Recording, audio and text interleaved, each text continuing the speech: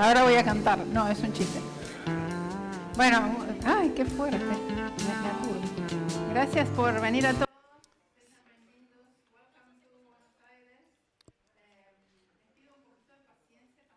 Thank you for coming. I will remind you that we need to remain silent and in patience because we're awaiting for the Minister of Security of Argentina, Mr. Petri. So when he comes, I'll ask you with a round of applause to welcome him. And we have the Defense Minister, Mr. Parodi, that is here with us today. So in a few minutes, we will resume with the session. Thank you for your patience.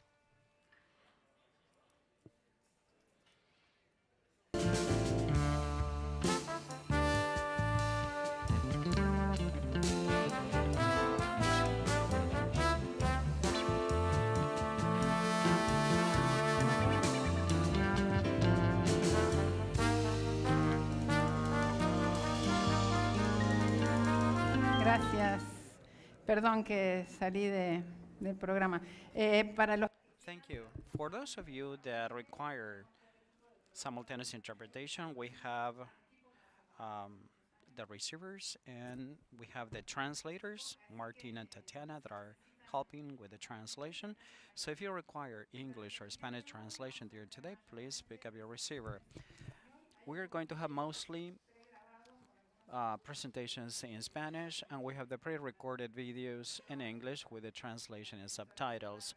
We have the director of ICANN and then some others that are subtitled in Spanish, thanks to Lucas that is helping with the videos and the subtitles. Anyways, you can hear the translation or read the translation from the subtitles, and later during the afternoon, we're going to have some changes in the program, and we may have also translation into Spanish from one of the speakers. So let's wait for Mr. Petri, and we will resume the session in a few minutes.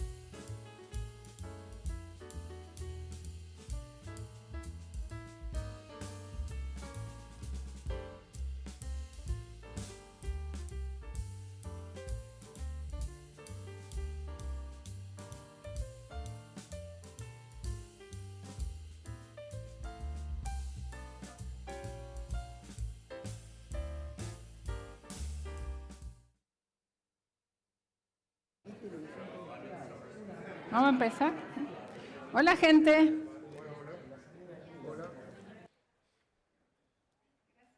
All right, thank you very much. Thank you for being here. And we are going to kickstart this conference. I'm always first. First and foremost, thank you for being here. Let me welcome you, all Argentinians, Colombian, Brazilian, the American, Dominican Republic attendees, and I think I'm forgetting about Peruvians. Yeah, the Paraguay, Bolivia is here, Mexico, Uruguay. Thank you for being here. And I would like to welcome you to all the virtual attendees that are in the room with us today. I would like to acknowledge the team, the students that are here, that are the pillars of this school. Hope that you can collaborate, that you make friends with other people, that you share working experience, and you have your career growth through this exchange and sharing information. I would like to thank all the team that made this possible, all the technicians, all the hybrid event technicians, Fernando, Miguel, Miguel that is here with us today, nicknamed Pipi, Federico, Lucas. Lucas does all the videos for us with all the templates and all of that, and he has helped me with the translation of some of the videos, with the transcriptions, and also with the subtitles. We have Oscar Mesano, that is the father of the internet in Argentina, is like the Argentinian Ben Surf that has offered his organization, that is the training program of high technology for Latin America and the Caribbean. Also, Adrian Caballo, that is here, that is in charge of all the housekeeping details, working together with me. And I'm probably forgetting about some people. I would like to thank the Under Secretary of Cyber Defense, that is a friend of ours for many, many years, whom we had shared mobile telephony technology in the past. And right now, he holds a very important position, and we are awaiting the Minister of Defense that has promised to come here and to kickstart and to have the opening remarks of this conference. I'll give the floor to Adrian so he can share some of the housekeeping and welcoming remarks. Good morning to all of you. Good morning to all of you. My name is Adrian Carballo. I am the co-founder and director of the South School of Internet Governance. I would like to welcome you to the 16th edition of the South School of Internet Governance, SSIG. We're glad to share this event that we have developed this since 2009 very, very successfully. We're going to have a very intensive session of knowledge transfer, know-how transfer. And during this week, I'm sure that we will create a lot of networking with the students and with the panelists. As it happens every single year, probably you can add or join the community that has been with us since 2009. So hopefully we're going to have a very fruitful and successful session, and that's why I would like to welcome you to the 60th edition of SSIG. Thank you. Oscar, over to you. Thank you very much. Good morning. Thank you for being here. I would like to thank the students that are here and the Undersecretary of Cyber Defense. And I know that this is a cross-functional session with different concepts of technology. What we know is that technology revolves around any of your activities, whether you're teachers, professionals, practitioners in the industry, scientists, regardless of what you do, technology revolves around that. You need to appreciate it, value it, and you need to enhance your skills with technology. And this is the challenge that we have ahead of us. You're going to hear multiple presentations from panelists with different parts of that focus on different parts of technology. They're all not alike. We're not all scientists, we have engineers, we have accountants and lawyers. Regardless of your professions, technology basically is pervasive. That is why I will ask you to ask questions, to enjoy all the presentations, and ask never fear to ask any questions because it enhances everybody's presentation. What Olga said about me, it's a lie, but she's a friend, so I would like to welcome you all. Thank you for being here, and it's great to have you here.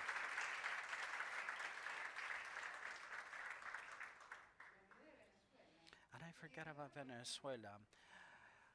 What other country is missing? Oh, okay, Guatemala. That's why I don't have a printout. Chile as well. Yeah, yesterday we watched the tennis match. Tennis match is my one of my hobbies, as a matter of fact. Okada was saying something that before the SSIG was face to face.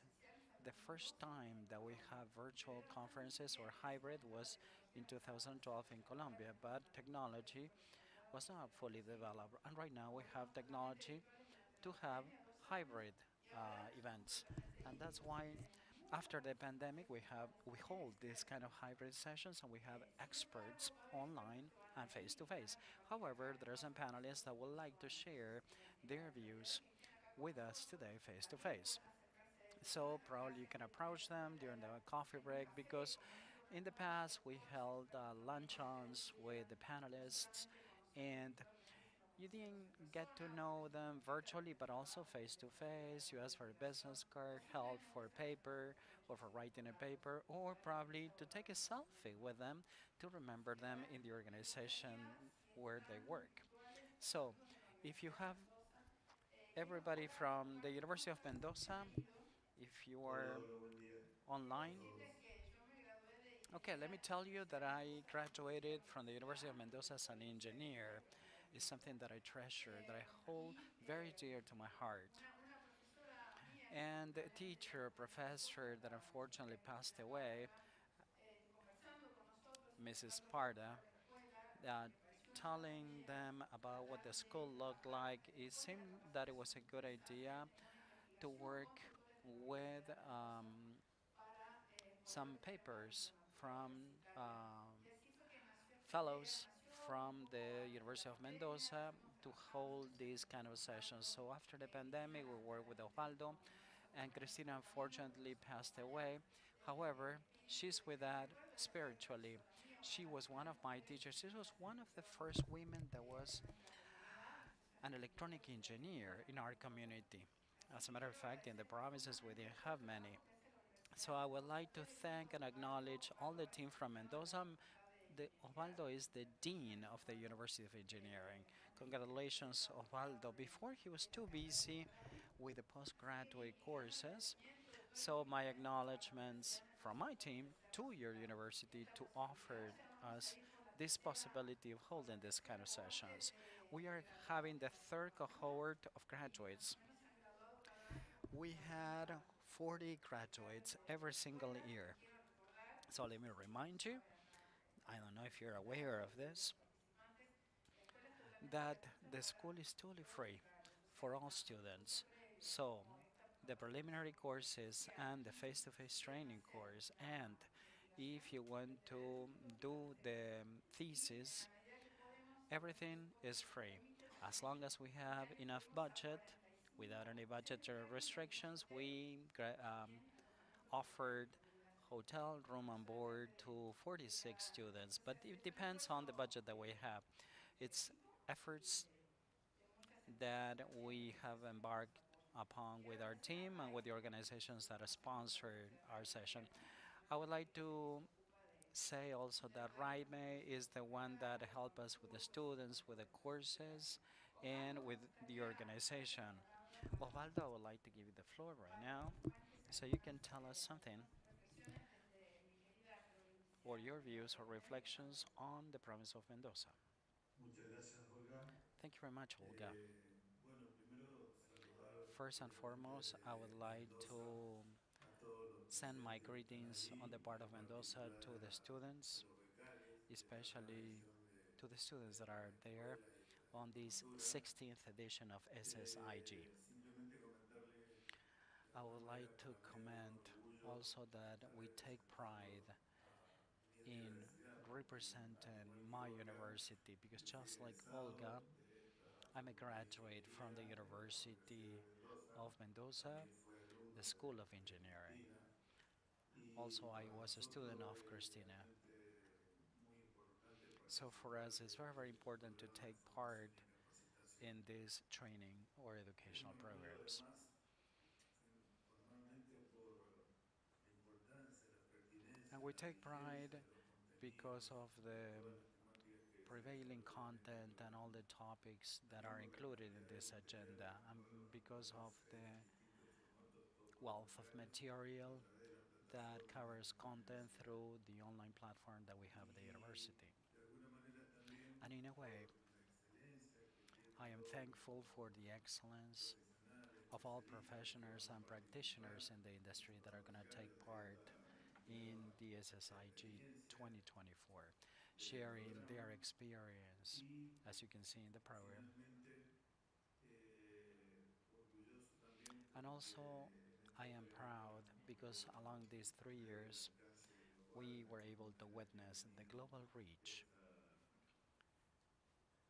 that we esta succeeded edición in seguramente attaining por through the online conocer training también va a courses. ser así tan amplio el impacto que I tiene. know that Así it is que going to have tenemos que quite an celebrar outreach. la So historia thank de you la very much. Escuela I would Sudamericana like de to Humanidades acknowledge y the también la SSIG posibilidad que le da la for universidad giving de us the participar y de chance seguir to take part in these trabajando conferences juntos and to work jointly y with you guys. los mejores augurios And I para wish you los the becarios de best esta nueva edición for y all finalmente students that reiterarle are in las the room gracias al equipo de today. la Universidad And de I would like Mendoza, to al Departamento de thank the Educación a team Distancia, Carolina Mendoza, the González, online que distance dirige esa learning dependencia, y department, también a nuestra directora por and la also formación continua, the Joana director Barceló, que está of aquí presente. ongoing Así que, bueno, continuous un education saludo that para is todos, here with un us today. abrazo desde Thank you Mendoza very much. Greetings y from ojalá Mendoza, en alguna instancia presencial and podamos hopefully tomarnos un in saludo in the next de alguna manera más in the cercana.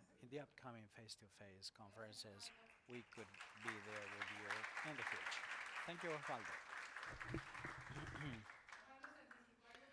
Osvaldo anticipated something that I would like to bring to the table.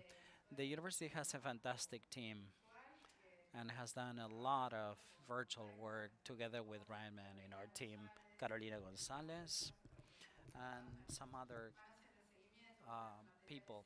They perform the follow up, they upload all the Moodle e learning platform material covering three languages Spanish, English, and Portuguese. It's very, very challenging. It's not a single language. So, my greetings to Carolina and to the whole team, Osvaldo. So, probably we can hold this conference in Mendoza anytime soon. So, my acknowledgement to Carolina, Ryman, and the team from the University of Mendoza. And right now, I would like to give the floor to the Undersecretary of Cyber Defense, who is a very a dear friend of mine. Raul Parodi has a very busy schedule, busy agenda, but he was able to come here to join us. We have shared many years. I'm not going to tell you how many, but we have shared many years working with mobile telephony networks. I remember that at that time he was a specialist in interconnection and he worked with a law firm. So at that time I was working with foreign companies that wanted to install or to set up mobile telephony companies that are part of our daily lives. Raul, over to you. Thank you for being here. Thank you very much. It's a great pleasure to have you here.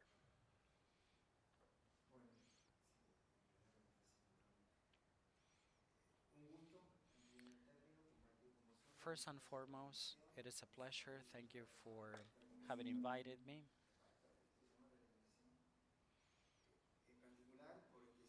especially because I know of the outreach of your institution and all the training and the courses offering, and for all the work that you have organized along these 16 years.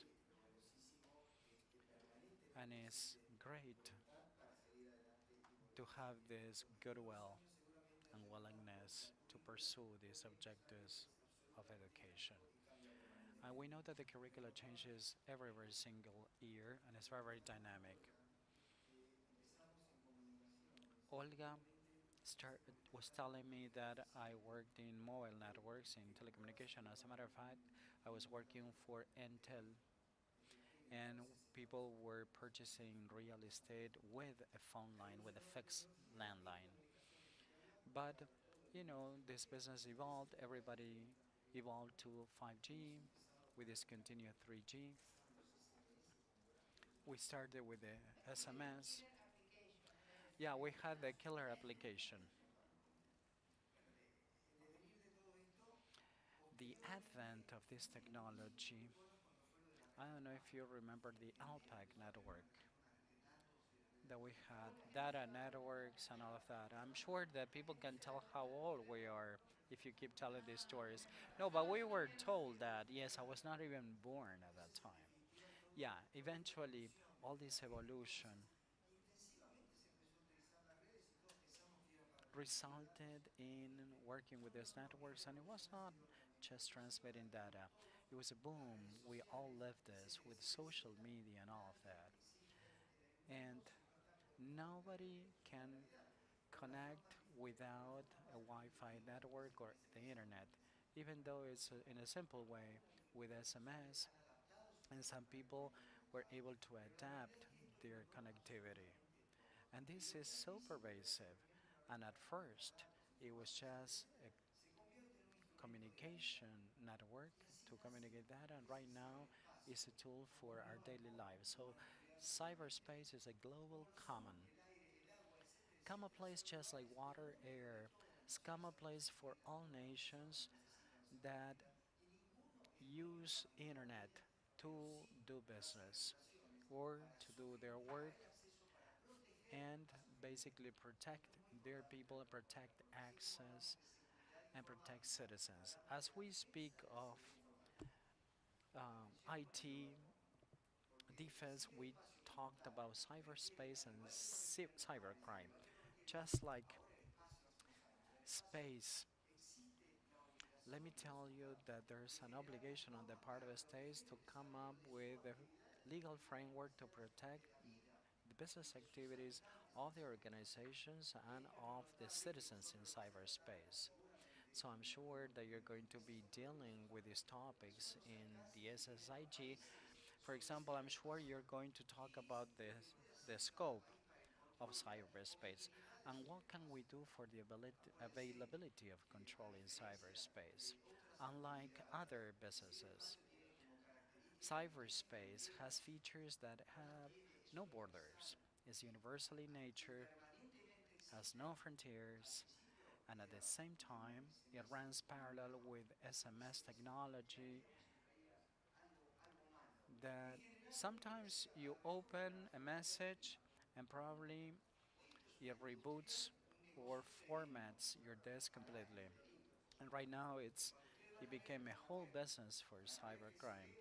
And you're going to see that you see the tip of the iceberg that we control, that is the open internet, that is merely 5%, that you can access that through a browser, and that is only 5%. 95% is hidden. That is the deep web with keys, passwords, and you have the dark web. And in this large segment that is the dark web, that's where we hold the deepest activities, where we have a lot of criminals that operate in this segment. Sometimes we have shared them in social media and atrocities that you have that result in human trafficking.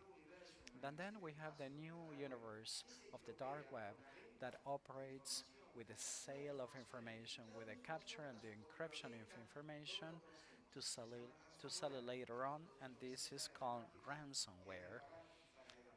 Are products that are self-installing in your PCs. And once your PC or your system is blocked and there are vulnerabilities, the reputation of the bank and of the company has dropped.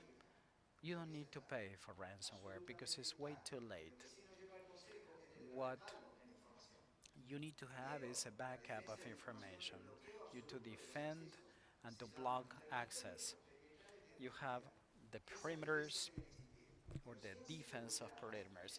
If there's an attacker attacking that information, at least you need to have a valuable data backup, not to pay for ransomware because it's useless.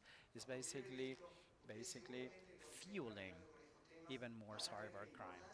And as you walk along these lines, you have cyberspace that has become so significant that sometimes we are concerned with the essential services or utilities because they have data and information infrastructure and critical or mission critical information that put at risk the business of a country. I don't know if you remember what happened in Miami. They blocked the water piping system in Miami. It's the first world that has a lot of firewalls and protection, but they were able to penetrate that successfully. And sometimes you have a teenager with minor experience, but they are able to penetrate the network and create chaos. So, critical mission infrastructure is something that we need to protect. In cyberspace, we will see the regulations from countries have data information, GPRS, and we all have data protection in foreign countries. However, what we need to consider is that the hand of protection on the part of cyberspace should reach mission critical information. So we need to have regulations in place to defend these critical mission utilities for protecting goods and services, and sometimes they go unnoticed because if we have cereal with certain protein, we use gas that is very similar to orange gas. If you bend that gas, could create havoc, and and companies respond to a mandate regardless of the legal persons they have.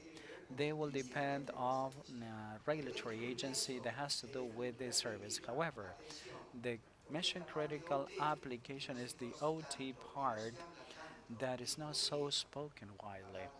And this traces back to a long time. We talk about IT and OT. OT is very important. And watch out because you will see that all stakeholders that work over OT, they connect to the internet on an open basis, to the open internet. And I'm sure you will see them with just a printer and you have a database that is totally exposed because that stakeholder taking pride in being a successful IT operator probably would like to have their printer totally updated. So that use of open internet is the one that brings through OT that hacking or network penetration. That is why it is so important by balancing all these ideas in cyberspace, you can watch out and take care of the utilities, basic essential services, especially explosives. This is all called cyberspace. That's why we require an amendment of these laws in most of the countries. It's what happened with NATO, with the European Union.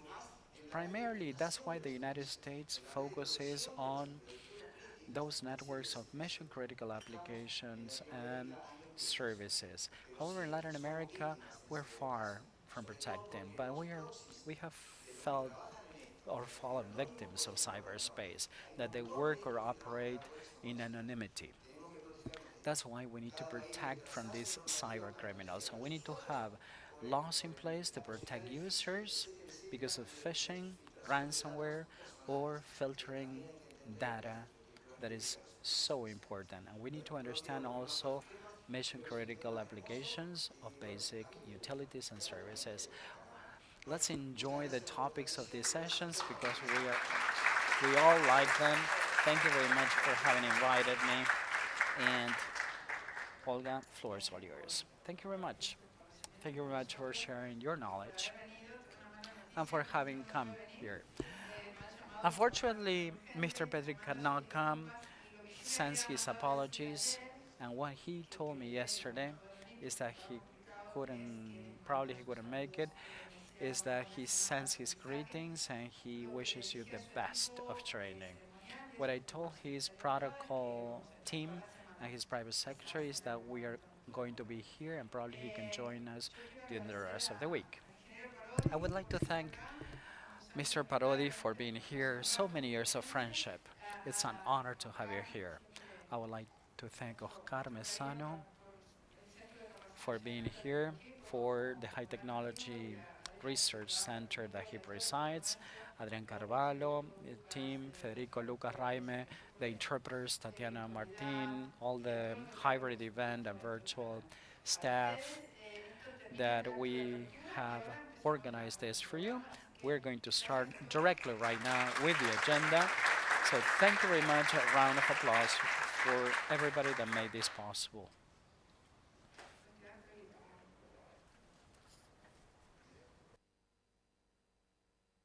Al subsecretario, tu ropa está...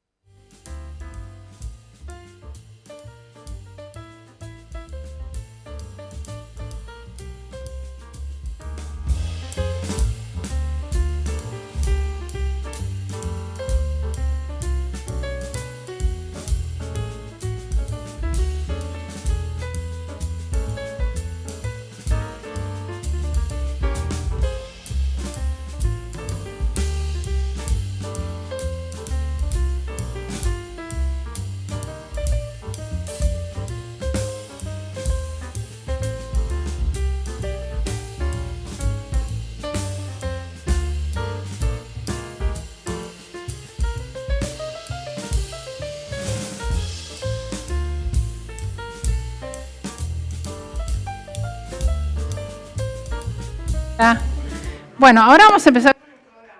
Okay, let's start with the agenda. No more housekeeping details, and we have greetings, recording in video. We have people that recording some videos and some important comments. First and foremost, I would like you to draw your attention to the video that we're gonna screen right now. That is the ECLAC director.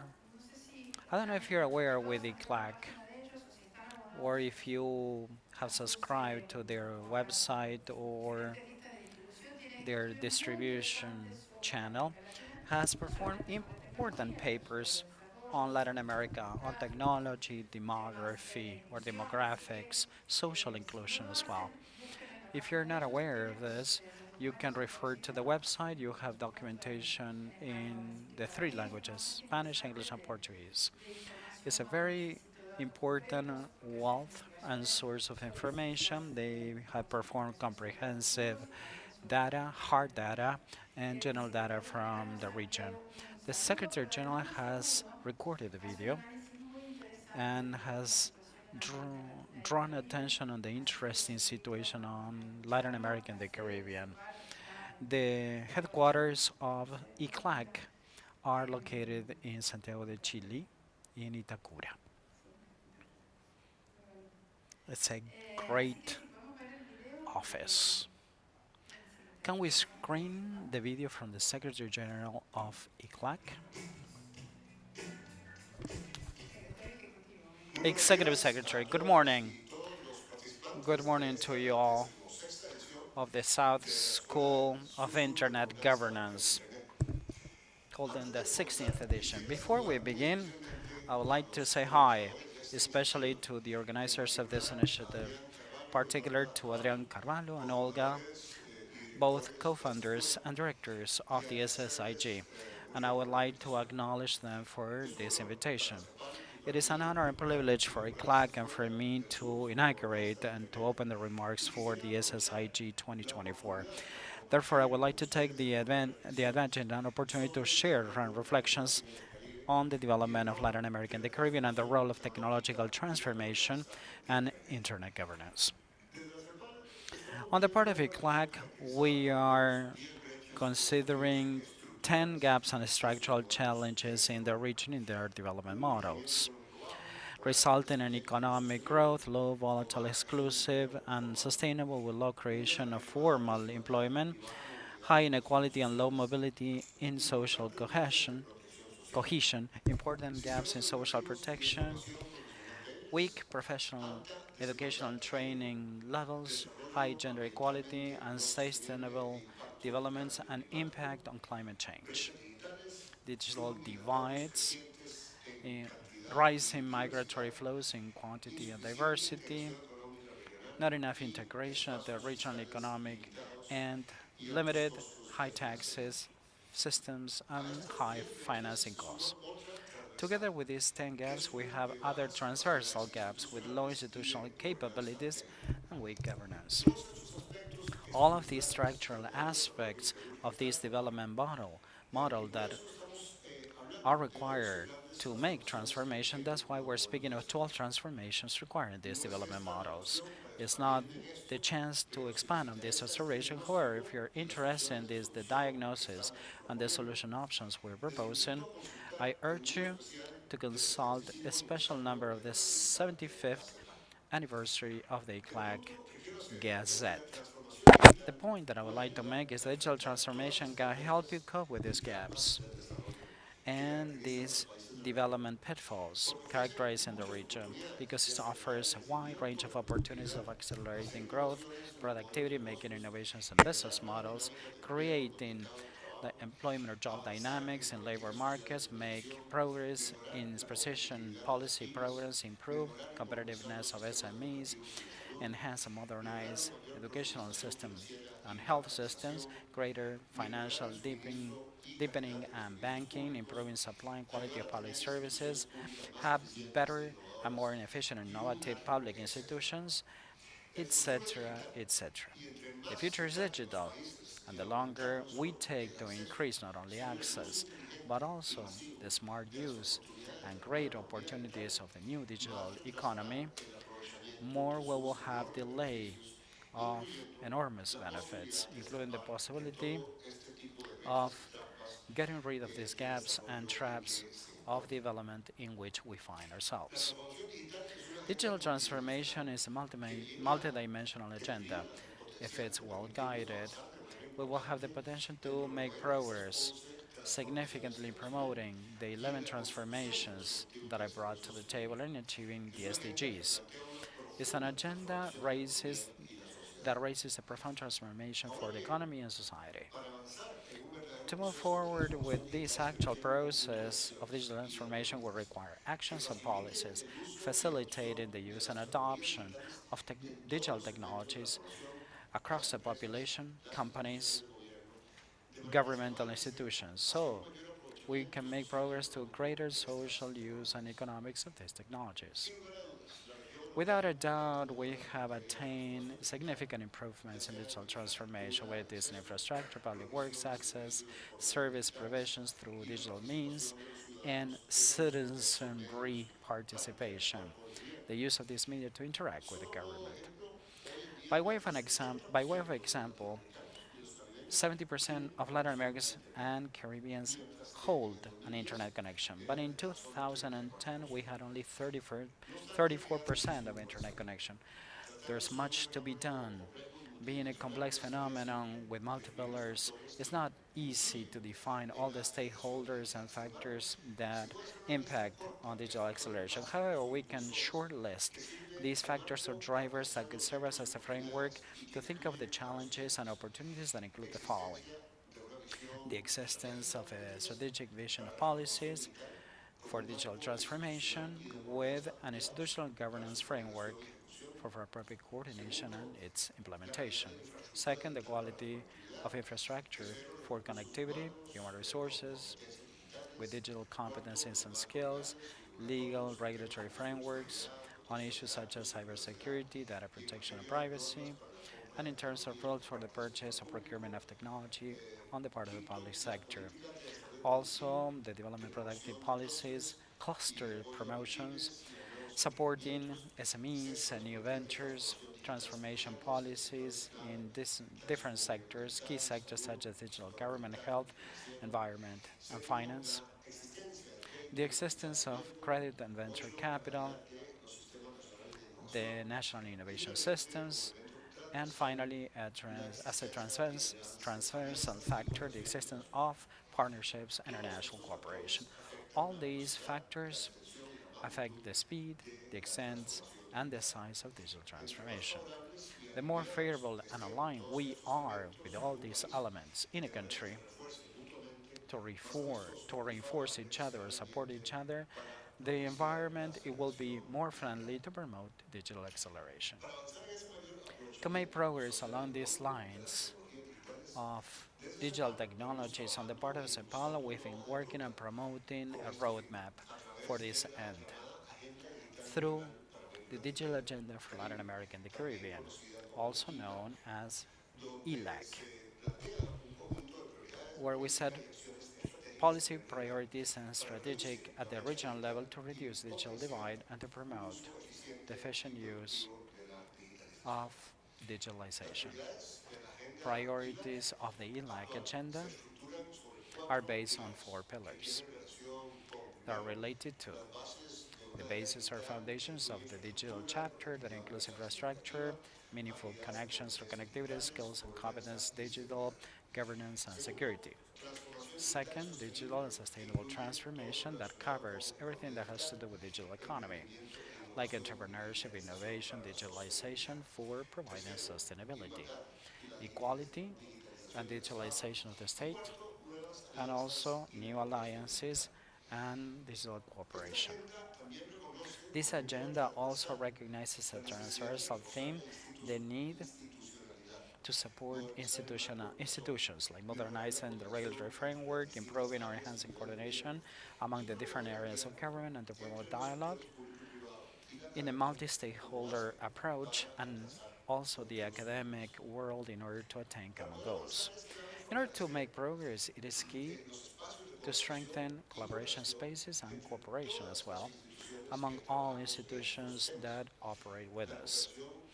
Cooperation is key and is going to become more relevant to enhance the internet governance mechanisms as well as digital technologies. Without a doubt, the SSIG, it is a clear forum for knowledge and dialogue. Well informed on these topics to train professionals and students from Latin America and the Caribbean so they can participate actively in discussions on internet governance and to understand its importance and meaning, which is increasingly digital, more digital. On the part of ECLAC, let me tell you that we have been advocating this dialogue and the relevance for cooperation for a better internet governance. Thank you very much, and I wish you the best, especially to all the students, the great success, pursuing knowledge, and for contributing to the digital future and the development of Latin America and the Caribbean. Thank you very much for having me.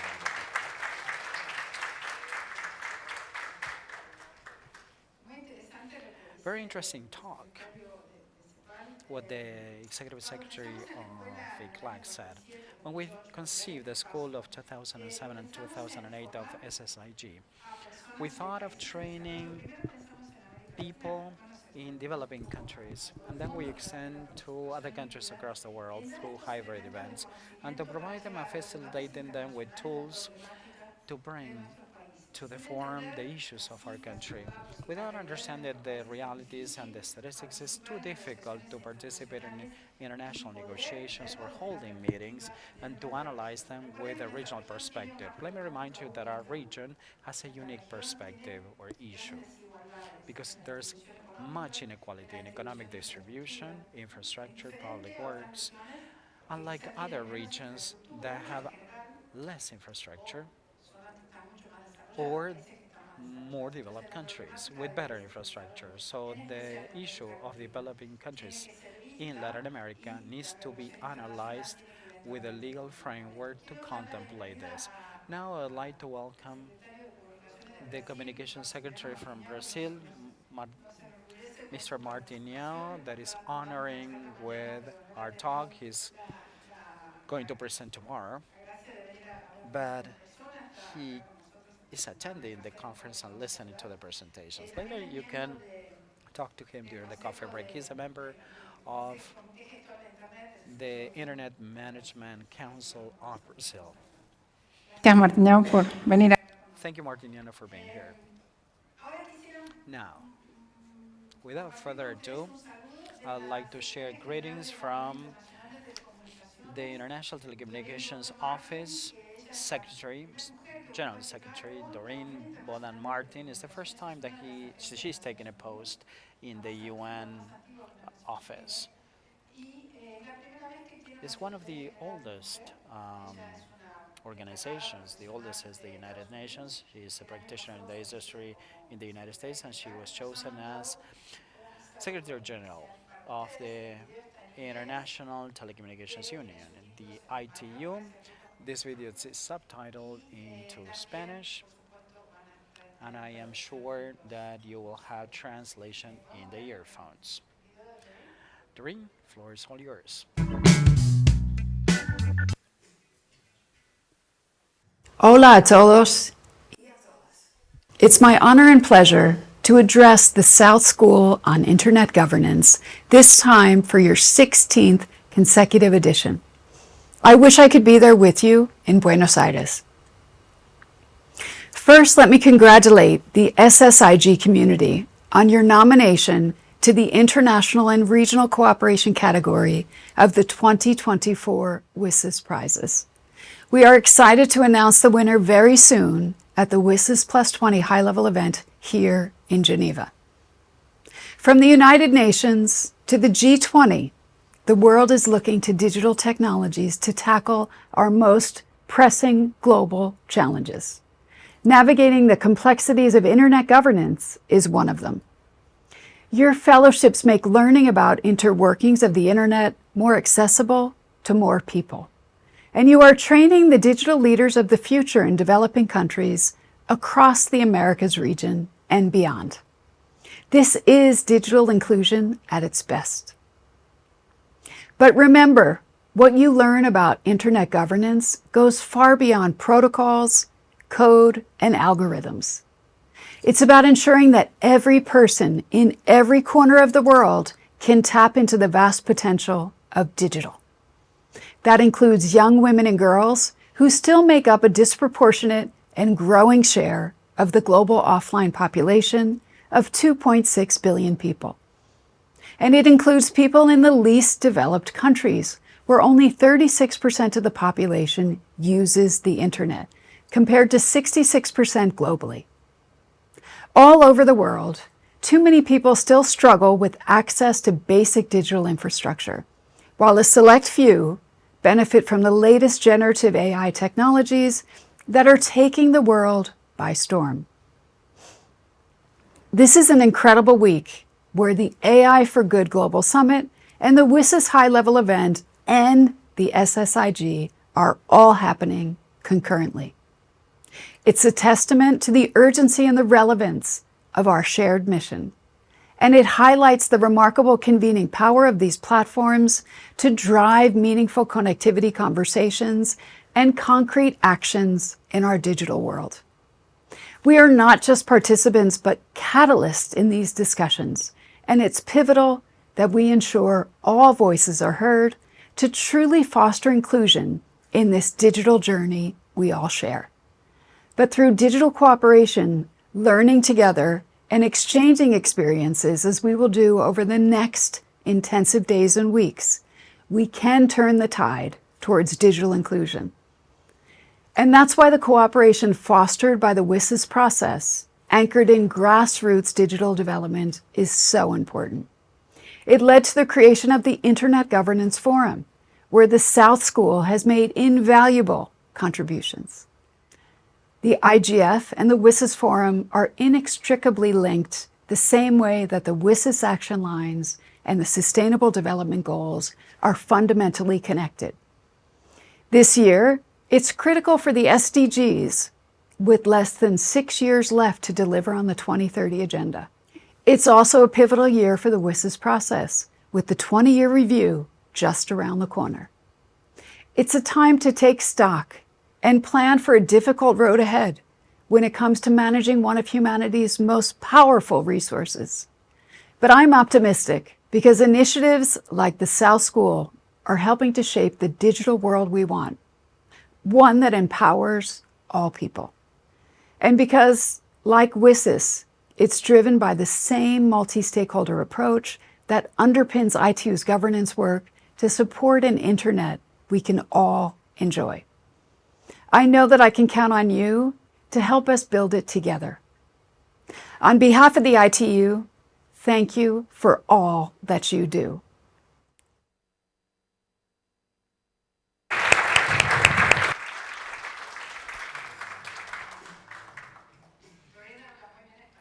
She speaks excellent Spanish, but she sent greetings in English. And we have Bruno Ramos also, who is responsible for ITU in Latin America. However, everything goes on in Geneva, the awards, the UCS forum, the UCS plus 20. So he's in Geneva. Bruno, are you there? All right. Bruno, can you hear me? Yes, I hear you perfectly well. Isn't it late in Geneva? That's not that late. It's the afternoon. I think you're 5 hours ahead, right? Yeah, the time zones says 3:30 here. He's responsible for ITU in Latin America. We just heard from Doreen with greetings for the students. Bruno, over to you. I know that you have a tight agenda in Geneva and you have created some room for sharing your experience with us. Hopefully, we're going to have you face to face. But it's great to have you virtually. We have students coming from Latin America in the room and also from countries around the world. We have simultaneous interpretation, English and Spanish, not Portuguese.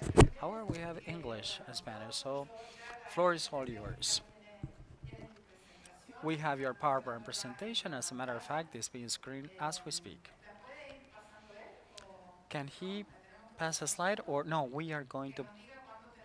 You are going to say next, and we are going to pass the slides. Okay? So it could be screen on large screens. Thank you, Bruno. Thank you for being here. Can you hear me? Okay. Hello. Testing 1, 2, 3. Can you hear me? Yes, of course. We hear you loud and clear. Great. First and foremost, it's a great honor to be here once again with you, Olga. I would have liked to travel to Buenos Aires, hopefully next year, for the 17th edition, probably. May and June are very, very difficult months because there's a lot going on in Geneva related to the internet governance topic. But it's a great pleasure. Thank you for having invited me. podamos tener más, más de 16 años por la fe que And it's pueda tener great de to nosotros, have con todos esos años de una forma siempre shared puntual con this edition nosotros. for 16 years. It's a great Bien, pleasure ah, being once again como Doin ha dicho, presenting here. esta As esta semana, Doreen la well semana said, que todo está pasando aquí en Ginebra. this week has Tenemos been hoy hasta miércoles this una week in forma Geneva we have held específica many por la parte meetings. de WISIS Plus 20 We have WISIS y también plus 20 High Level Event. and a high level Y event. después tenemos And after la those parte de la conferences, cumbre de AI for Good. we have AI Toda esta for semana good, es una semana artificial muy intelligence for interesante. good. Y es por esto también que And cuando that is Olga me why invitó para hablar un when poco con Olga ustedes, por los invited me or becarios extended y the para nosotros invitation to address es muy the importante students of the SSIG, esta actividad de la escuela that porque is estamos a very formando las personas que significant van training course because a llevar eventually we're training people con that are going to nosotros carry todo este trabajo all del this mundo work que cambia tan rápido. in a never Y changing entonces un poco world para tratar un poco that con is ustedes de internet inteligencia governance. artificial y toda la parte I de am las going to address discusiones governance on sobre la AI, gobernanza de la intelligent, inteligencia artificial, artificial los temas intelligence, and the específicos governance y of que it, pasan mucho, specific creo, topics. como hemos discutido la propia gobernanza de Internet, And as we have eh, discussed in AI governance, cuando hemos tenido la cumbre en 2012 when we held the sobre 2012 la discusión summit, de los tratados internacionales we de discussed telecomunicaciones, the telecommunications las international definiciones treaties, de los 10 temas defining the 10 cómo debería ser topics la gobernanza de of Internet. what internet governance Todo should viene be. relacionado, como Dorin ha dicho, a la And IA, de temas muy técnicos, pero this también involves very de la technical relación issues entre for personas. now Hoy and also the creo que relationship inteligencia for artificial people. es un tema I believe that que internet in estamos artificial utilizando para casi intelligence todo. is something that is Ustedes empezamos widely hace used. un par de años As a con matter of fact, el we nombre de started 2 years Big ago Data, with big data. que todas las informaciones que tenemos en el So Internet all the que están information that siendo we tratadas held en temas de over the verificación, internet in terms of validation, como verification, las definiciones de nuevas políticas and we are podrían ser seeing basadas how en by términos de determining datos que policies estaban siendo we could colocados y después de address data or casi interconnection data. 6, 7 años And empezó 6 or 7 years el ago, fenómeno we del started marketing with something especial, that it was que es como called un poco artificial intelligence el nombre de marketing, digital inclusion, etc. and it was Estamos lately haciendo referred to as digital inclusion. un trabajo que es todas las partes We're se doing integran, work to pero en términos de definición de include cómo all verifican stakeholders, son but in más order to allá define it que solamente un robot, more effectively etc. is Es something mucho más que eso. that goes beyond Entonces, the mi idea robot hoy thinking. es So my debatir un idea poco con ustedes is to discuss los temas específicos some of que the tenemos specific en el topics caso de la inteligencia artificial on artificial para que se intelligence utilice governance realmente para el bien. to use this Próximo, por favor. to create a good for society. Bien, ¿cómo podemos garantizar que la How can inteligencia we artificial ensure that se utilice AI realmente para el bien? is used for good? Como he dicho, tenemos que buscar As I well simplificar explained, los modelos de we inteligencia should trace artificial, back to the origins of the buscar models of modelos AI, simples trying to find para principles las partes de desarrollo for de las developing the aplicaciones, applications, cumplimiento de las leyes, tanto compliance nacionales of como law, internacionales, whether it is y llevarlo domestic muy or pronto a la international parte de la laws. discusión grande que tenemos hoy And this is the sobre discussion, the challenge ahead of la us parte de privacidad de on datos privacy, data y privacy especially, protección and de data datos. protection as well. Una importante prioridad de la gobernanza es garantizar que las Prior to, instituciones priority tengan should be placed on una internet manera de governance, mitigar que no exercising riesgos priority or ensuring that institutions are up to speed with mitigating risks on AI, whether it is ethical, physical, military, or economic, and guaranteeing a coordination of policies that includes all the entities.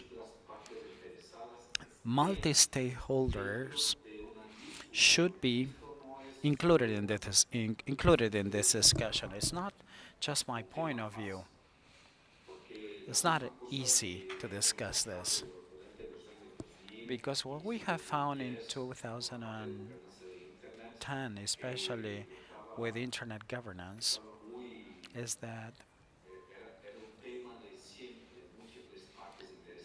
it was a cliche for stakeholders topic, whether it was necessary to hold this as a principle.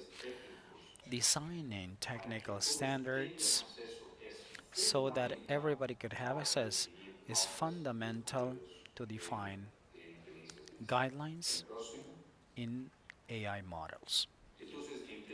Next one.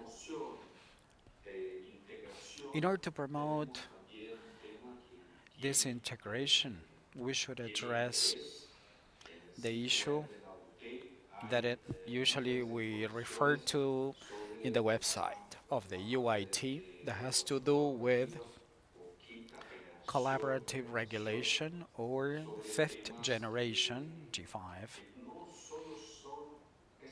G5 regulation that is not only the requirement of an entity but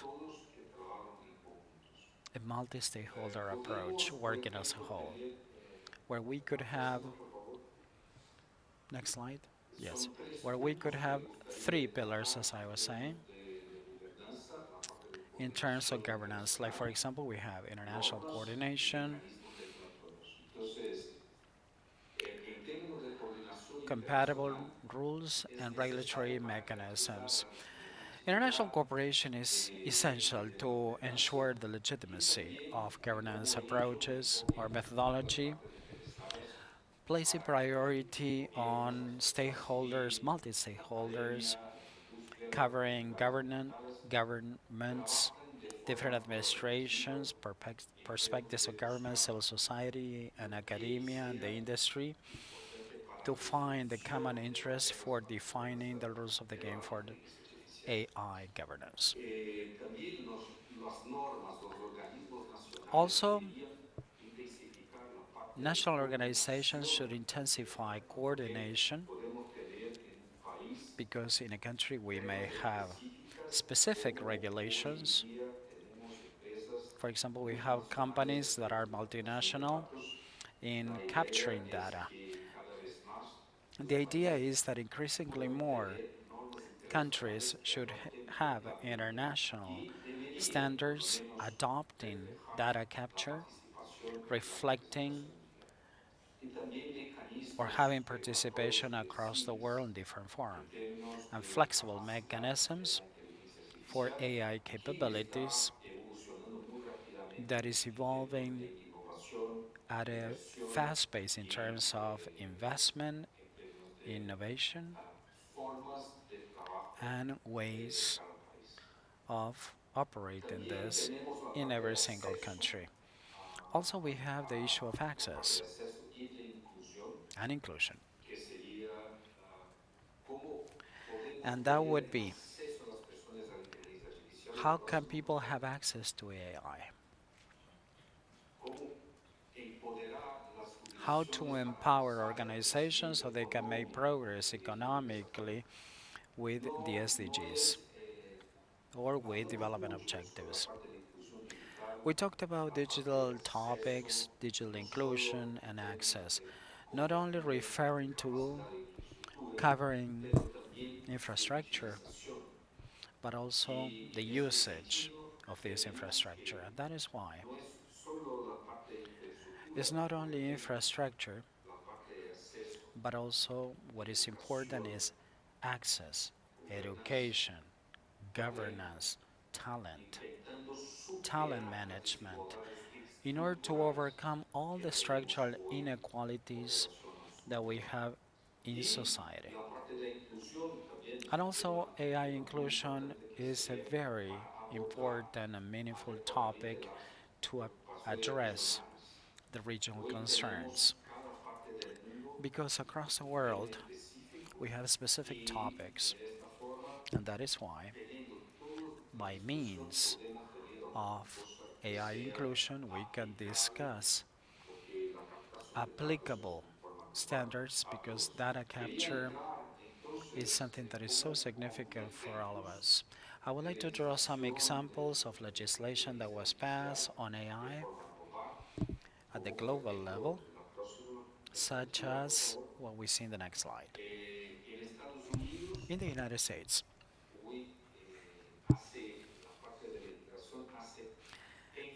there is a legislation in place on best practices. The trust and confidence that agencies should elaborate their own standards with an approach regulated in the economy sector in a different way. We should have transparency on the operation and special requirements on those multinationals that develop AI and should be required to share the security tests on AI with the government of the United States. In Europe, there are standards in place, new standards that establish obligations or requirements so users and operators can act accordingly. Yes, that's a slide. So the new law establishes obligations for internet providers and users in different levels of risk: low, high, and unacceptable risk. And we're still discussing in every single region what the risk assessment would be. But at least legislation covers the availability of this risk allocation for SMEs and emerging companies, controlling tests to have the necessary conditions at the national level to develop and to train innovative AI development before marketing AI.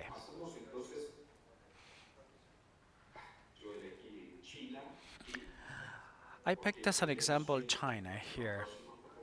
Next slide, please. Next slide.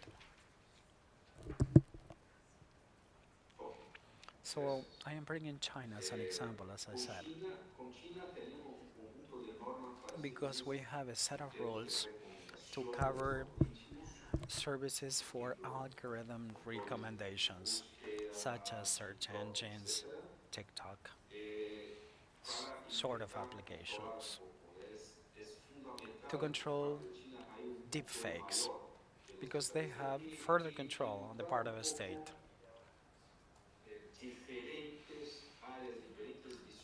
and to showcase different definitions, because I believe that one of the main topics of today that we are addressing in Latin America and the Caribbean is that we are kind of laying behind. We are lying behind in these discussions. We consume AI, but the contentious discussion is dealt in many, many countries, like data privacy or data protection. And I am sure that is going to become relevant for students here in the room, so you can reflect on these ideas and you can double check that in Latin America we should pursue being further involved in national discussions and regional discussions because we share a cooperation vision among us. China may differ from Europe or from Latin America. However, we in Latin America should pursue further discussion and delve into these discussions on AI. Yeah, we have different discussions from the ones held in Africa or in China. But as I said before, Asia, that is not China, and then Africa, developed countries, and Latin America require more priority that should be placed on these discussions because you have the the ITU, CDRs, or regional partnerships have created working groups to discuss statements, declarations, regulations, and laws. But this should be discussed even further. I don't know if you are going to have time in the SSIG, but it's a good topic, for example, to pick what are the priorities and to pursue further discussion on how we in Latin America can make progress along these lines.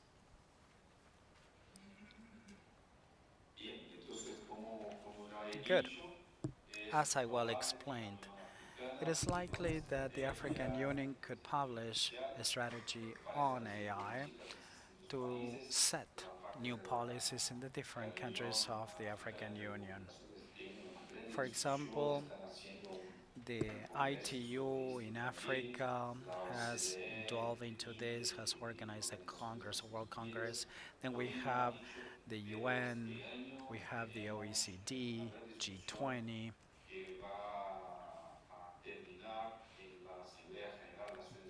Then these topics are going to be dealt with in the UN General Assembly, that is the new digital compact in September in New York, that addresses how we are going to be using digital technology to implement the SDGs. And the Global Digital Compact, the new Global Digital Compact, has a new chapter on AI supporting its development and its implementation in line with the SDGs. As I well said, across the world we are discussing these ideas. But once again, this space provided by the South School of Internet Government is a good forum to reflect on the ideas on how Latin America is approaching these issues. Because sometimes we have a divide between the discussions held in New York and the ones that are held here. Sometimes this is primarily focused on the international organizations that are taking place in New York or in the first world. But if we trace back to 2010 on internet discussions, at that time we involved all the stakeholders, which is important. It's not only the telecommunications and the ICTs sector, but all the sectors that use the internet and also AI with data control and analysis, and to have further discussion along these lines. Ahora un poco Let me delve into let me delve into the neutral platform provided by the ITU in connection with artificial intelligence. That I believe that is so important for the progress made on the implementation of SDGs. The 7 goals that we signed in 2015, and we have made progress, and we still have 6 years to go for implementing the SDGs. I think the ITU started 6 or 7 years having a platform with that is called AI for Good. One more slide, please. AI for Good is a neutral platform for creating a multi-stakeholder forum to build a common understanding on the technologies facilitating reliable, secure, and inclusive elements, providing equality for all these benefits. sobre la cuestión And I'm expanding on the observations on the issue una of visión de cooperación, a de cooperation vision, buscar que las organizaciones, no solo los gobiernos, pero las organizaciones, pursuing no solo los gobiernos de not pero only también todas las the organizaciones governments civiles, of countries toda but la organización organizations civil por such as parte civil entre en la organizations discusión. ¿Por qué? that we have as La stakeholders inteligencia within artificial es discussion. And enorme why is en that? nuestro Because sector, va a cambiar mucho AI is going cómo to vivimos. change our lives. Desde la búsqueda que hacemos, desde nuestra ah, análisis de cómo Not only in nosotros the way we are vemos el going to mundo analyze the way we y see the en world, caso de una utilización but also que no sea in the event de una forma más discutida, se puede that utilizar we do not de discuss una this forma que even no sea further, ética, que no sea it could be inclusiva, que used sea para to the separación detriment y para of control. separation, Entonces estamos control, and in a ¿no? criminal way. Más un momento histórico So we are standing at que a crossroad here, debemos discutir para dónde queremos ir. and we should Y pursue mejorar further las discussions in a tecnologías forum. que están ahí And to para tell you the truth, ayudar y the apoyar el technologies that are desarrollo here to stay inclusivo and to para help todos with social inclusive pueden también development ser for all utilizadas, si no discutidas de una forma amplia, de una should forma be used effectively que as long posibilite as que todos we puedan tener su voz escuchada include all the y dar stakeholders definiciones que quizá puedan and where cambiar we de una can all forma be no heard tan buena nuestro futuro. so Voy we a can tratar all un poco benefit de cuáles son los in the proyectos future.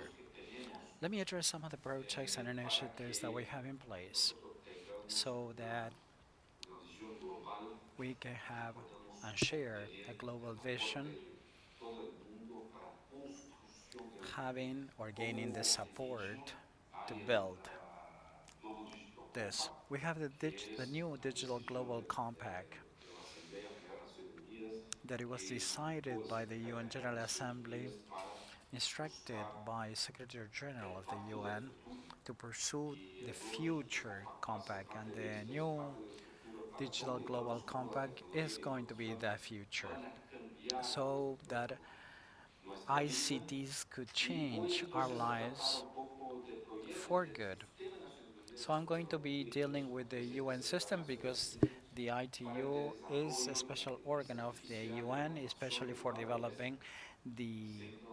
developing siendo que artificial intelligence es un applications and reto things like that. So it's a challenge that we had of la us, parte de coordinación constante coordinating, y también de ongoing las coordination publicaciones. in Vamos, la próxima. publications. Ok, Next one. entonces, proyectos del Sistema de As I Naciones said, I was Unidas, going to be addressing the UN estos system projects. proyectos son, These are some of the initiatives puede la próxima, por favor.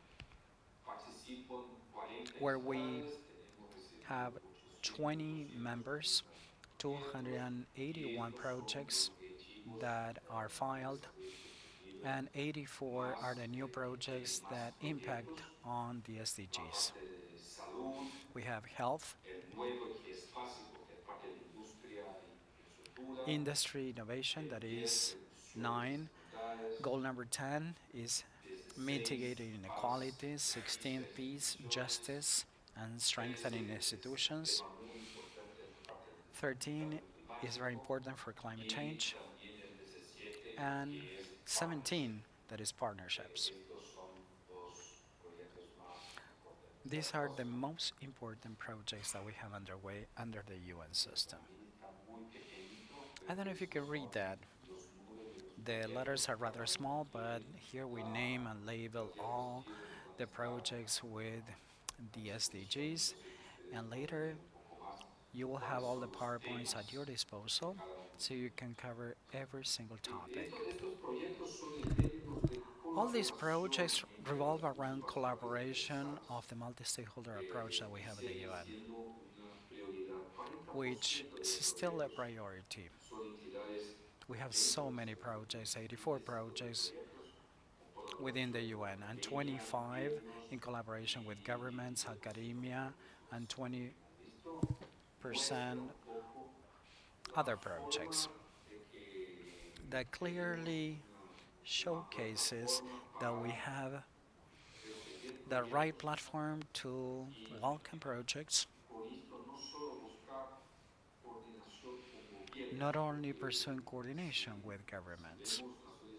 Because if we look, have a closer look at the UN with a set of, with a number of member states, we would be setting aside civil society organization, industry, and and the private sector. However, the projects that we are showing here involve welcoming all the stakeholders.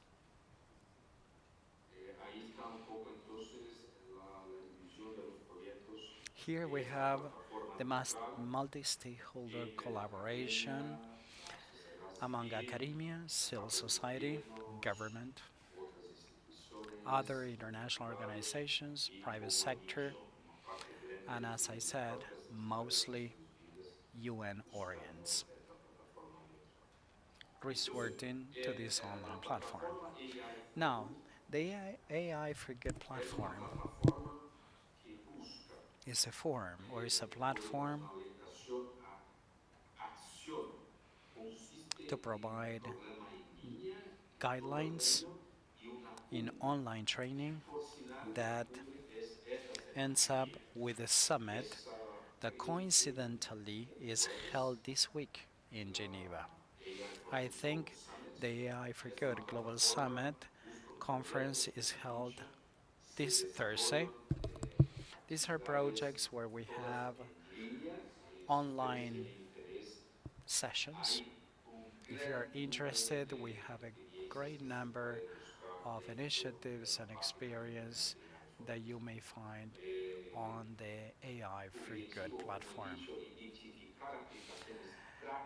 The purpose of which is to identify practical experience on AI and to promote the SDGs and to enhance as well solutions to have a global impact. Next one.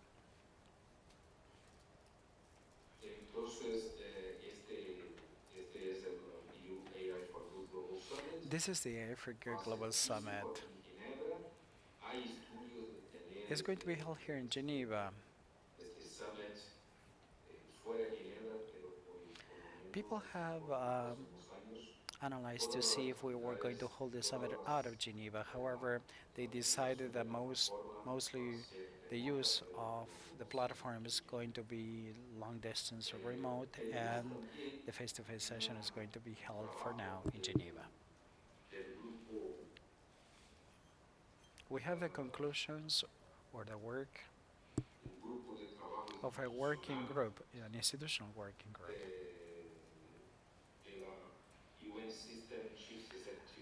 From the UN System Executive Chief Board,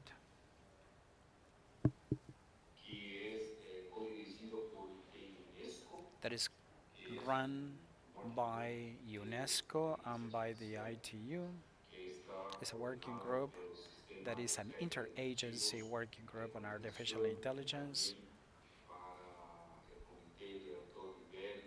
for the high-level coordination of different programs here at the United Nations. I'm trying to showcase here all the mechanisms that we have in place at the UN for interagency collaboration so stakeholders could participate in forums and discussions by developing standards and public policies in connection with artificial intelligence.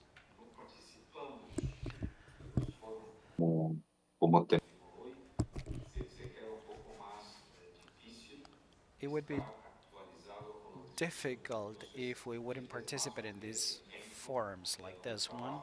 This is more of an institutional collaboration capacidad de related to coordinación entre las multiplataformas. capacity building coordination with Proyectos elaborados multi-stakeholders.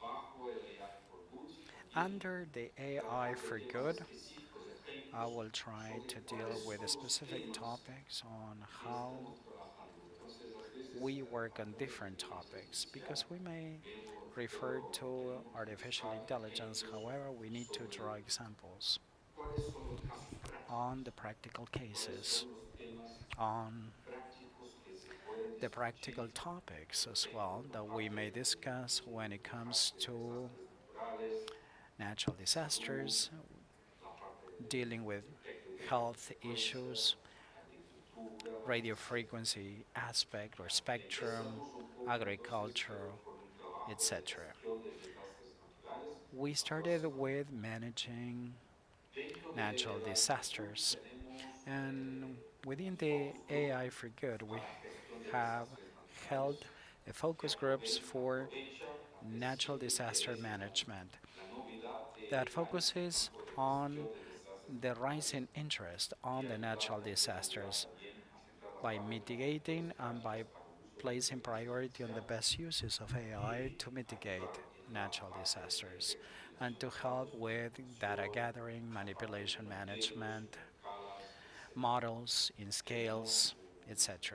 un gran trabajo en Naciones Unidas en The Early United Warning, Nations has performed haciendo an internos early también, warning program que se busca utilizar las nuevas tecnologías en campo aiming de AI at new para apoyar technologies to la gestión support de desastres naturales. and to Nuestra región mitigate es una natural región disasters ahora que because empieza our region el periodo de huracanes en Caribe, se is puede hit by buscar the hurricanes soluciones in the de inteligencia Caribbean. artificial So we may find para AI predicción solutions y alerta for temprana prediction and en for los early desastres warning naturales systems y cómo estos se pueden in natural utilizar disaster management, de forma how práctica. this Este could es uno be de los ejemplos. Un effectively otro ejemplo used. podría ser salud.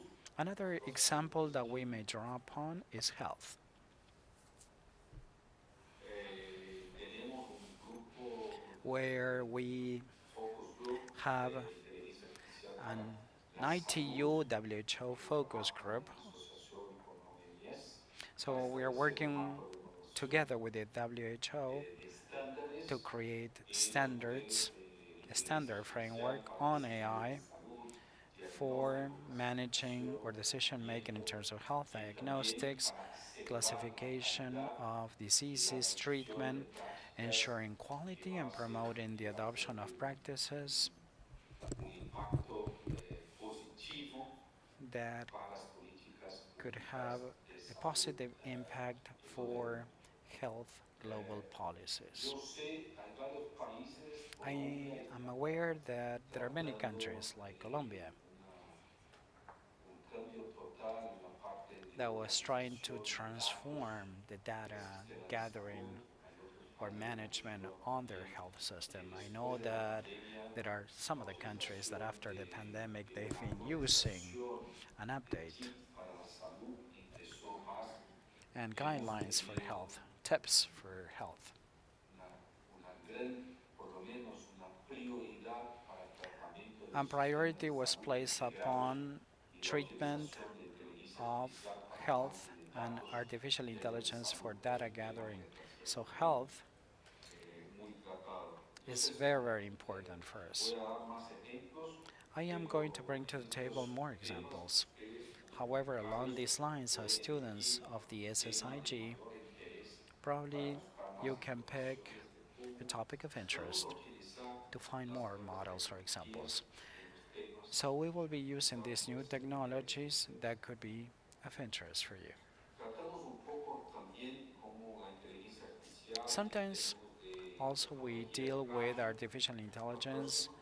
in X-rays or radio communications Hoy en día la because utilización del espectro de the radiofrecuencia use of y las radio ondas communication satelitales, broadcasting entre spectrum paréntesis, el and año satellite pasado hemos waves tenido are la important. mayor Last year, conferencia de la we OIT held the largest desde mi punto de vista, la IE mayor conferencia IU, en el sector de ITU conference. telecomunicaciones del mundo porque la parte de espectro radiofrecuencia because radio frequency and spectrum are the fundamentals for developing telecommunications, especially mobile communications. Increasingly more, we have witnessed, after some time, discussions held on the many satellite networks, geostationary networks, and orbit networks, and approaching how there is spectrum allocation, satellite allocation, and how these are harmonized at the global level to ensure telecommunications.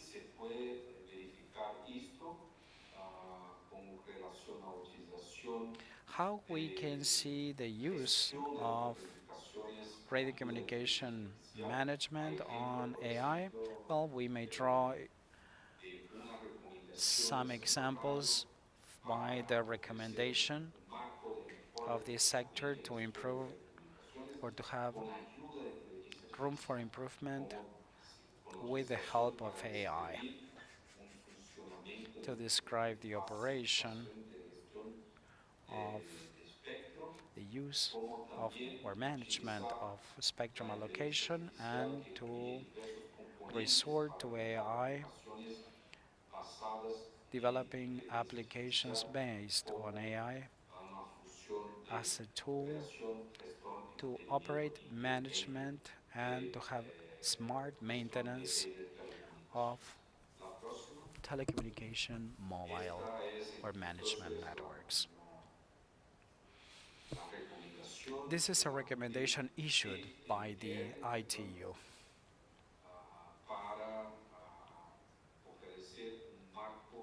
providing a coordination framework for telecommunication networks or management with the help of AI. Another key issue is agriculture, because for Latin America, next slide please. As I said, for Latin America, in order to address the challenges and opportunities, we have created the working group of AI and Internet of Things for digital agriculture and to improve the precision agriculture and the tools. And this is a prime objective for Latin America. As a matter of fact, I took part myself in a joint FAO, FAO and ITU coordination meeting some years ago. And the agricultural aspects and the use of IT, data gathering, data analysis,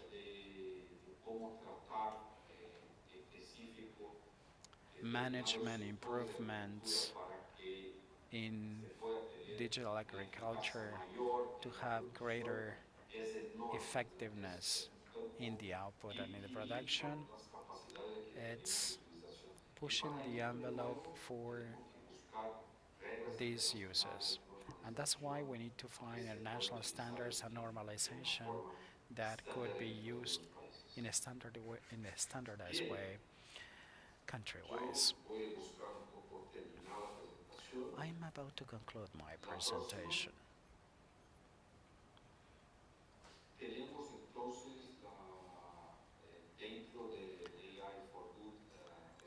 Within the AI for Good platform, we have an AI repository for identifying and pinpointing projects, initiatives, research initiatives, expert groups, and organizations. You can refer to the website for further information if you want.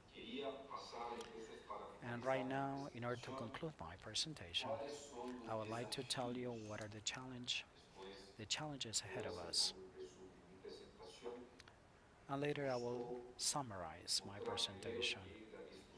The first intention of my presentation is to address the importance of the stakeholders, because we are all going to suffer the consequences on the use of new technologies. That's why we need to have a high involvement. That's why I showed the specific activities in certain sectors.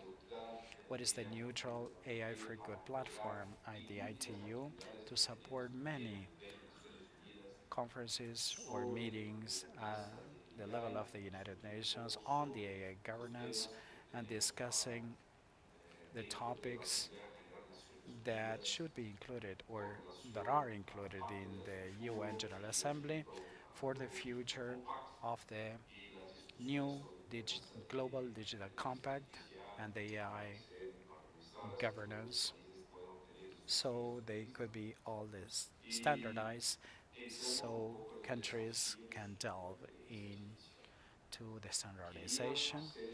And here we have the challenges of AI. Let me reflect upon some of these topics first. Next slide.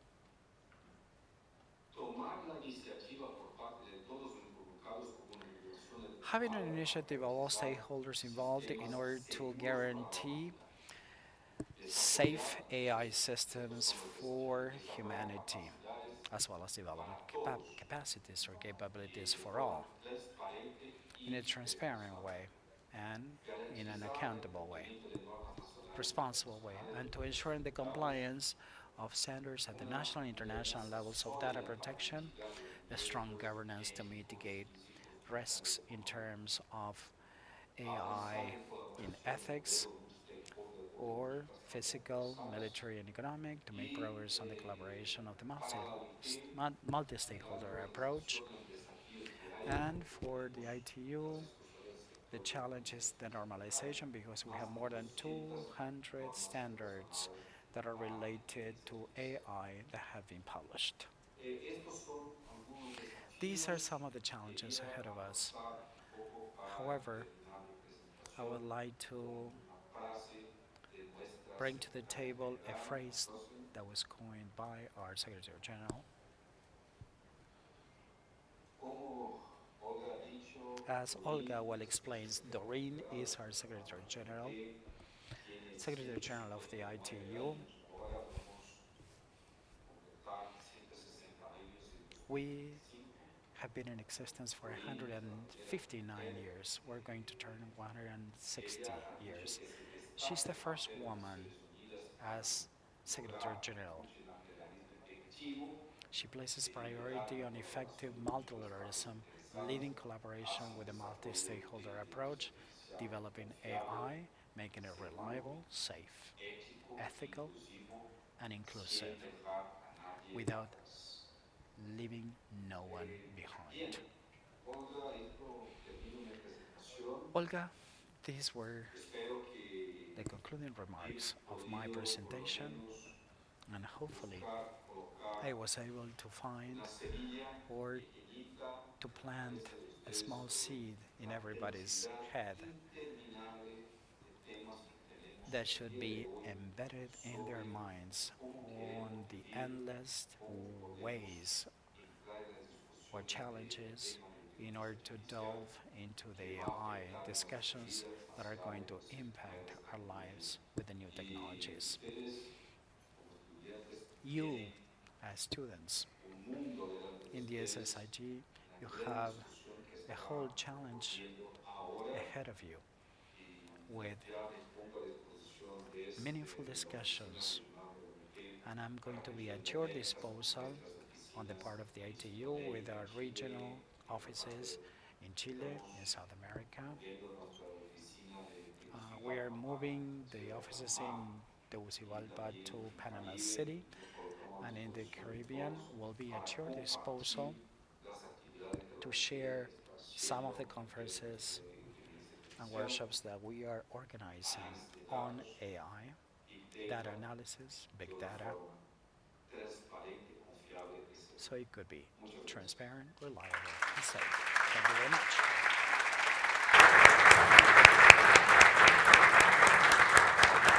Gracias, Bruno. Thank you, Bruno. I'm going to share with the students your presentation.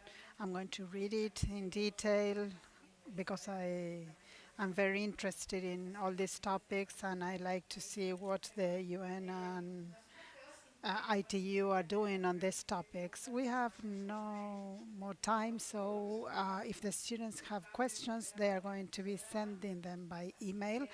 We have some changes in the agenda, so we have a tight agenda.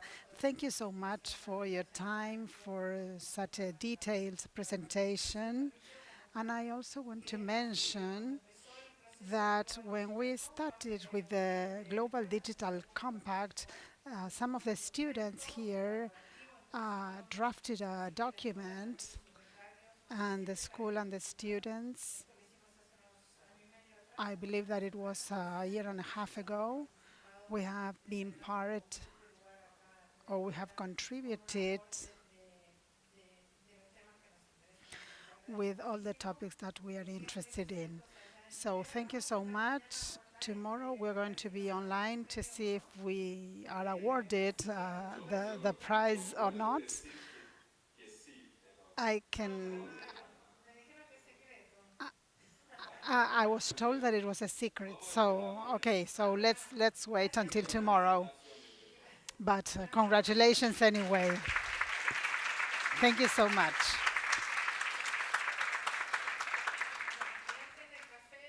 And before the coffee break,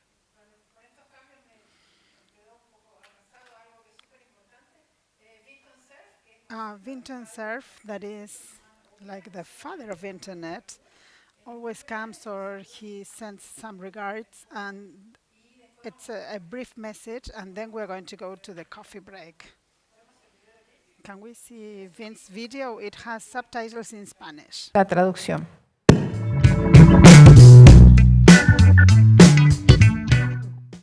Hello, my name is Vince Cerf. I'm Vice President and Chief Internet Evangelist at Google. I'd like to thank Olga Cavalli once again for offering me an opportunity to address the summer school on Internet governance. It's 2024. About 2/3 of the world's population has regular access to the Internet. Another 1/3 may have some access or certainly are affected by other people who have access. We'd like all of them to have the choice of using the Internet and the World Wide Web. So we have work to do. Physical infrastructure is required, but we need to knock down the cost of the devices that are used to access the Internet or that are used to implement the Internet. But perhaps even more important, we have to teach people how to use the Internet safely, and we need to develop safer technology for people around the world. One thing is very clear. The Internet is an amplifier of information. It's capable of replicating and distributing content at very high speeds and over a large territory. This is especially true with the social media that many of us are familiar with. The problem with this amplification, of course, is that it amplifies everything, including misinformation, disinformation, malware, and ransomware, and all the other kinds of abuses that have become sadly familiar in this online environment. So safety has become a very high priority, and I would say that this is broader than just security. It's one thing to make sure that the computers can't be invaded and taken over and abused, but safety is a bigger thing than that. It's keeping people safe. It's keeping their feelings protected. It's making sure that their bank accounts haven't been invaded or their personal information hasn't been taken without their permission. So there's a lot more to safety than just security. Some of it comes about from training, teaching people how to use the Internet in a safe way. Not too different from teaching teenagers how to drive and making sure we test them to understand whether they know how to drive safely on the presumption that not everybody else does. And we make them do that before we give them the keys to the car and a license to drive. So maybe we need an Internet driver's license or something like it to help people both be and feel safer online. We also need to establish international agreements to hold parties accountable who are misbehaving in the network, and that's going to require a considerable amount of work. Already, as I speak, there is a cybercrime treaty being negotiated, which, if multiple nations agree to it, will help us track down parties who should be held accountable for their bad behavior. So there's still plenty of work to be done in terms of making the network a safer place, but there's also plenty of opportunity to make the network useful for everyone. As we see the influence of artificial intelligence and machine learning, I think we can appreciate that there are very powerful ways of using computer-based technologies in order to increase the results of our research, in order to provide medical care on a remote basis, or advice and diagnosis, as well as treatment. I think we see economic gains, people inventing new businesses, new applications that can be undertaken in this online environment, increase in trade on a global scale, production of software for people around the world. This is the promise of the internet, that it can become a very large economic engine for everyone. Not only that, of course, it also becomes a huge reservoir of useful content. It also is a reservoir for not so useful content, and we have to learn how to distinguish between the two and filter them out. So there's no end of work for you to consider as you work with each other in the summer school on internet governance. And I hope that as you work your way through some of these very difficult problems, that you'll share some of your ideas with the rest of us. Meanwhile, maybe we'll cross paths on the net.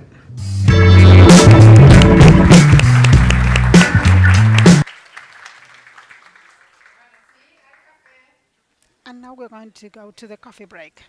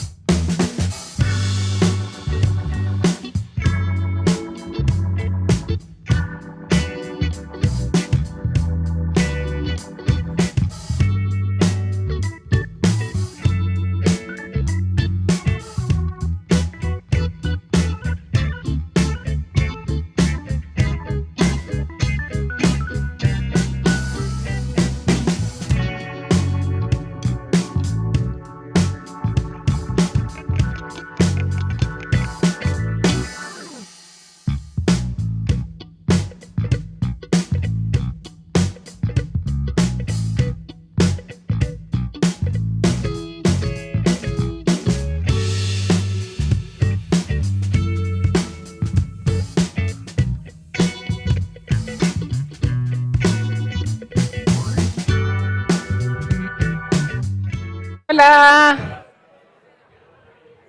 Bueno, ven que la confraternización, el café, las medialunas, esto no falla nunca, ¿no? Testing 1, 2, 3. Please be seated. Please be seated. Please be seated because we're delayed.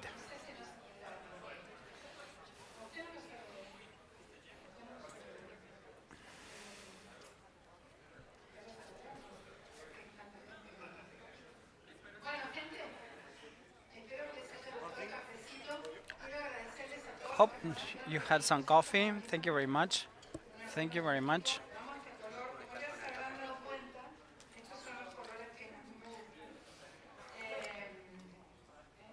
Thank you very much. I had these colors.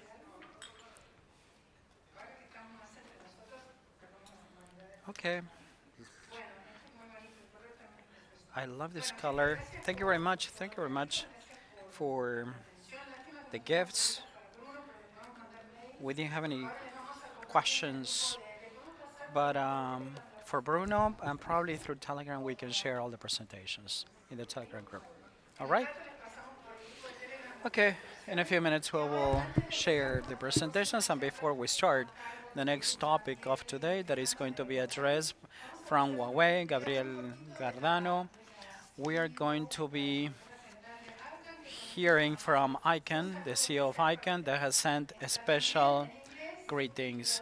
It's going to be in English, subtitled in Spanish. Thank you, Lucas, for the subtitle.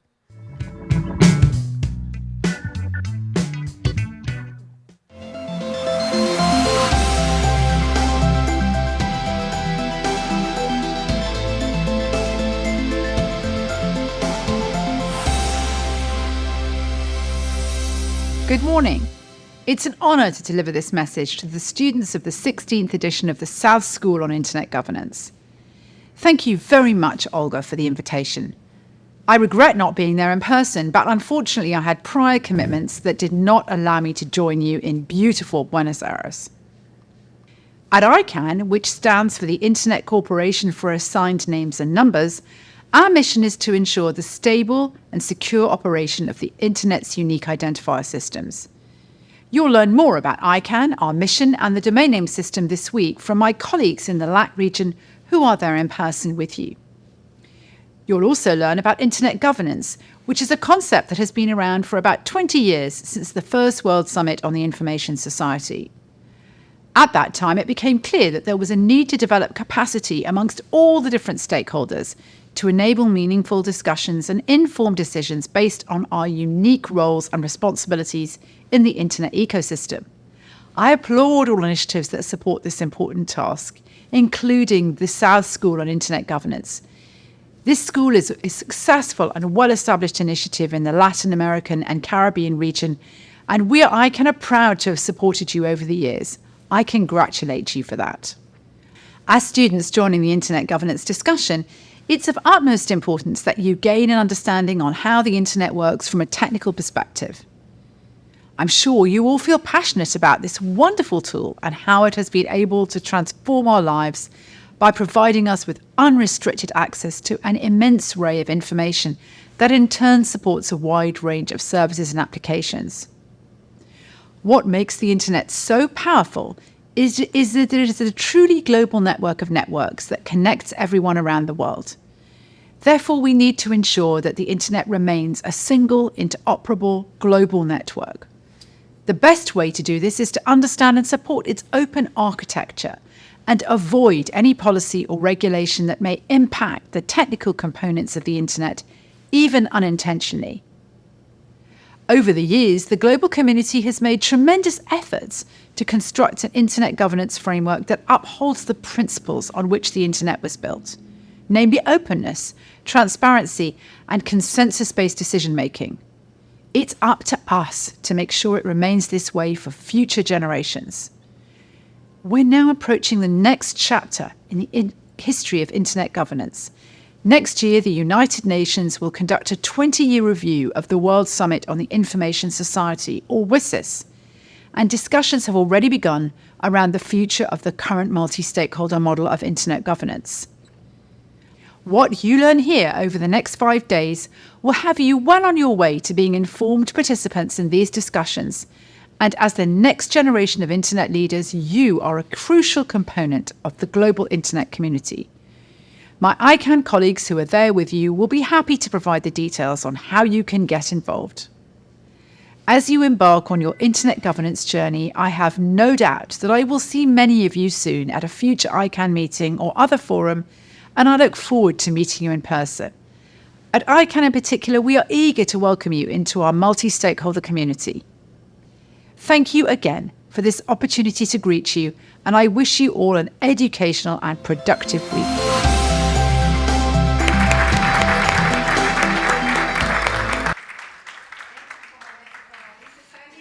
As Sally said, Thursday afternoon, two people from ICANN are going to come, Rodrigo de la Parra, responsible for Latin America and the Caribbean, and Nicolas Antoniela from Uruguay, technical expert, explaining how domain name server work, and they will explain how to participate in ICANN. We're going to hold another panel on Friday on how to participate on different forums organized by ICANN, offering scholarships, virtual online sessions, workshops. We have a great participant from LACNAC here. Okay, let me welcome you to the next panel that is going to be addressed by Gabriel. He's been kind enough as to wait since early in the morning. Gabriel is a cloud city op for Latin America, Uruguay, Argentina, and Paraguay from Huawei. Gabriel, floor is all yours. Over to you. Good. Thank you for being here, and thanks for your patience. Good morning to you all. It's a good thing to have him here on site because there are many participants speaking from abroad online, but it's okay. I mean, we can contact them virtually. However, it's important to have you here in person, and later probably you can share some information with the students. Yes, we're going to have uh, a Q&A, and later I'll provide you with a QR for my personal data or information. Let me welcome you. I've been introduced already. For the last 5 years, let me tell you that I'm responsible for the cloud business since its inception. I've been working for the last 10 years in Huawei, and I started working on some other aspects in the company, but lately I've been involved completely to cloud services. In my presentation, I intend to find some appealing or attractive issues, hopefully so, and no less of leech. At the end, we have a few slides presenting our services. However, it's going to be very brief. Let me bring you this as a topic, how to lead the digital transformation, because we may speak a lot about digital transformation. I am sure you're overwhelmed with these issues. So, in order to speak, let me tell you the way I see this, how digital transformation is. Probably it's a set of expressions if you find or in Google or try to find digital transformation. What is digital transformation? But this sentence in a nutshell summarizes what digital transformation is. There should be a combination of human talent. There's no digital transformation if we're not present. There should be technology because without any technology, there's no digital transformation. And on top of that, what for? To improve the customer experience. This is what entities, organizations, or companies, whenever they embark on digital transformation, that's what they seek. There should be a carrot, and that carrot is the client, is the one that provides revenues, and there should be a benefit. If not, nobody's going to invest in digital transformation. Even when this transformation is digital. We're going to see many methodologies, and later we will see that we are going to analyze transformation from different aspects in the market, from the marketplace, companies, technology, strategies, the future, what the future is going to bring. Then we are going to see some bullets, some takeaways. During my presentations, usually I give takeaways of one slide, in summarizing one slide, and that is going to be the key slide that I prepare and I save for last.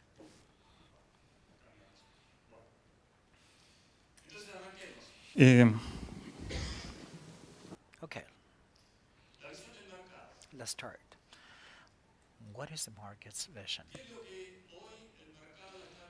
What is the market seeing as digital transformation? Well, there's a digital state. The digital state involves that all things should be identified in the digital world, where it is key to pinpoint resources, services, etc. And all of this should be mapped. It should be mapped out in order to gain advantage from this transformation, because in the world we live, information or data is key. So for that data to exist, it should be mapped out.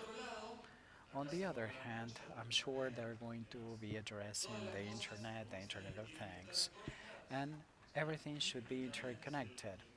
The Internet is the medium through 5G, Wi-Fi Max technologies, and anything that we can bring to the table already exists. And on the other hand, what we have here is that all things should be smart.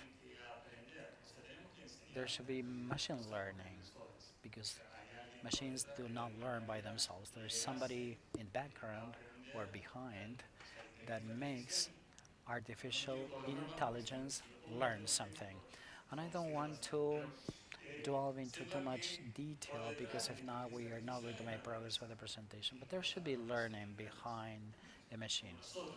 I mean, things are not smart by themselves. It's just like for us, if we go to school, there should be a school also for artificial intelligence.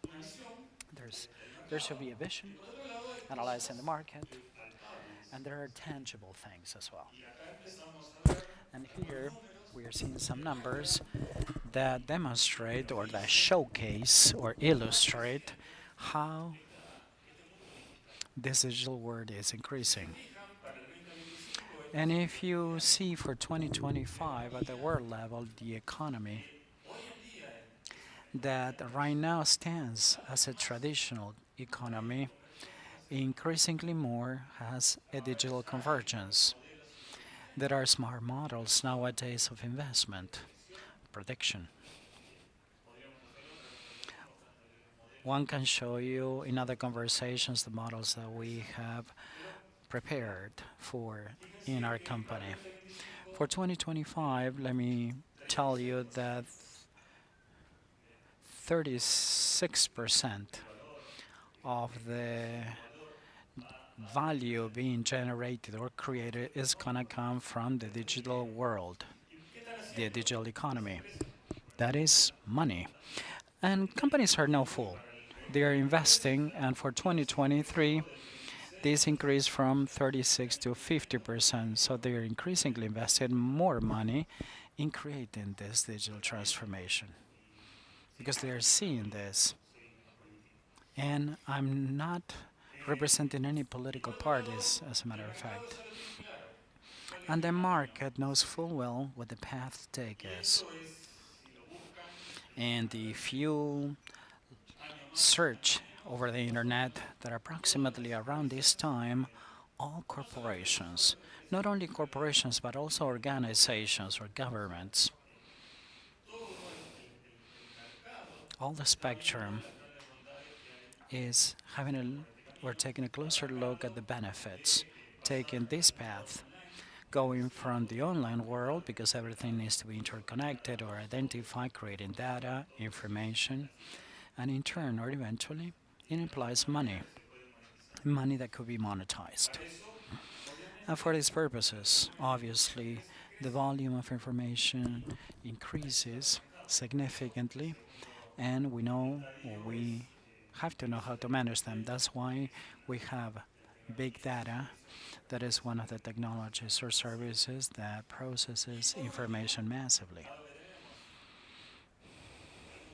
And given that we have the online interconnected and identifying, we have data, we start working on this data, and that's why we have predictive models, machine learning, and everything that has to do with in artificial intelligence.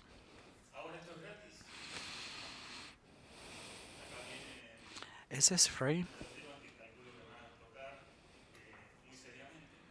Absolutely not. I mean, this is going to be addressed on an ongoing basis because eventually this could be monetized, and that is to pursue. And that is widely pursued by cyber attacks, especially attackers that they try to make a profit without adhering to standards or norms. And on the other hand, we see a rise, an exponential rise, as is clearly depicted there, in the space or the storage being consumed in data. And this is exponential. It's non-stop. I'm responsible for cloud services on a monthly basis. The information of our clients or the growth of our clients is exponential. It's a one-way stream. I mean, you can notice that with the cell phones. You have storage in the cloud storage is full, you need to keep buying. So it's non-stop. Now the important thing is everything needs to be saved. So this basically creates these growth rates. Let's see what companies are doing. Companies that are oriental or that they have a consumption focus, they are seeing that they have to innovate. Then there comes a phase that you have transformation and then innovation. If you don't innovate, you basically remain the status quo, and there are companies or organizations that are lying behind and they miss the opportunity. And then to create opportunities is more and more difficult. So what is going on, what is happening is that you have quick responders and some corporations that are not responding that well because of internal issues, because there are large organizations that they are now focused on innovation, or probably they don't see a concrete need of finding that world. Or there are some others that quickly respond to that market and they're creating value eventually. So this path that they have taken is creating value, and in the middle you have the manufacturing companies that they see the value, but it's hard for them. For example, the banking business. Banks, they move money, they have their own clients, they could monetize the information in a better way. However, they have a banking core that is very traditional, and to transform that core is very, very difficult. So you have the fintech companies. What is going on with the fintech? They don't have that baggage. They all started digitally. So basically they can come to market or innovate faster than any traditional bank. Obviously, and this is going on. So the world is changing based on the progress that is being made. And you have statistics that show that 67% is a very interesting number. 67% of corporations of large multinationals across the world are seeing and are doing it. And they have done it for years. Some of them respond quickly, some of them slowly. However, they found the need to do so.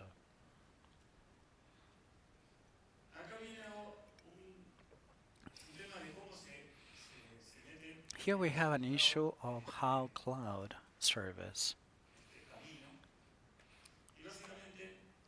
involves many things or has taken this path.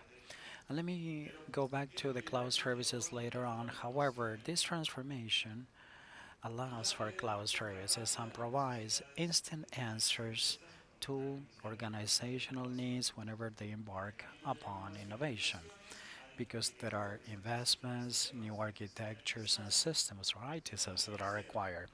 And if you have to do it internally, it's going to be harder. So if you go to the footnote, you will read what the distribution is going to be like, and how growth is going to be distributed in the many services on the public cloud, depending on the type of company we have. And if you see the large multinationals, or the ones that are going to grow more are SMEs. Small medium-sized companies have the capability of moving more with more agility. However, the large corporations, they have more restrictions, internal processes, internal paperwork, and in some aspects, they have a lot of red tape. However, or conversely, the SMEs may adapt their processes and they are agile. So what's going on? There's a change. There's a change with these companies and the carriers, where they had a close core profitable business, and there's an emergence of digital strategies that kind of change the status quo. And from providing connectivity services like ISP services, this is not in between clients, but in between cloud services or data processing centers and the clients that respond to them.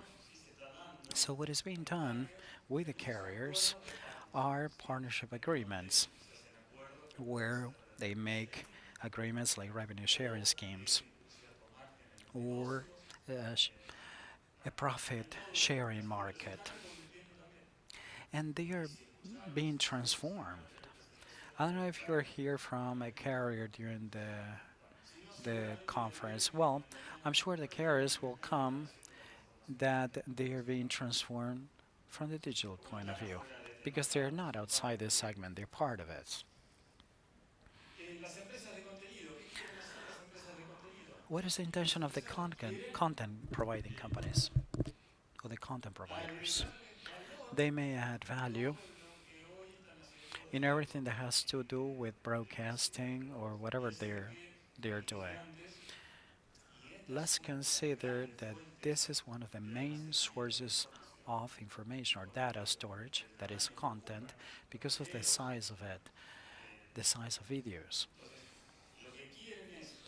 So, based on this data, content providers would like to offer their clients better services, better content. We're working on a project as a sidetrack or as a sidebar, where they have tons and tons of videos. The important or the problem thing with this client is, whenever there's news, who's basically published the news, or who is the creator of that content? Believe it or not, and these are important channels of content, depends on the memory of some of the journalists, because there's no way of finding out or tagging or searching these videos, and that's why we're working on a system that could tag the authors so we can do queries that are faster, because sometimes when there are emerging news or hotspot news, there are channels that they found a way of finding an X that said an X content in an X event and may contradict the source. There are channels that they do it faster because they have a system. And who are the ones that perform this faster? Well, the ones that have those journalists that have a lot of memory are the ones that are able to come to the market faster, not the ones that have the systems. In finance, what is going on with what is going on with finance? Lo que vamos a tener es esto que se ve acá. ¿Por qué? Eh, Porque básicamente lo que les dije, nacieron las fintechs. Because of the emergence of fintechs, we can see that fintechs are the result of a native creation in technology where we are involved in. And as it is shown in the public cloud is what they are operating because they are not interested in investing in deployments of architecture and they want to come their time to market is pretty fast and that's why they are interested in the cloud. On the other hand, there's a large segment that is opposite to the public cloud and follows with their own architecture, traditional architecture. And probably we should have a mix of it. Not even zero or not zero, neither nor 100. So we should converge towards a hybrid of public and private clouds. And why am I saying this? Because there's a lot of data because of legislation or restrictions or any other aspects or secrecy. They are not to operate outside the organizations. And that is digital sovereignty, data protection, data security. This is what comes into play basically is data security or data protection. So technology eventually will be converging or transitioning to hybrid solutions. Let's see what technology brings to the table. We have seen and analyzed different approaches and we're going to see technology and that is what you are studying, I'm sure. Probably this is the one that is going to be more appealing to you. What I did is to summarize it in three large groups. What happens in development, what happened with data centers or data processing centers, and what happened with infrastructure. And what you can see in the chart, later you're going to have the presentation if you want to analyze it further. What we are pursuing is to trying to find a world of agility. Surface agility as quick as possible, agile, quick, and having a wide range of services, in as much as everything as a service. This is where we are trying to find, and this is what evolution of technology is bringing to the table.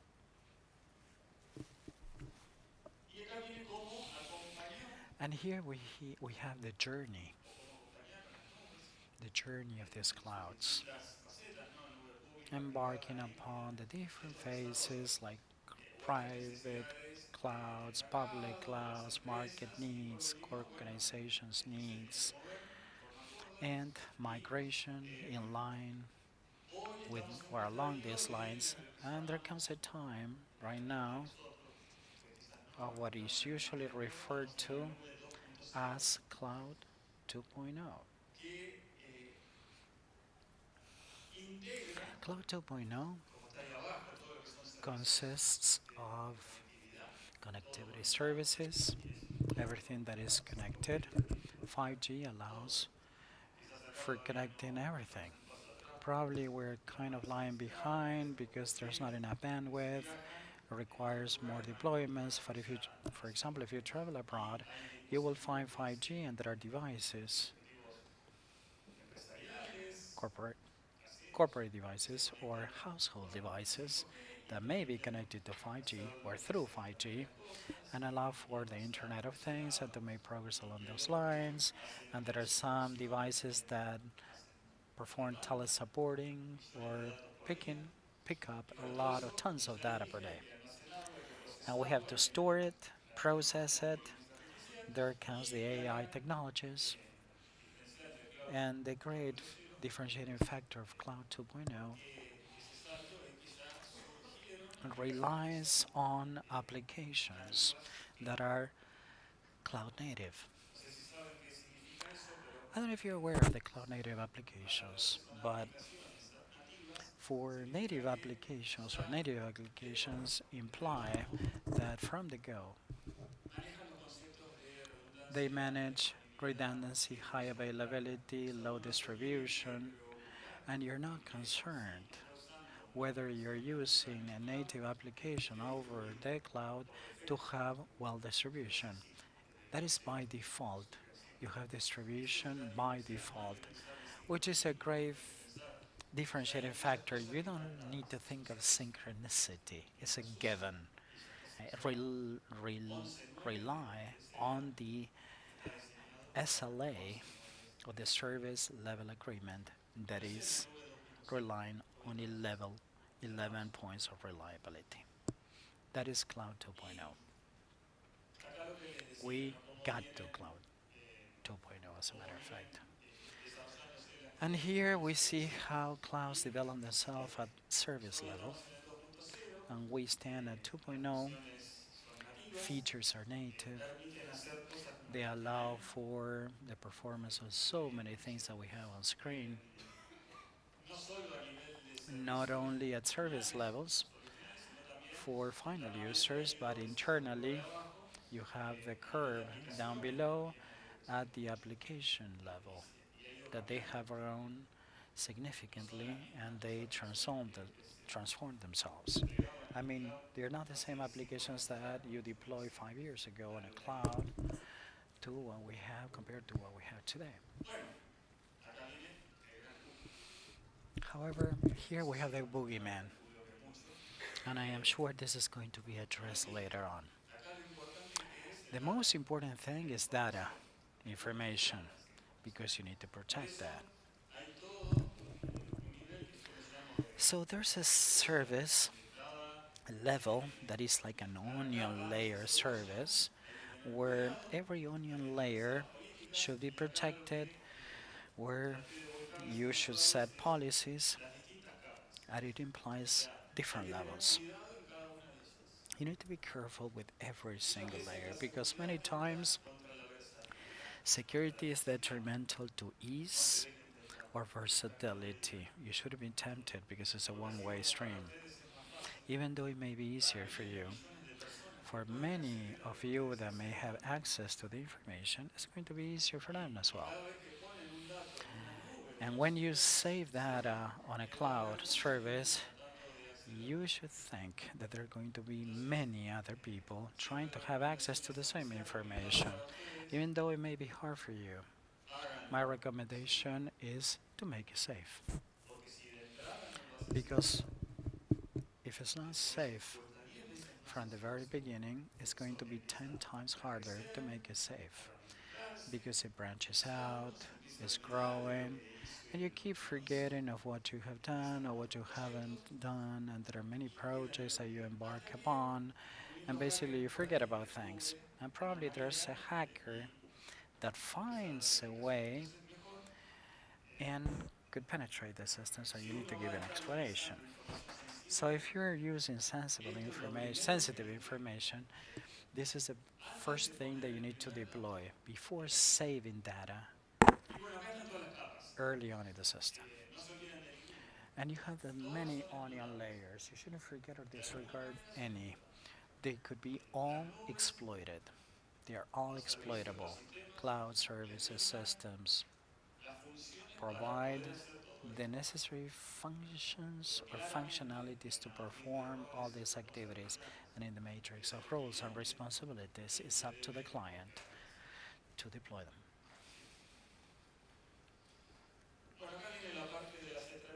And here comes the strategies part, where we have tons of information. Basically, the concept that we need to address is that we should converge everything towards a service, technology, infrastructure, and solutions. And this is the world that we're targeting to, that we're heading towards. As a matter of fact, there are many companies that are more to the right and some others that are more to the left. But the local domestic marketplace basically include organizations in all this spectrum. You come from many, many countries, I'm sure. Depending on the country, I am more familiar with Paraguay, Uruguay, and Argentina. We have concrete examples where this is tangible. And as a matter of fact, if we take a closer look at the services, alternatives, or solution systems, we can see what companies are more digitalized and which ones are less digitalized. Clearly, the ones that embark upon this path or set this course have more experience, obviously, and they can reduce the time to market of a new solution, a new service, a new app.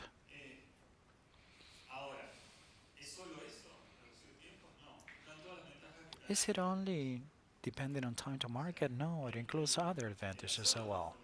To perform digital transformation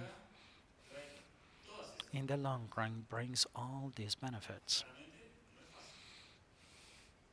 Easier said than done.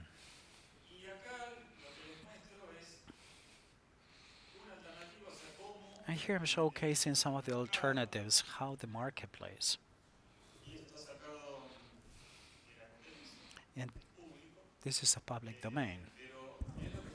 That's what the competition is publishing. And it's what we're seeing. What is it being done for 2025? And this is a new paradigm because we speak about regions in the cloud. Regardless of the cloud provider, there are regions. So there should be regionless clouds, regardless of its location or regardless of the service. And this is what Cloud 2.0 brings to the table, where you do not geolocate a service, but it becomes global. And that is why is what we have here. We have the multi-tenant approach. The multi-tenant approach is what we discussed, like private clouds are going to be effective or operational for some time, because to the right we have hybrid clouds that are going to grow exponentially, and the cloud will grow exponentially by the service providers that can really cope with that marketplace. And here No todo es lo mismo para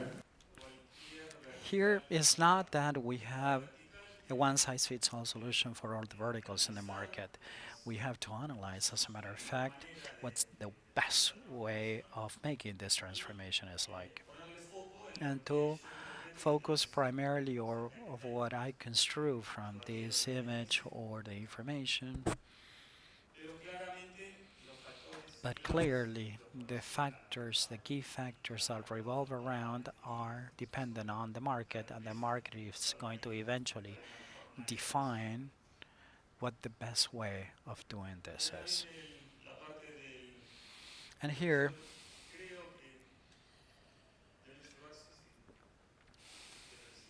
this is the takeaway for you guys, is what is coming next.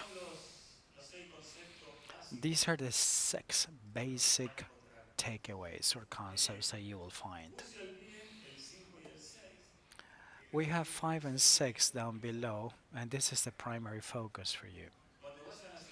Because when you do something, you should take a closer look at what you are doing that indeed creates an agile service.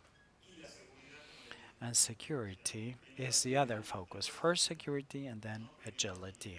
It's not agility and then security. It should be otherwise. And here we have a list of what we may expect from technology. If you were an employee of mine, this would be the golden rules.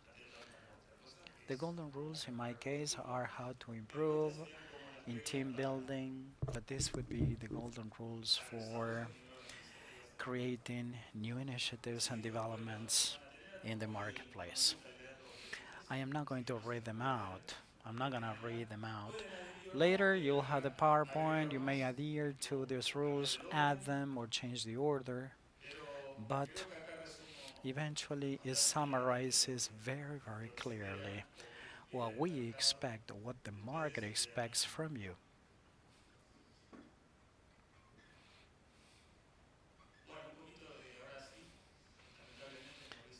And now, no less oblige, I have to address what Huawei is. For those of you that are not aware or familiar with that company, it's a worldwide corporation. We are present in more than 174 countries. I don't know if you're aware of how many countries are across the world.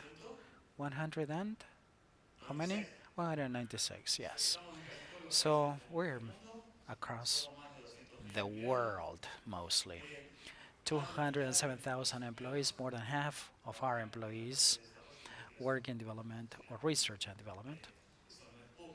This is not a minor thing, working on R&D. And we rank second in investing in global R&D, which has led to hold or own more than 120,000 patents. So it's a Chinese world-class corporation. And here you have the investments made along these 10 years. When it comes to cloud, obviously in Latin America, we came late because our competitors have been in the market for the last 25 years. We came here 5 years ago. But over the last 5 years, let me tell you that we rank third in terms of market share in Latin America. Imagine the exponential growth on a year basis. If you require how services are distributed, we are the largest public cloud in Latin America, and I believe that there's a video coming up that shows one of the tools that we have in Huawei for setting digital transformation, the digital transformation course. Recognition and leadership. DevCloud, Huawei Cloud Software Development Pipeline, leverages Huawei's 30 years of practical experience in digital transformation. It is certified at home and abroad.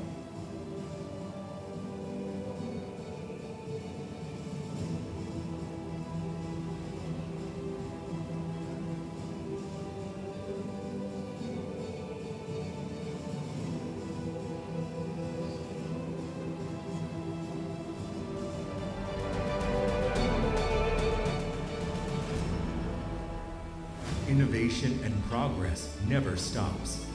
Huawei Cloud, DevCloud, as leader in the industry, works with customers and partners in an open, win-win software ecosystem. We empower enterprises to create value and drive the modernization of industry applications.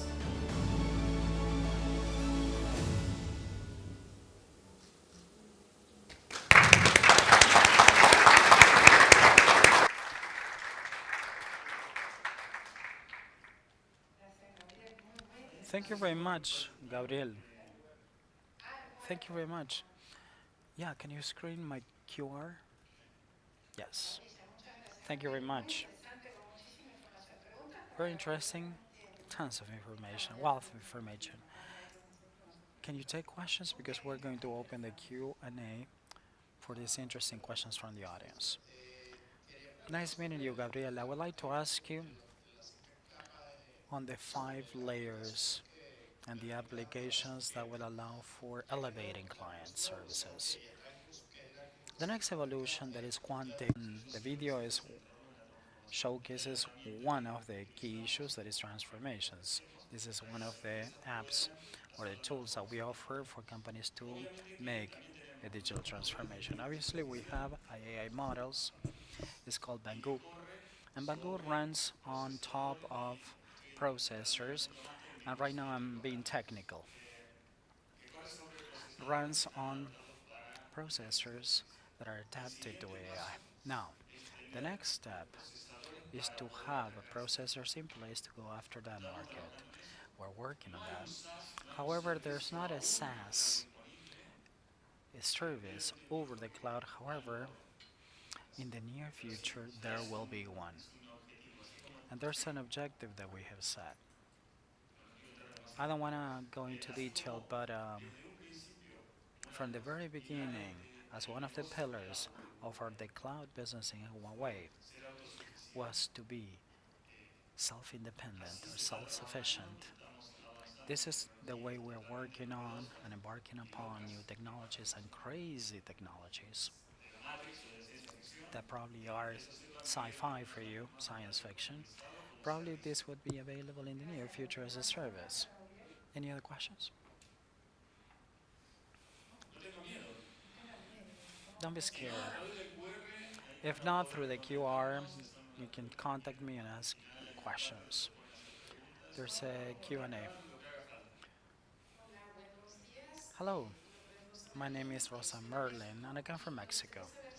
I would like to know if you have policies or security policies in place protecting personal data, and what are the main challenges ahead of you in terms of the regulatory framework in China compared to other regions of the world or other countries of the world.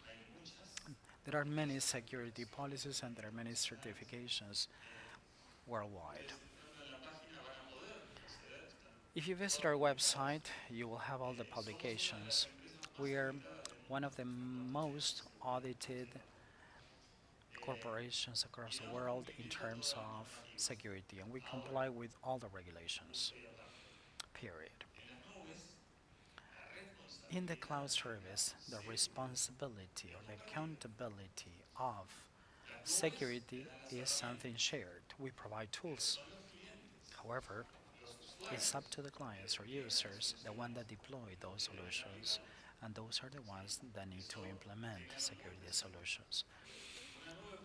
So a cloud could have security, and we could address all issues of security. There are policies, there are services in place. We have the best practices in place as well. However, if the one operating a service, because we don't have any connections, you click hovering over the mouse and you don't implement or apply the policies when clicking for services, we cannot see what the clients are doing over their own accounts. There's no way of auditing this. We do have services that audit the security of our clients, but that needs to be deployed by our clients because it's a service. So in the dashboard, they can scan the vulnerability service system, and it's going to scan like an X-ray, or it's going to be a CT scan of the infrastructure that is going to become vulnerable. And it's going to provide you with tools or actions. And if you don't read the terms and conditions, and you act accordingly or not accordingly, I mean that we have the tools for your website or for your service or for your solution to be as safe as possible or as secure as possible. But it's up to the clients to use and deploy those apps and solutions. For the IT world is key because we may provide the technology, but if the client doesn't do anything about it, when I was working at the Office of Cybersecurity, people believed that we were responsible for all the cybercrime that occur in many organizations. No, it's many organizations, corporations. They should be responsible or should bear the cost of regulations, or apart from the regulations that we have in place or strategies, they should follow the best practices, but that depends on every single organization, institution, or company. To draw a concrete example, last week there was a ticket that was issued. My client had contact that they penetrated an encrypted server. I said, okay, back it up, restore the information, and from the minute you notice this, if it's a ransomware that blocks this, you need to go backwards and you back it up. Or you can back up one and to apply the security places to eradicate that and to get rid of it. It is very, very simple. In less than half an hour, it recovered everything. 3 weeks ago, we had a call from a client that did not enable any backups. That depends on the computer. And some people sometimes back the information up in the same computer, but it's not a best practice. If it's mission critical applications, you need to have a triple copy or a triple backup. Now, for every protection that you need to have in place, there's a best practice. Recommendations of which are to follow them strictly. That implies a cost. In turn, many times they cross over or they overlap, and given the benefits and the costs, sometimes they prioritize the costs rather than the practices or the benefits. And they probably remember when it's too late. Yes, I have two questions for you, Gabriel. I'm a public official, and I come to you and I said, okay, I don't want my data to be saved in my own country because I don't rely on my cloud services in my own country. That is why I don't wanna have it under the data sovereignty of Argentina. However, not all companies offer me this possibility of having this data hosted in another country. What would be the reply? That is exactly the case. This is called data sovereignty. There are many regulations in place in connection with data sovereignty, whereas governments or the financial institutions such as banks, there's a regulation in place set by the central bank regulator governing this. And also you have the personal data protection law. Now, we provide coverage. We provide coverage accordingly, there's no problem, but it largely depends on many aspects. Where we had cases that we challenge some of the regulations because of operational matters. With the governments, it's more difficult, but with banks, it could be easier as long as it is reliable or more reliable to have the core of a business on service or on service clouds rather than on premise, that is on their data services. And we showcase that when they rely on the data services, when we follow the best practices, not as secure as they may think. So that's why some of the regulations become flexible. And we have banks right now that they have contingency data centers abroad. So when we are able to explain to these clients that digital transformation or innovation has its own advantages, you may break some of these rules. However, there are many companies that rely on data sovereignty, so especially governments. So my idea I think that hybrid clouds are the ones that are going to cover that aspect of the market, and we may offer the possibility of creating a hybrid cloud for these purposes, where you would host part of the cloud integrated with the public cloud as well, allowing that data to remain within the scope of these organizations or the government, and then is offloaded to the public cloud for the services that will be impossible to deploy them because of cost reasons. I mean, to deploy an artificial intelligence service over a private cloud is way too expensive. I mean, there's no project coming from a company would justify the rationale. However, companies do not want their data to be on cloud. So we will come up with a hybrid cloud. We will consume the services on the cloud. I mean, data will travel to be processed and returned. They are not stored on the cloud. And then we have compliance with these restrictions. And this is what we've been working on. This is the way of approaching and meeting those needs. Another question? Okay, I will save my question for last. Good morning. My name is Julio Santos from Guatemala. One question. In the corporate world and in governments, as we're leading digital transformation, how can we embark upon new regulations where there's no personal data protection laws or regulation is in place against cybercrime? So, how can we lead this digital transformation to convince the government or the corporations that they should invest, that they shall regulate, and there's something that should be done? How are we going to go about this? Do you remember the first slide that I showed? The way I saw transformation? Well, we gotta start showing details of benefits. And to convince them, we need to show them what the benefits are like. It is complex, yeah, it's not easy. As a matter of fact, I discussed with many CEOs or owners where they said, no, my infrastructure is more than okay. We sell, we work, we have it under our desks, servers operate on an ongoing basis with the data centers and everything is perfect.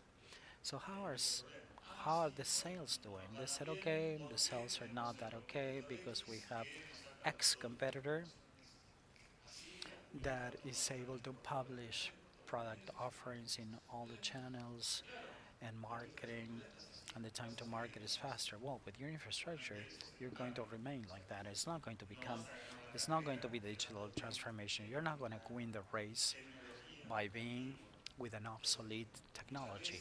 Hay que mostrarles con ejemplos. So many times we need to lead by example, show them the benefits, show them the advantages, and there should be a benefit. The most important thing is to show them the carrot, not the stick, and then to move things and to migrate and to transition is hard, I know. And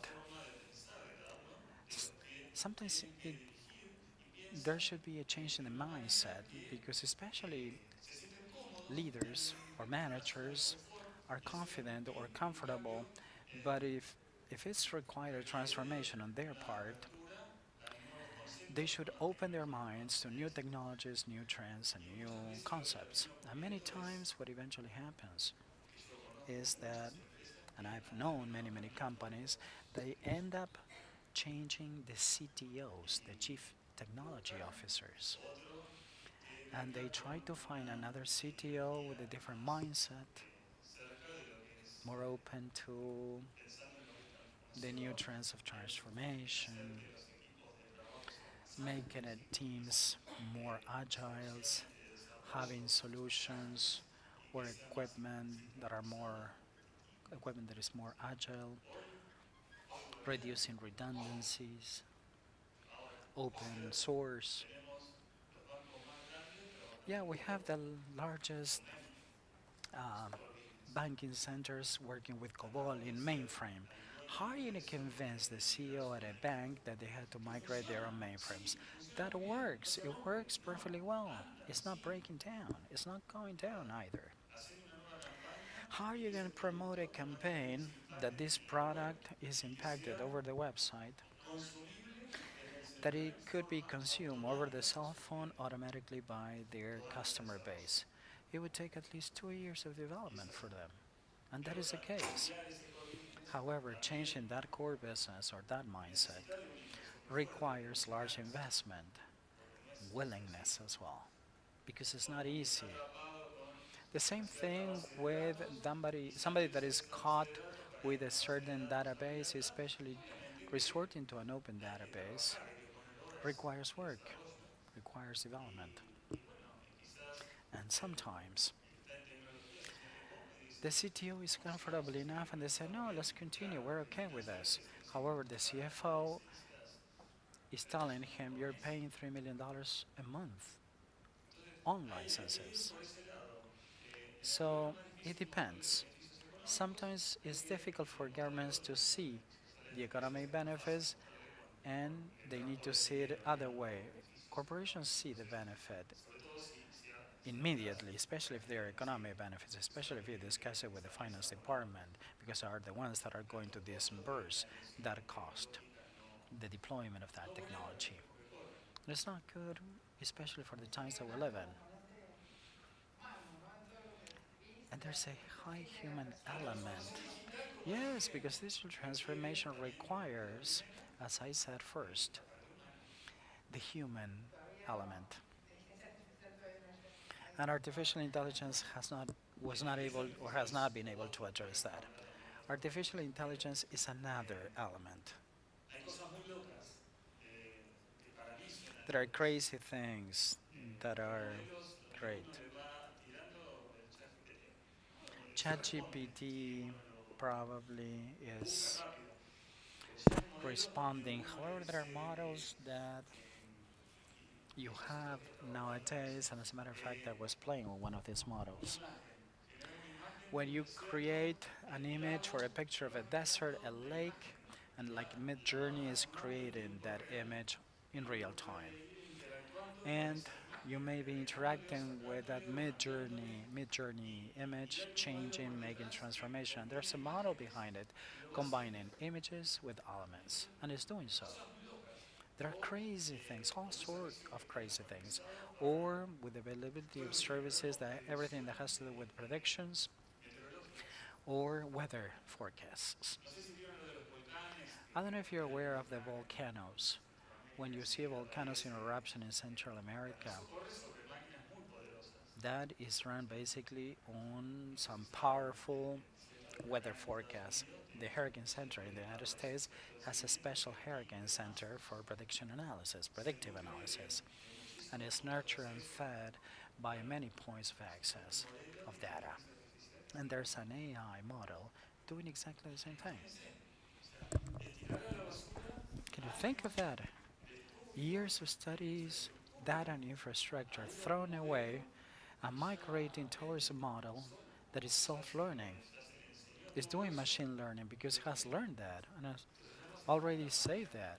So there's no need of finding a lot of CPUs analyzing the directions of wind, hurricanes, volcanoes.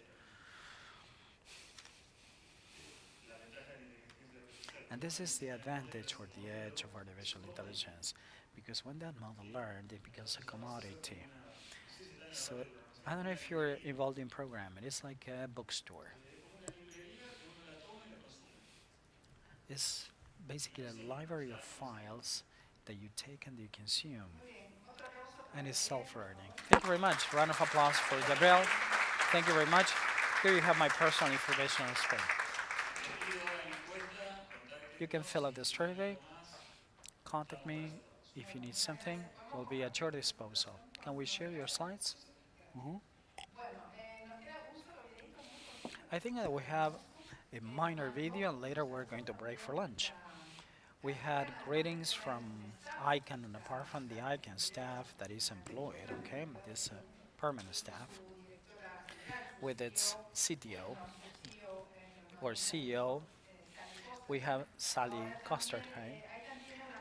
ICANN has a board, an executive board that decides eventually whether they implement policies that are going to be developed with the different working groups.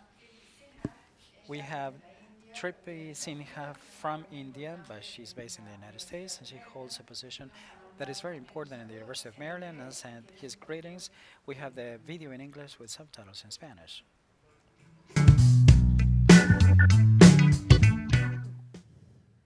Good day, everyone. My gracious thanks to Oscar Massano, Adrian Carballo, Olga Cavalli, Eduardo Luna, and your respective institutions for inviting me to be part of your meeting today. My congratulations to the South School on Internet Governance, SSIG, for being a long-lasting and well-established initiative in the Latin America and Caribbean region, with your first SSIG held in Buenos Aires in 2009. I have been asked to speak on the future of the Internet, so here are my thoughts on the topic. Before discussing the future, let's go back in time to when the Internet as we know it today was the future. It is a marvel of the last many decades when it was commercialized and unleashed to the world. It has served as a platform for innovation and has changed the world by connecting it to an infrastructure of services and information. Today, only about 67% of the world's population, about 5.3 billion people, are connected to the Internet. Now, coming to the future of the Internet, I will speak to you about it in two parts. One, what I see as a continued evolution of the Internet, and two, how such an evolution can be achieved. Let me now delve into the first part, which I see as the outcome of this continued growth. Using the current model of the Internet, which is interoperable, single, and which has an open architecture, I see a continued evolution of the Internet technical infrastructure and services that ride upon it. Security will continue to take an increasingly critical role and will be built into infrastructure systems and services. The value of data, an underlying input element, will continue to grow and get more complex. Fundamental building blocks of the Internet, like protocols, standards, and other technical elements, will evolve. More and more of the world's population will have access to the Internet, and my hope is that someday every member of the global population will be connected to the Internet and benefit from its richness. Services that ride upon the Internet will only become more feature-rich with innovative applications. Augmented reality, coupled with artificial intelligence techniques, will make Internet applications render a real-world 3D experience. Digital information will be greatly enhanced in how it is consumed and perceived, and easily accessible via the Internet. Recent developments in AI pose both extreme positive benefits as well as challenges. Internet infrastructure technologies will benefit from the application of AI to gain efficiencies and resilience. Other frontier technologies, like quantum technologies, will potentially enhance the capabilities of the Internet. The continued strategic dependence and reliance on the Internet makes nation-states more proactive in their vision for the Internet in the interest of their national progress and sovereignty. The world is multicultural and multilingual. The Internet will continue to evolve via the Universal Acceptance Initiative to ensure that it is multilingual and welcoming of the world's vibrant multicultural community. Of course, with all the progress that will be achieved, bad actors will also evolve in their malpractice, and solutions will be found to counteract their activities. Now, coming to the second part, I would like to share with you some thoughts on how this can be achieved. The Internet is constructed upon the foundational principles of open standards and open architecture and interoperability. Holding these principles sacred enabled intelligent minds to come together and continue coming together to innovate and create. These activities have led to technologies that have built the Internet and services that ride upon it, and which we all rely on so much. We must continue to preserve these foundational principles into the future. Internet governance has organically evolved through a global multi-stakeholder process, uniquely addressing challenges in a user-developed network of networks. The multi-stakeholder model of Internet governance is one that enables stakeholders from multiple sectors to come together in dialogue, to share viewpoints, and drive towards consensus-based decision-making. This approach of broad inclusivity and democratization of stakeholder participation has yielded a system of voluntary standards, best practices, cooperation, and trust. ICANN, deeply rooted in the multi-stakeholder model, emphasizes transparency, inclusion, participation, and expertise as imperatives for governing Internet-related discussions. This principle of multi-stakeholder inclusion must also be preserved into the future. In conclusion, The future of the internet ensures that it is open, accessible, and inclusive, ultimately empowering all individuals. In essence, the future internet continues as a critical resource, and access to it is a fundamental human right. Our unified objective must be to sustain the single internet via global multi-stakeholder processes as a catalyst for good, a platform for change, and a pathway to a brighter, more interconnected future. I wish you a very successful SSIG 2024, and I hope you engage in deep, thoughtful, and future-looking discussions. Thank you.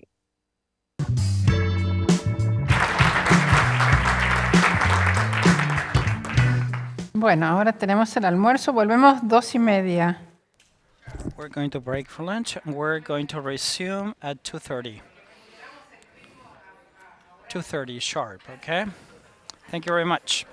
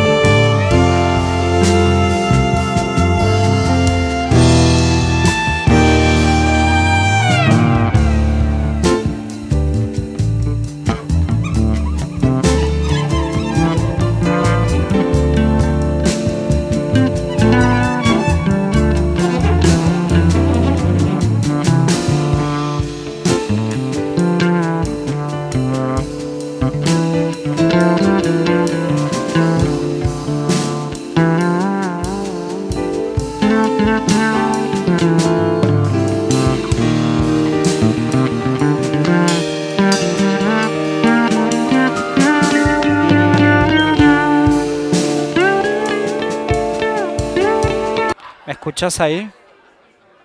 ¿Me escuchás? Canal 1, 1. Testing, 1, 2, 3. Canal 1. 1, 1, 1. 1, 1. Ah, bueno, y se escuchaba mal así. Yo lo tenía acá, por eso. Pero para, lo puedo subir, mira. 1, 2, 3, se escucha mejor ahí. Y ahí se escucha menos. Muy alto. Ahí se escucha mejor. Pero ahí se escucha mejor, como el de Tatiana. Tengo ganancia de acá. La próxima vez me lo dicen, yo lo subo enseguida.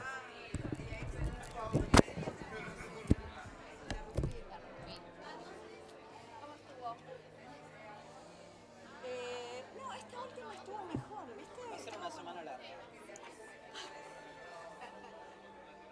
Qué elegante, qué raro. ¿Sí?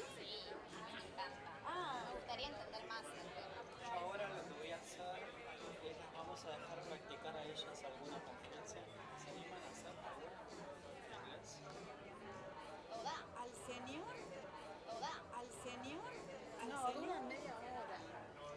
Pero no, hacen un pedacito. Al señor que estaba, ¿viste? Vemos también cómo vienen, si son claras. Viste que algunas son muy claras y algunas son si viene un abogado, ¿Viste? Enseguida, él hace cualquier away, lo que tenía. Ese era seguible. Sí, lo que pasa es que tienen que buscar bien la coherencia sintáctica. Mira, la única que va a ser jodida, ya te digo, es esta. Mario. Sí, esta va a ser jodida. ¿Por qué? Ah, maestra, la Sí, porque es un abogado.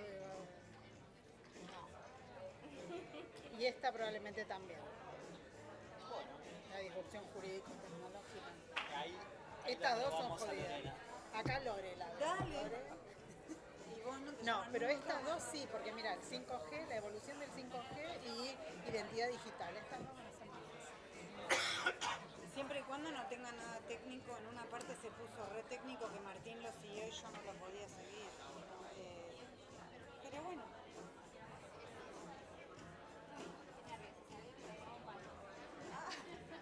porque te das lenta.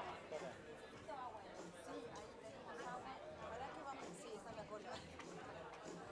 Sí, pero... Un vaso.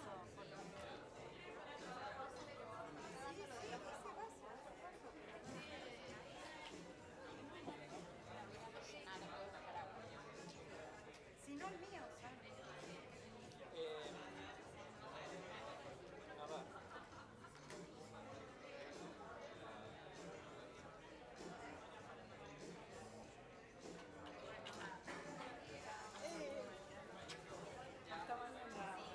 ¿Te vas?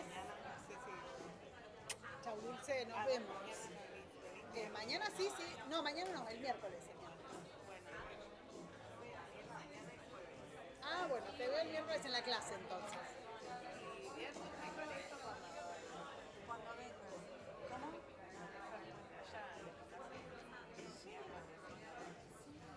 Además, viste que se puede ver por YouTube, que está perfecto. Yo estaba viendo eso. Así que ni siquiera... O sea, está piola, digamos. Pero bueno. ¿El 5G no mandó el PowerPoint o algo? No mandaron nada, ¿no?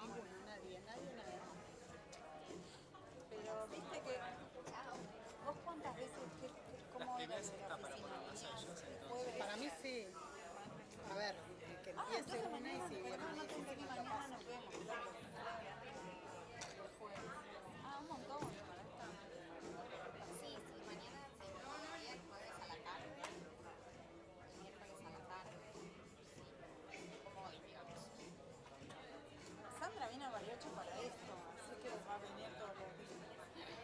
Sí, de hecho me quería venir antes, pero no, dije voy a terminar de trabajar. Pero te venía bien porque mira,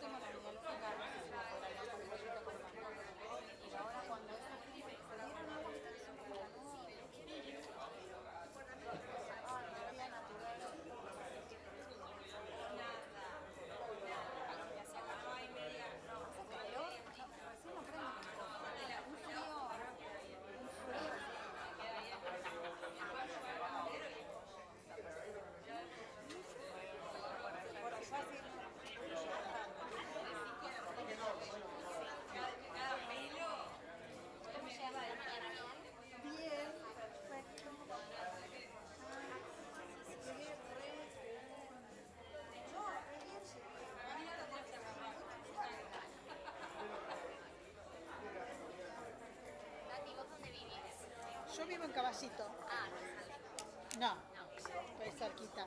hola, Denise. Ella nos da los receptores. Perfecto. Así lo podemos escuchar. ¿Vos tenías receptor? No, ella llegó recién. Acabo de llegar.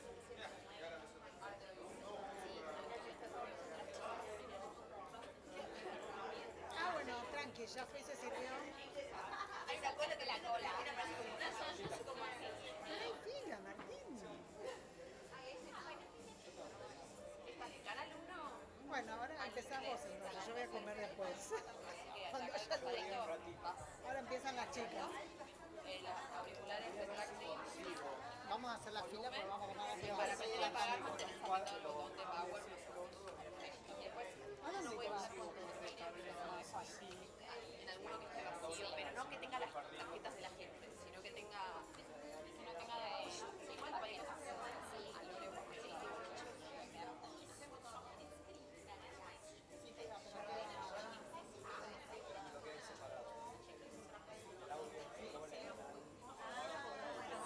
vamos a comer pan.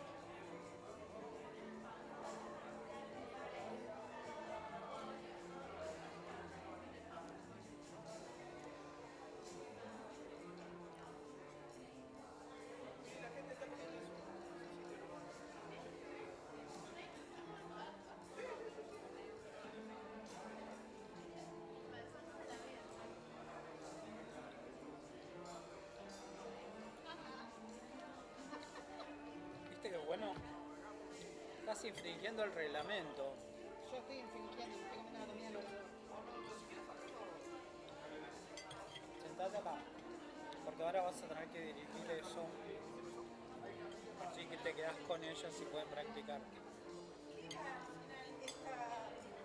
Este invento.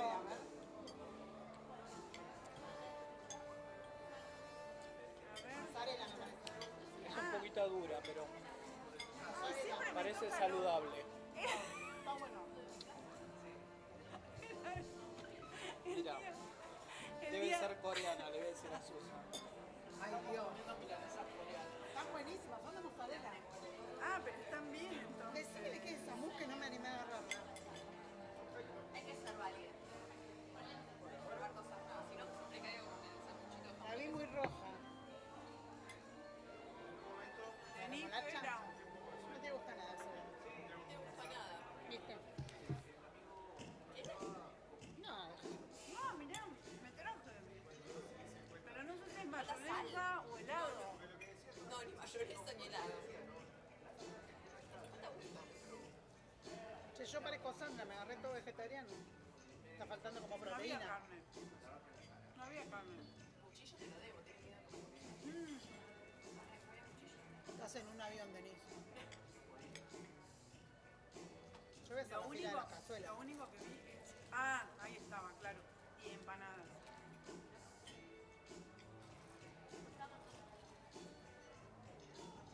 Fui a comer, les conté, no sé si les conté a ustedes, que fui a comer a lo de Susan, me invitó. No. No, chicas. El mejor restaurante que fui en mi vida. Fui a comer a lo de Susan y me cocinó todo lo que cocinan ellos. Es riquísimo. Pero con una... El aceite, ella prensa el sésamo. Solamente el aceite... La comida coreana es muy rica. No, solamente el aceite valió la pena el viaje de La Plata hasta el... Ah.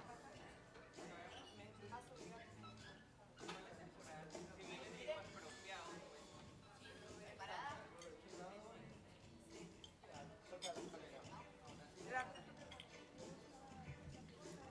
Quiero saber qué es esto. No. ¿Viste que es distinta? Sí. Y a Susan tampoco. Bien, hacía una cagada. Fui a comer a lo Más vueltas. Fui a comer a lo de Susan. Ahí. Martín, vos te Es morís. mozzarella. Todo Ay, la exquisito. mozzarella. Como mucha cantidad de cosas muy, muy ricas, muy bien hechas. Susa prensa el sésamo. A Belgrano fue. El aceite, la salsa de soja. ¿Sí, en Belgrano? La salsita. No, Martín un día le dijo te llevo a Belgrano y Susan viene toda ofendida y me dice... Confundió el barrio chino con Susan. No. Martín me está queriendo llevar a Belgrano. En Flores. Yo de lloraba. Caballito. Pero Martín de bueno le dijo, ¿te dejo en Belgrano? Bueno, todo riquísimo, riquísimo, todo hecho por ella y la hermana. Y Damián, que anduvo con el fondo de pantalla que dice Daniel hace 2 años, yo lo cambié la semana pasada. Estás jodiendo. ¿Y nunca te dijo ¿Todavía? nada? No podía. Y ella se cagaba la risa. 50 veces le dijo a Daniel. Y lo veo a Damián con el cartel de Daniel atrás. Un día le dije, Damián, ¿qué haces con ese? En la integración le dije, ¿qué haces con ese cartel? Martín, un día me puso este nombre. Después le digo, Martín, sacale eso. Pobre. Pasaban los meses y seguía el cartel ahí. A Damián. Damián le puso Daniel. El cartel acá decía Daniel. Pará, y el día que llegué me tuve que quedar a dormir en lo de Susana. Alquiló un Airbnb y se trabó la cerradura. No. Salgo porque había quedado con Susan y me olvido algo, vuelvo y no puedo abrir la puerta, y yo me tenía que ir porque si no iba a llegar tarde. Así que llegué a encontrarme con Susan y le digo, Susan, ¿me puedo quedar a dormir en tu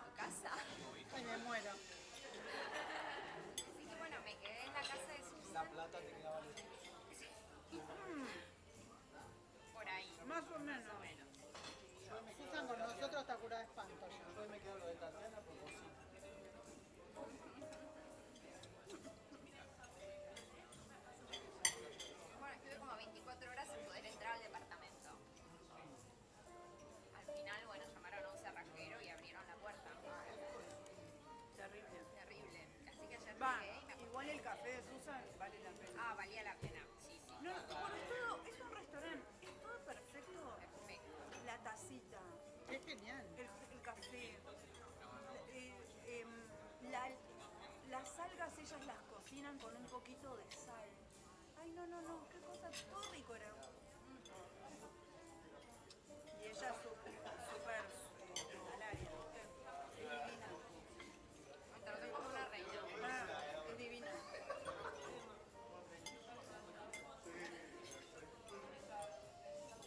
Bueno, no nos quiere más, Martín.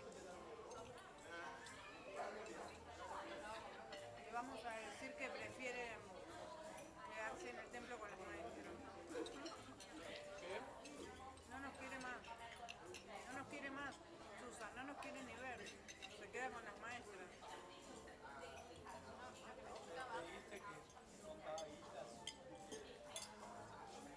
¿Te contamos? No. Que Martín le dijo, Susan, ¿vos qué haces en el templo? ¿Contás guita?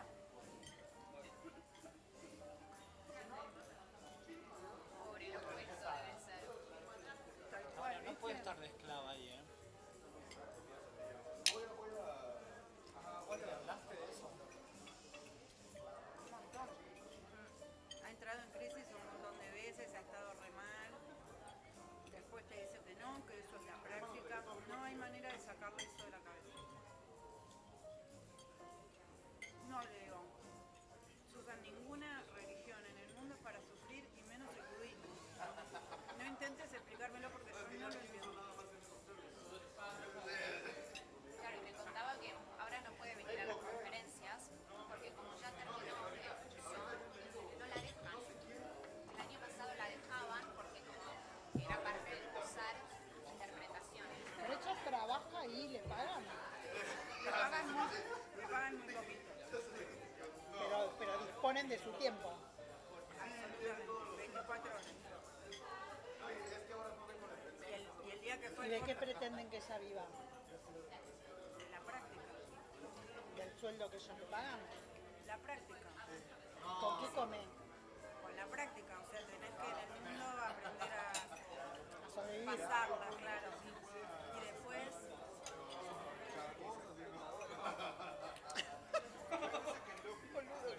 ¿Qué dijo? Que los budistas son respetadores. Sí, porque con ellos mismos son así, son durísimos con ellos mismos. Una cosa que yo... terrible. Es taiwanesa, cursaba de lunes a viernes en nuestro colegio, sábado colegio chino. Y después de horario de colegio, todos los días laburaba con la familia. Y te estoy hablando, tenía 13 años, no es que... De los 13 a los 17 que yo... Son durísimos con ellos mismos, es como que tienen un resentimiento con el mundo. Pero pará, los coreanos... Lo canalizan con ellos mismos. Los coreanos que no son budistas no son así. Claro, no sé. Porque yo tengo amigas que son madres de compañeras de ISA del colegio, que son coreanas y no son así ni pedo. Y los maridos no son muy... Sí, pero pará, ¿sabes de las barbaridades que le decimos nosotros? A ellos o Sí, a porque ellas. tenemos confianza, no con los varones. No, los cargamos mal, porque aparte te dicen, viste, como que el hombre coreano es así, y de repente una de las coreanas lo mira así, el marido, le clava la mirada, y el marido enseguida hace así, le decimos, ahí lo tenés al hombre coreano. Les decimos barbaridades, no les importa nada. Están más argentinizados ellos.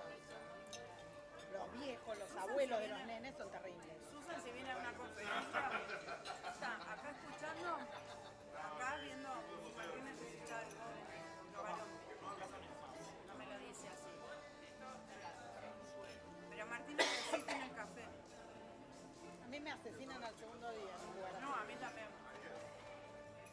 Bueno, no. Yo sería re obediente. Sí, ¿sabes que te veo obediente a vos? Che, voy a ir a hacer la fila En el pozo.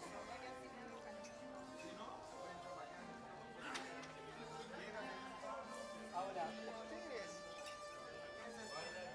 cuando les contaba eso, ¿saben lo que les diferencia? Que había ido al curso de petróleo interpretado. Boca de pozo.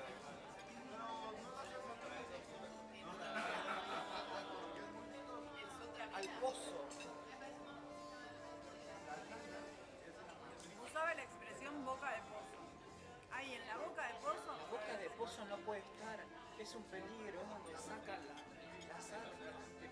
parten una gamba con el casing.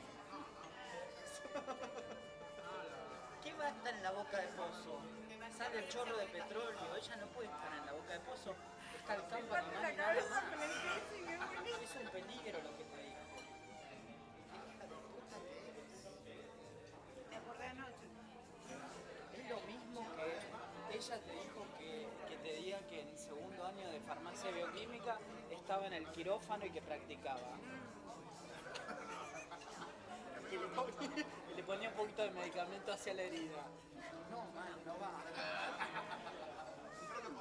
En la boca de pozo. Sustancias allá que las tengo que tomar. Ahora te cuento. Qué rico los ñoquis.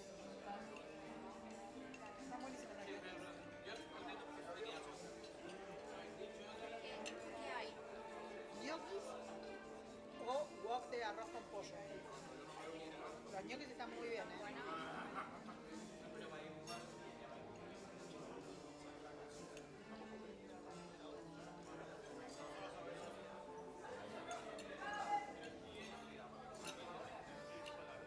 Le falta sal a todo. sí, yo tengo sal acá, ¿tenés? No les puse queso encima y me quedaron como... Están buenísimos, pero le falta sal. Voy a probar.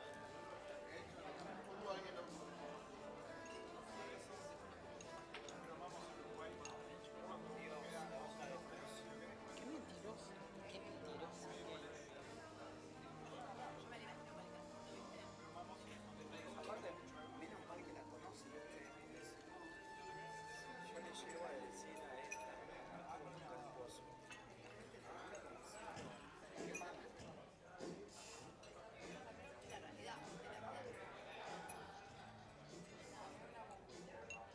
¿Qué necesidad tiene? Esa es su inseguridad. De que ella hizo 3 conferencias en su vida. Que se vende como que es interpretativo. Claro.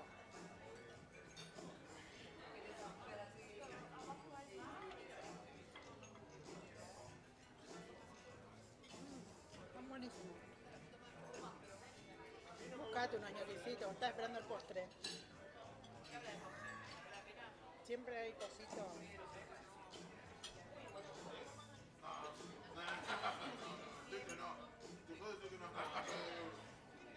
Ah, no, que ahora hablando de farmacéutica, Falta un montón de sal. Acá tenés. A todos les falta sal, sí. yo no como sal, entonces no lo siento. Pero todo tiene sal, es imposible que uno no hiciera sal. No era sal.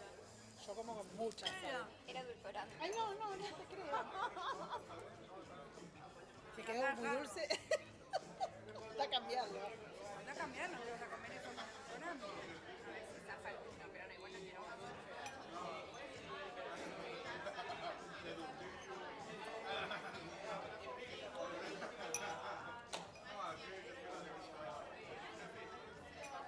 Hablando de farmacéuticos o de farmacia, Tengo el ácido ascórbico ahí para tomar. comprar. Yo me tomo todas las mañanas un gramo de vitamina C. Lo pongo en la botella de agua de 2 litros. Eso hago. No, y le pongo vitamina para el gimnasio. Si no me muero. No lo tomo. O sea, eso me solucionó la vida. Ah, ¿sí? ¿En serio?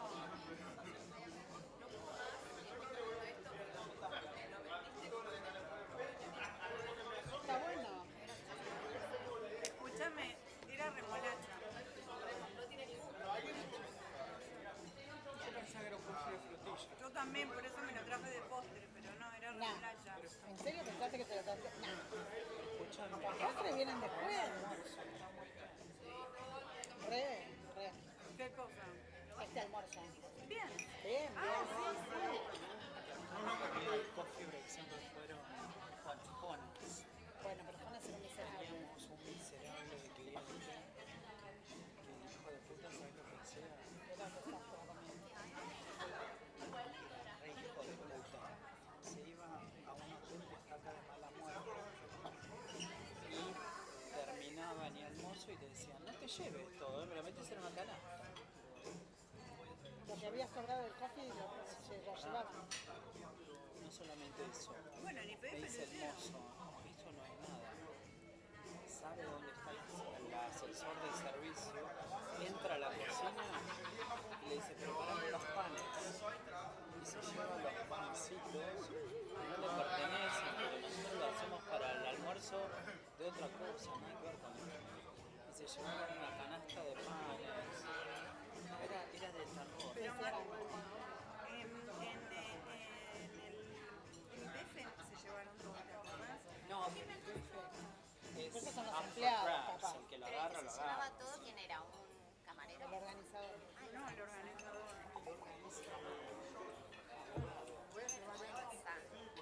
Lo que sobraba del coffee le decían, prepáramelo en una canastita y me lo llevo. Se lo llevo a la oficina. No, sabés que era.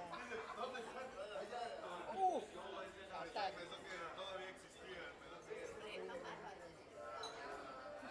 No lo quiero decir por la duda, pero casi lo dice él igual.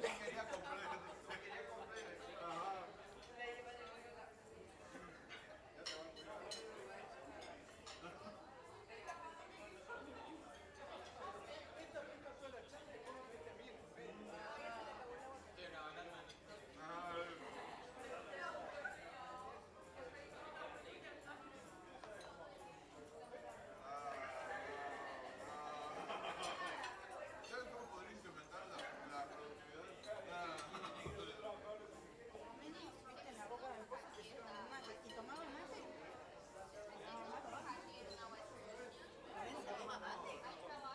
Bueno, digo que en la boca del pozo le llevaban mate y que ahora...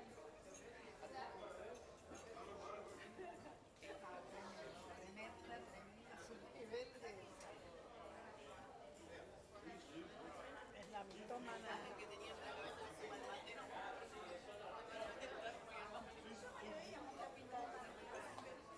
¿No la veías con el casco, el termo, el mate?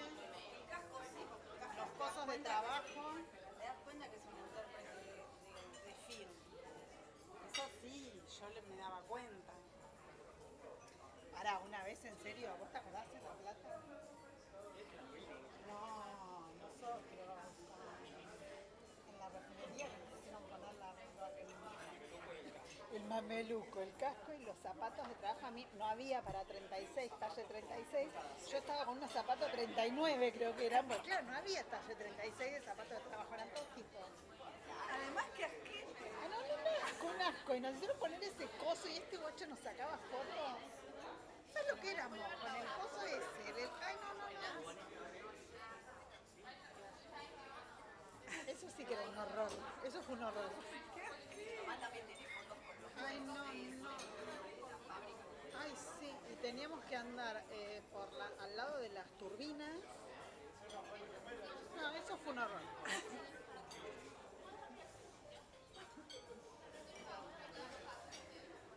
La evolución del 5G, ¿no? ¿No puede tener vocabulario técnico? Eso no. Dejalo en inglés. Vocabulario técnico. Ah, claro. Ah, listo. Claro, esto va a ser de español a inglés. La tarde es toda, creo, de español a inglés. Ah, no, hay una que es de inglés a español. La de identidad digital. Vemos cómo viene, pero me parece que va... Che, el postre no estaba todavía, ¿no? No, porque algo dulce necesito, ¿no? Viene la Sí, remolacha, no. Vas a ver que ahora vienen shots como esos, pero de postres. No, yo necesito algo dulce porque me agarra, me baja el azúcar. Yo le decía a Lore, fíjate si en el coffee break hay algo de cocaína. Sandra está a 1 cuadra y media, así que lo escucha por YouTube y cuando está... Nada. O sea, de la casualidad. Una cuadrada. Sí. No, lo buscó a propósito. Ah, buscaste a propósito cerca del hotel. Sí, una cuadra, no quiero caminar 2, esas 3, mucho. Claro. Pero además puede trabajar hasta que dicen que lo los mira por YouTube y al corte viene. Claro, Ella está trabajando, claro, el horario de a las 5 de la mañana arranco. Me levanto 4:30, trabajo de 5 a 1 y ya de ahí quedo libre. Pero bueno, mañana me pedí el día libre todo el día. Los viernes no trabajo, así que mañana vengo todo el día, el viernes también, y miércoles y jueves como por la tarde. Pero ¿y cómo compensás el martes? No, me lo pedí libre de... Ah, lo tenés, lo tenés. Ah, no sabía que tenías. 4 semanas para tomarlo. Pero lo que pasa es que estoy tan sobre la hora que no me voy a tomar la semana entera.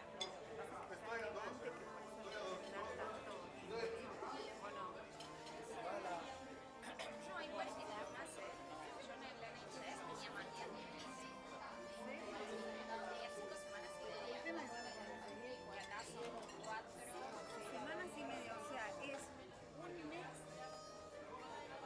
10 días más o menos. Mira, yo lo mínimo que me dan son 4 semanas, más bank holidays. No, pero 4 semanas sería, ¿qué le pasa a usted? Como que incluía las vacaciones, ¿o no? 4 semanas de vacaciones. Sí, claro.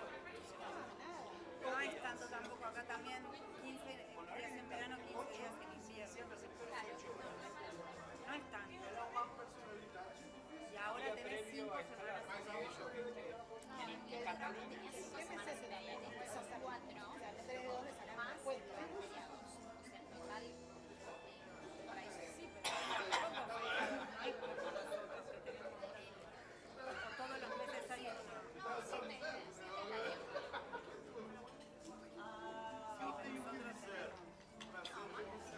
Pero sí, porque vos pensás que tenemos uno por mes seguro, ahí ya tenés 12 seguro, más todos los puentes que son de 4 días, de cuántos días.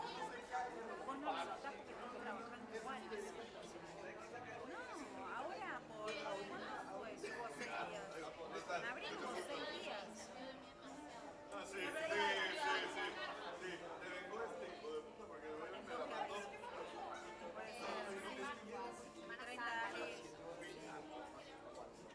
Claro, allá no, allá hay 2 días.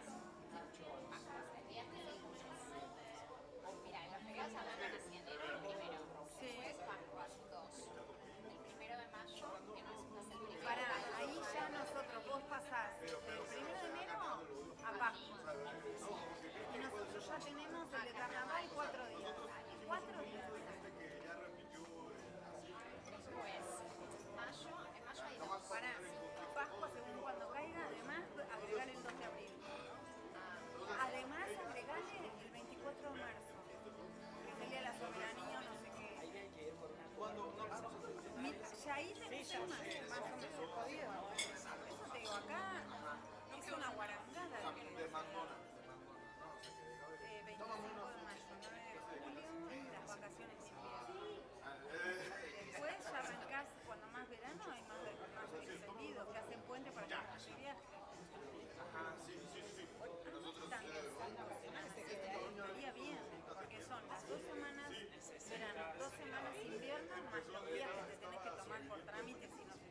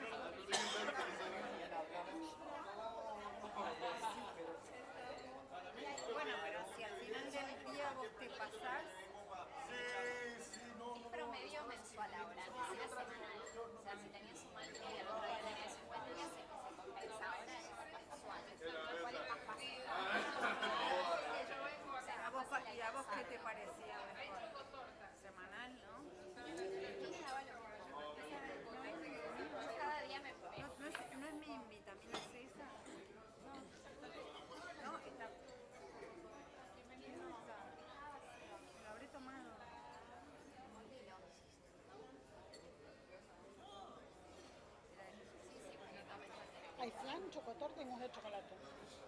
Bueno, es como lo que uno necesita. Yo creo que Un toquecito dulce. eso, si hay algo dulce, tiene que tener un poquito de chocolate, un poquito de harina, y así la gente tiene el shot de dulce. Ay, yo ahora estoy nerviosa, de verdad no vamos a intentar. No, yo ya vine tantas veces que no estoy nerviosa porque siempre me puse nerviosa, ahora ya me agoté. Voy a tratar de conseguir estos por Mercado Libre, me parece. Los pedí, me los pido para que los entreguen acá en la tienda. ¿Los chicos no tienen, Martín? ¿O no podés? Es un cable muy específico. Mirá lo que es. De 2 sale a 1. De 1 sale a 2. Les voy trayendo porque me da valor. Está buenísimo. Ah, no. No, gracias. ¿Alguna chica? No, gracias, vení. Está buenísimo. ¿No estaba mejor el de remolacha? Vos que lo probaste. Pará, ¿y la chocotorta la viste? Tiene una pinta. Sí, pero no me da por mucho. Decir que yo no soy muy fan, pero tiene una pinta. Está mucho mejor que el de... Yo hoy no voy a cenar, así mañana vengo con apetito. Cuando nos fuimos a Bali con Ivonne, yo le dije, llevémosla a ella. Ivonne me dijo, ¿te parece si la llevamos a Denise? Yo dije, no, no nos va a caer el viaje. Nos va a caer Luego el las viaje. valijas. Claro. Vos decirle las cosas que conseguís en los eventos. Ya sé que conseguiste. Amor. Sí. Hace 10 años ya. Novio consiguió. Sí. 10 ¿Una años. conferencia? Te digo que le hacía yo. Yo sabía que venía a Rotterdam. Entonces yo venía y Como este. digo, ¿cómo andamos de baterías? Le agarré y sí. Después cuando yo me iba, volvía. Te espantabas al futuro Sí, marido. sí. ¿A vos te parece? No te... Ella me decía, Aparte yo esperando que me pida el número desesperada y me estaba pidiendo el número, aparece Martín y yo le digo, este chico como que no se anima a pedir. Y él se lo agarraba con más confianza y le decía, dale el número. Se puede. Mara, ¿y cuándo se animó? Dale. al último día. ¿Cuántos Era días de lunes era? a viernes. ¿En esta misma? Y yo el lunes, yo recibía las credenciales, era en Wade. Y yo el lunes lo fiché y lo busqué en Facebook. El nombre Bien. no la regué, no me daba la cara. ¿Pero se engancharon primera vista? Ay, Yo, me por lo menos, reencanta. Los algoritmos le hubieran después recomendado a vos como... Mirá. claro. Y, y después el viernes, cuando terminó todo, vino y se acercó y me dijo, tengo que pedirte 3 cosas. Mi credencial, tu nombre y tu número. Ay, Un ganador. No, un divino. Y ahí tuvimos un par de ida y vueltas el primer año y ya después hace 10 años. Un montón. ¿pero por qué se me espantabas? De rompepelota, ¿no? Anda a espantarte tus propias cosas. Claro. Bueno, pero no. Blow salió your own bien igual. trumpet. Blow your own trumpet me encanta. Claro. Y si no eras vos, era la intérprete que era una rubia, que no me acuerdo el nombre. No era Karen Tier, no era. Era otra rubia. Era una señora. Carolina Quintana. Sí. Ah, Caro Quintana. ¿Qué hacía? No, y si no era Martina, parecía ella. Ay, yo te hubiera redefendido. Te juro que le revoleo todos los receptores por la ventana. Pero salió bien, salió bien. ¿La conoces a Caro Quintana? No, La integración. Se supo hace 3 meses. no sé quién es. ¿Sabes? Como Carolina. Ah, sí. Me ayuda a mí con cosas de mí. No, ya está, porque además nos vimos después de clase una vez, hace poco. Sí. La que recuerda todos los nombres y las caras desde el primer año que cursamos es Susana. ¿De los de primer año? De Yo todo. no me conozco de nombre. No, del primer año que cursamos con Florencia, ella se acuerda todo y todo el perfil. Te dice, no, ¿te acordás que era la que estudiaba en tal lado, que no sé cuánto? Yo no me acuerdo. Pero además, Memoria cortoplacista. no, tiene memoria china. Es china. Ella dice que los chinos te espían y ella es china. Le dije, vos sos china. Y se acuerda de todos los nombres y googlea todo.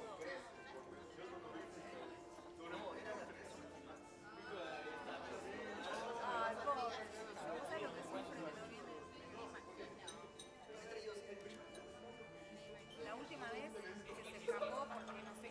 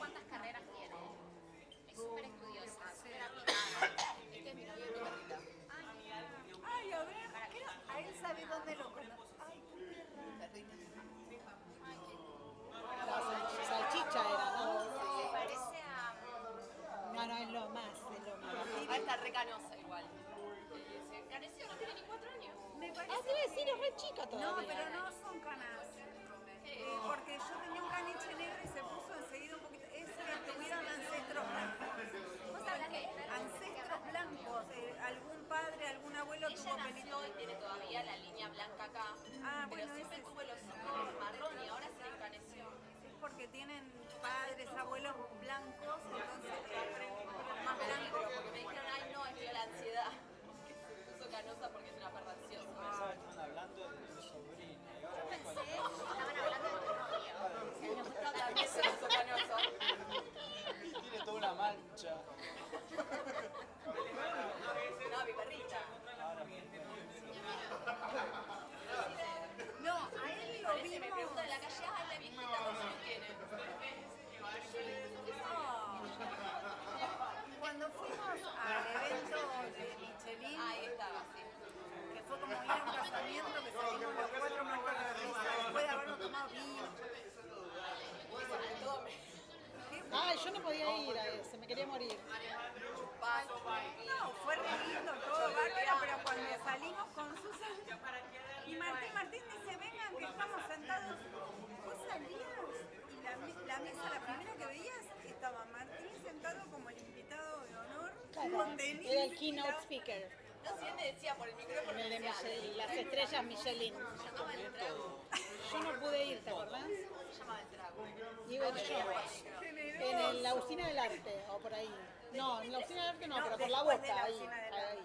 ¿Sabés que volvíamos? Yo me había tomado 15. Y no hay ahí un control de alcoholemia. Yo le dije a las chicas, no lo paso, ¿te acordás? El control de alcoholemia. Ah, vos te fuiste para otro Yo me fui para la playa. Pero yo venía con dos. Con Susan y con la chica de Venezuela. Ay, con Laura, se asustaron. No, Colombia. Vamos a acelerar, dije. Susan, que relegada. Aparte le dije. Sí, gracias. Todo bien. Entonces le dije a Susan, no le paso el control. Ya sé, me dijo Susan. Ahí no llegábamos a Belgrano, nos iban a sacar todo. No llega, claro. No. Es que para Susan vos sos como un parque de diversiones, Martín. Porque es todo lo que ella nunca vivió ni va a vivir. ¿Entendés? Ella viene toda nerviosa, preocupada que tú. Sí, todo perfecto. Aparte estaba correcta. Encima, interpreté borracho. Agarraba el micrófono, ¿te acordás? ¿A quién pudiera interpretar así vos? Sí, no te hagas porque fue divina. Sí. Impecable sale. Sí. O Ahora, sea, estaba en Mendoza, Pero en el agua tenía el trago en la mano. No, En Mendoza, en el Congreso del Vino, en el almuerzo daban vino y tuvimos que almorzar vino. Después lo que fue interpretar a la tarde, nos queríamos ir todos a dormir.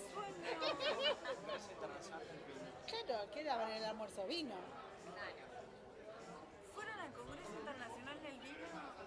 No, vos y yo no podemos. No, Mendoza no, Neuquén. Era cuando Florencia estaba levantando la vid Claro. del viñedo. Florencia estuvo en los viñedos.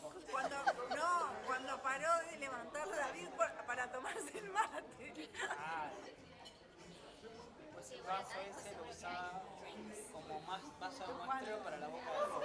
Acá no. Cuando terminaba la conferencia aparecía un poco No, de no. hermoso y vino. No, en el Four Seasons sí. Acá no, esto es más perfil bajo, ¿no? Pero el Congreso Internacional del Vino, En Neuquén fue, en Neuquén. pero no podemos. Aparte estábamos en el hotel en donde era el evento, parando. Entonces era, me voy un rato al cuarto, duermo, vuelvo, era un placer, un placer. ¿Cuándo fue eso? ¿Cuándo fue? ¿Hace 2 años? ¿Cuál? El del vino de Neuquén. ¿Más? 3, no me acuerdo. Sí. Pero no estaba pandemia. No, es verdad, fue antes de la pandemia. ¿Por qué no reactivas ese contacto, Martín? Dos o tres salas. Que invitamos a una de las chicas de Neuquén que tomaba clases conmigo y ella se nos fue a tomar. Ni en pedo voy a practicar ahí. Ella Por se nos eso fue te porque digo, la invitamos nosotros a la no chica. podemos ir porque terminamos. A que viniera a observar. ¿Y era en Neuquén, en la ciudad de Neuquén? Mejor, más cerca.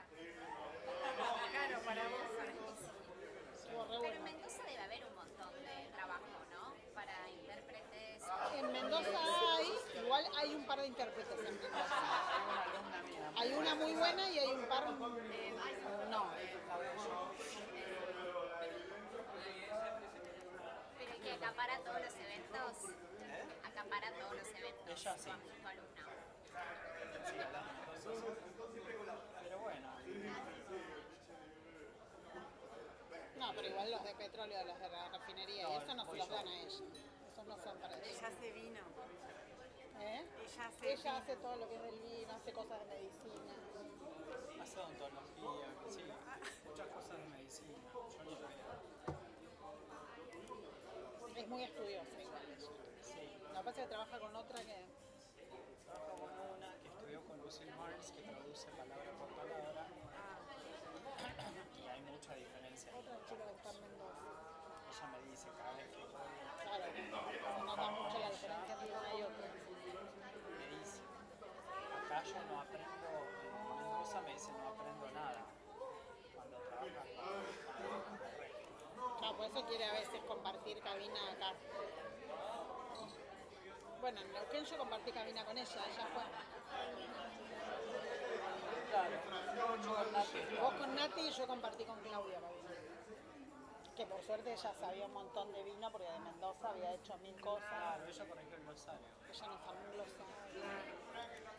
En eso es muy buena porque claro,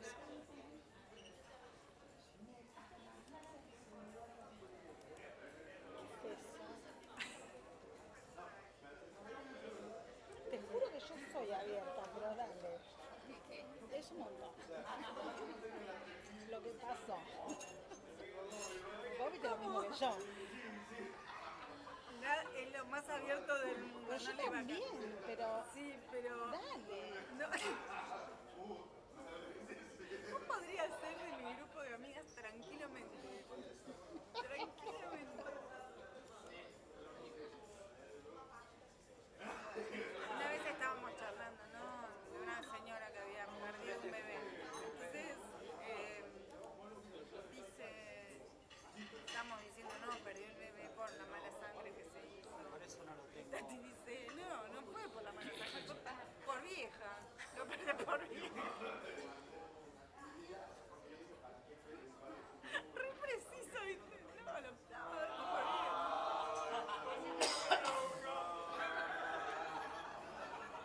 Todo lo de las conferencias, que es así bien cruel y bien verdadero, lo marcas vos. Pero en serio, eso de que no te van a dar, dijo, no te van a dar nunca lo que van a decir, lo vas a estudiar más o menos y nunca te va a servir. Tal. Pasó en la conferencia de falsas denuncias. Sí. Bueno, a vos, ni hablar. Patricia Satir, imposible seguirla, nunca. ¿Para qué? Pero, y bueno, eso es lo que digo, Tati. Tati dijo, no se queden tranquilos con el discurso que te dan porque no. Mira, gracias a tu WhatsApp conseguí el que lo había mandado a vos.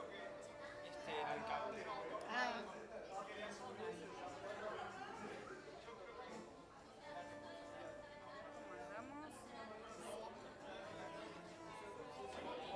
Todo DJ. Acá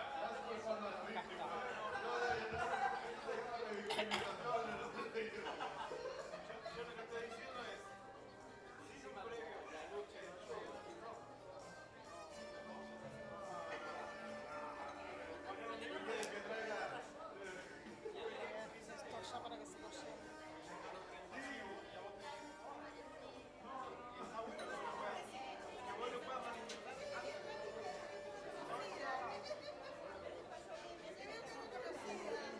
Marina es. ¡Ay, Marina!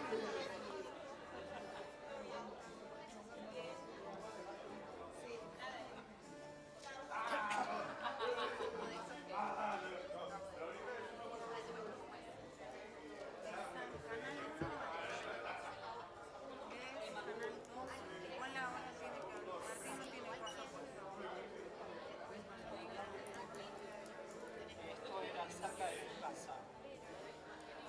Una vez me mandaste algo a mi casa.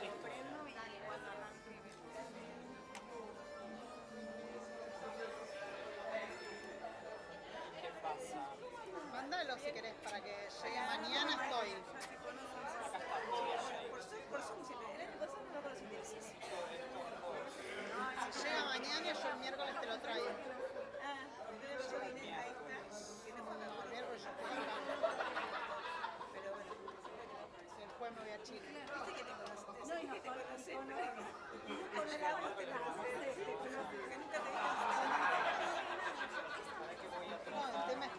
también no hay nadie en mi casa para recibirlo, porque yo estoy acá. Yo lo llamé a estos.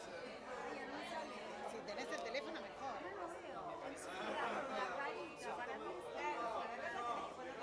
Veo que dice Marina, pero escucho la voz, entonces te vas aprendiendo la voz.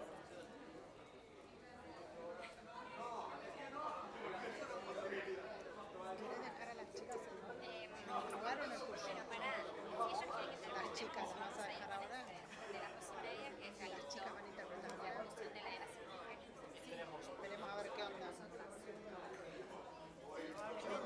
El primero es al inglés, el segundo es al español. Parece. Si cumplen la agenda, ¿no? Bueno, pero es media hora. Y es virtual, ese no. Media hora.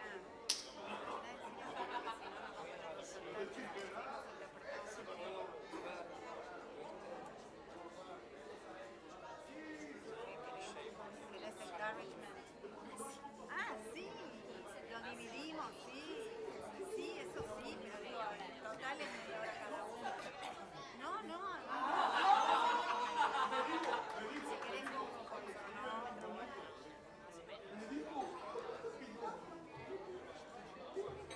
Esta no, esta es Milosevic. Esta no es que habla de Policy Advisor Identity. Ah, una cosa, Martín, cuando dicen la secretaría, eso siempre se puede decir office. Sí.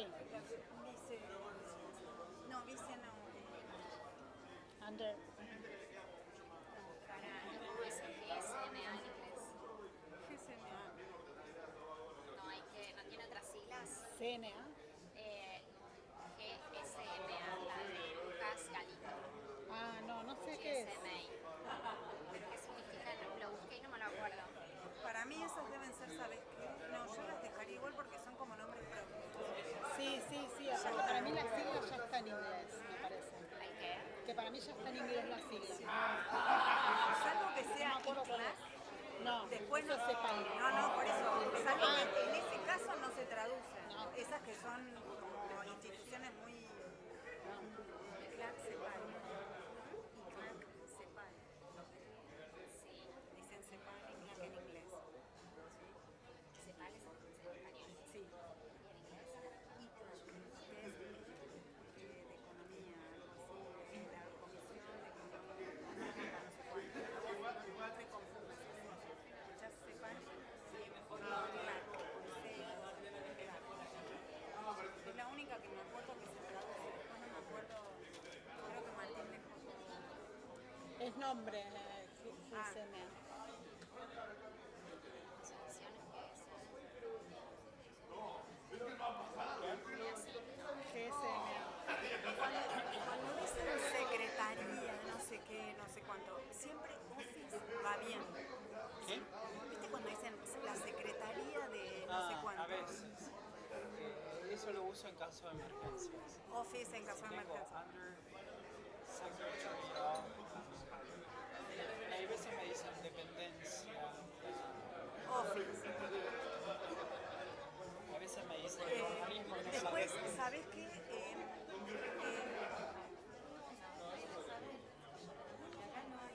Dice mucho, tuvo la deferencia, tuvo la amabilidad, tuvo la no sé cuánto, de... Todos esos no los dijiste nunca, no se dice. Puede ser.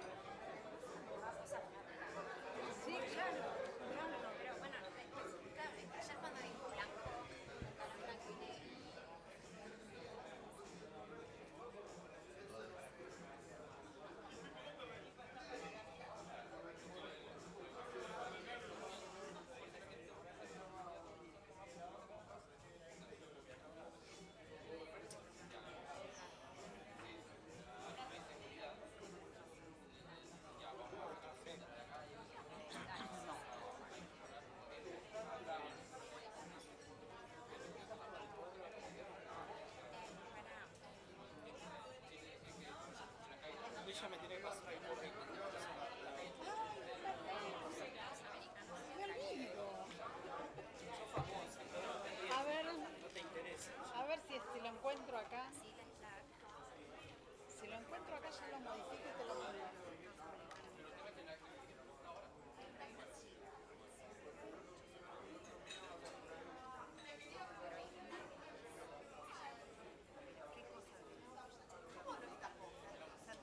Pero ¿por qué no le pasé el currículum?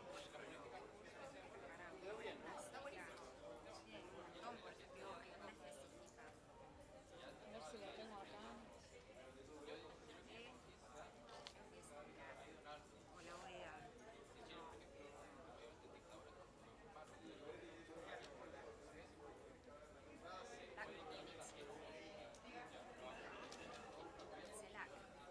Ah, sí.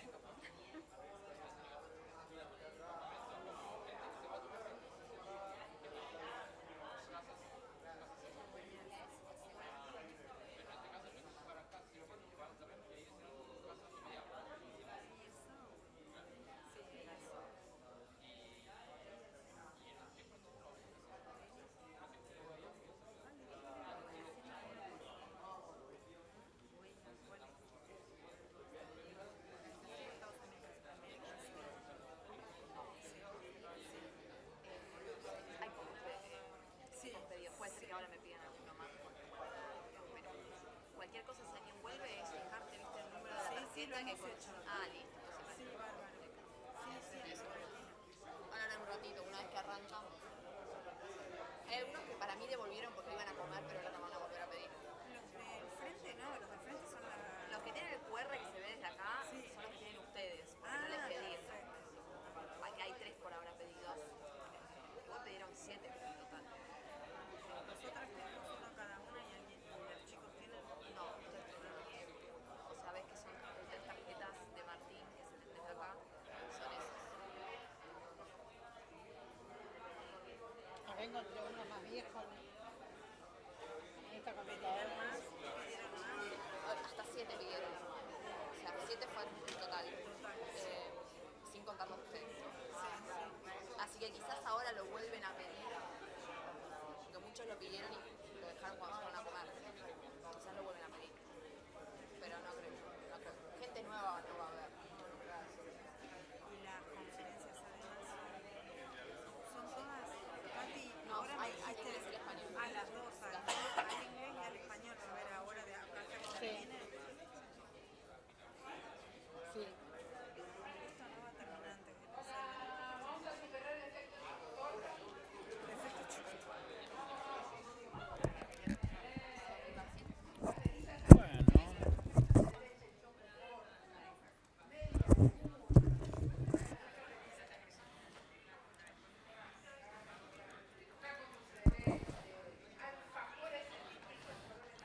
Okay, we're gonna start and resume this session. We had cakes and I cannot resist dulce de leche. If there's a jar of dulce de leche, probably the only thing that you may think of is that I'm going to eat it all. Thank you very much. We're gonna resume the afternoon session after lunch, and we're going to hear from the next speaker. We have a face-to-face speaker, Luca Galito. Luca works in a very important organization that is called GSMA. GSMA organizes the Barcelona meeting that is a benchmark for T-Mobile or mobile operators. He is responsible for Latin America, and I'm surprised because I've been following this meeting for many years, and I have seen how it has grown and how it became relevant for the mobile operators over the last years at the global level. I was lucky thanks to an invitation that was extended to me by Huawei, and there are all sorts of technology. There's all sorts of technology like wireless drones. That is also, wireless telecommunication is like become relevant as a technology or the most important technology. Thank you for being here. Thanks for having invited me, Olga. It's a pleasure and privilege to share GSMA's vision with the SSIG. And I was going to start my presentation on GSMA. I don't know if you're aware of what GSMA is. Do you know what It means 1, 2, 3, 4. Okay. It's good thinking that I brought the slide on GSMA. It's the Global Mobile Operators Association. It's a global association divided in different regions. I'm the director for Latin America. I cover Mexico downwards, including Brazil, Central America. We're responsible, as you well explained, of the most important and relevant conference in the digital ecosystem, that is Mobile World Congress Barcelona. We had the King of Spain, the President of Paraguay. We gathered more than 80 ministers and 100 presidents of regulatory agencies, and we held a UN meeting with ITU. Especially, they are very interested in the conferences that we hold. I'm going to be in Mexico for Mobile 360 Latin America. It's a small World Congress for the region in Latin America. The content primarily focused on Latin America. It's going to be addressed in Spanish. And apart from this, let me tell you that not only we work with ongoing dialogue of the digital ecosystem, but also we work together with governments to drive wireless bandwidth. And this is basically what my presentation is going to be about. I would like to share 5G, its impact, new technologies, new trends, what we're seeing in the region and across the world in connection with mobile technologies. Let me tell briefly where we stand with GSMA. Because when we try to give you an overview at the global level of this industry, in 2023 we exceeded 5.6 billion subscribers.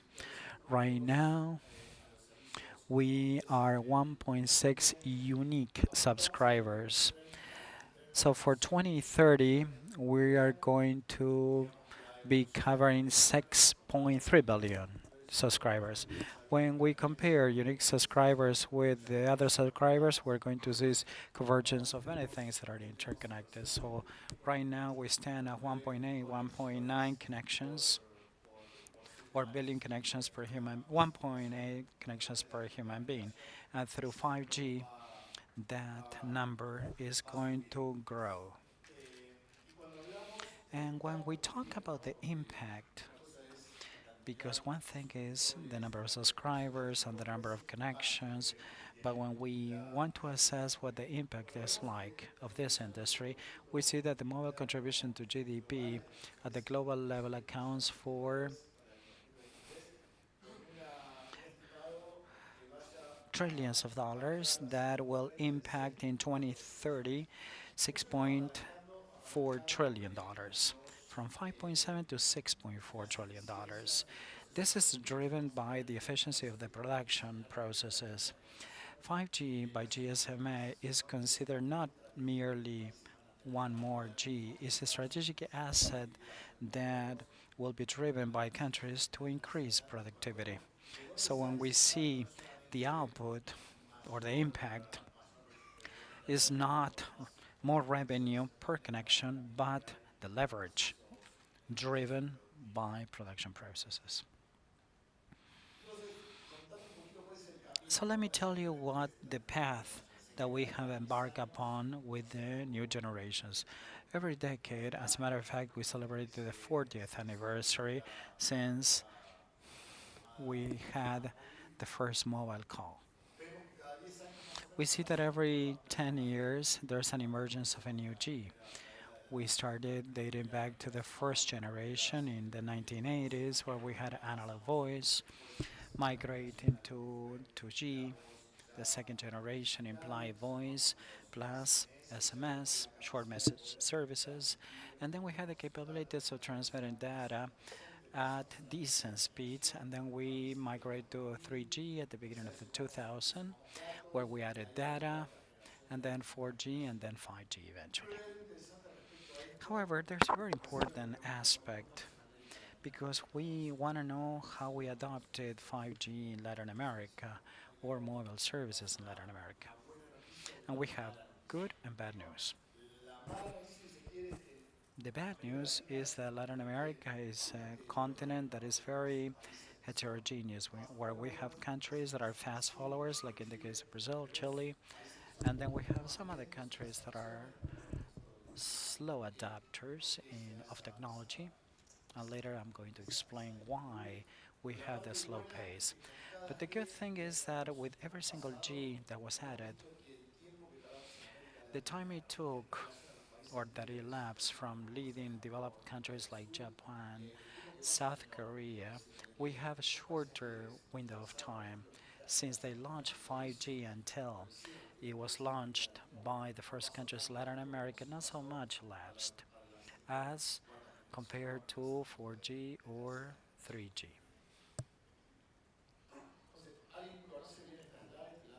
Are you familiar with the slides?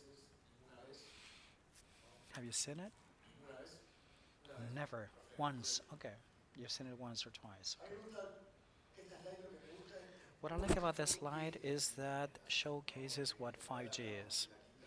We usually speak that 5G is having greater speed, downloading a movie faster, having better access to data, but it's even more than that. It's a pyramid or an inverted triangle that has three axes. The first one is improve or enhance bandwidth. When compared to 4G is 10 times faster. However, there are two dimensions or axes that are important. Like one is mass communication, machine to machine. That 5G is the latest generation that speaks of massive things and internet. When we analyze what the features are from that standpoint is that has to support a million devices per square kilometer. And the other thing is that an ultra reliable low latency connection. We have seen that we have had many communications of low latency. The thing is, that's why it's been so impactful with 5G on production and productivity, because those are mission critical applications like smart cards. Smart cards probably takes 2 seconds to start. So I believe that that would be important for production or productivity adoption. So these are the pillars that 5G enhance as a transformation tool. And it allows for a new generation of applications. There are so many things that we have available that we have in 4G or 5G. There are many things opening up many opportunities. We have vertical solutions, we have mining, manufacturing, industrial applications, network as a service. NAS is a very important concept, or we virtualize the network, and it's not really necessary to have the multiplicity of infrastructure in place, but having the network slicing concept, it allows for in line with the industry needs, we need to adopt or adapt the network according to the needs of many industries. There are some that require low latency, others requiring a lot of speed, high-speed internet access. There are some that require reliability. So 5G allows us to adapt those network requirements to fit everybody's needs.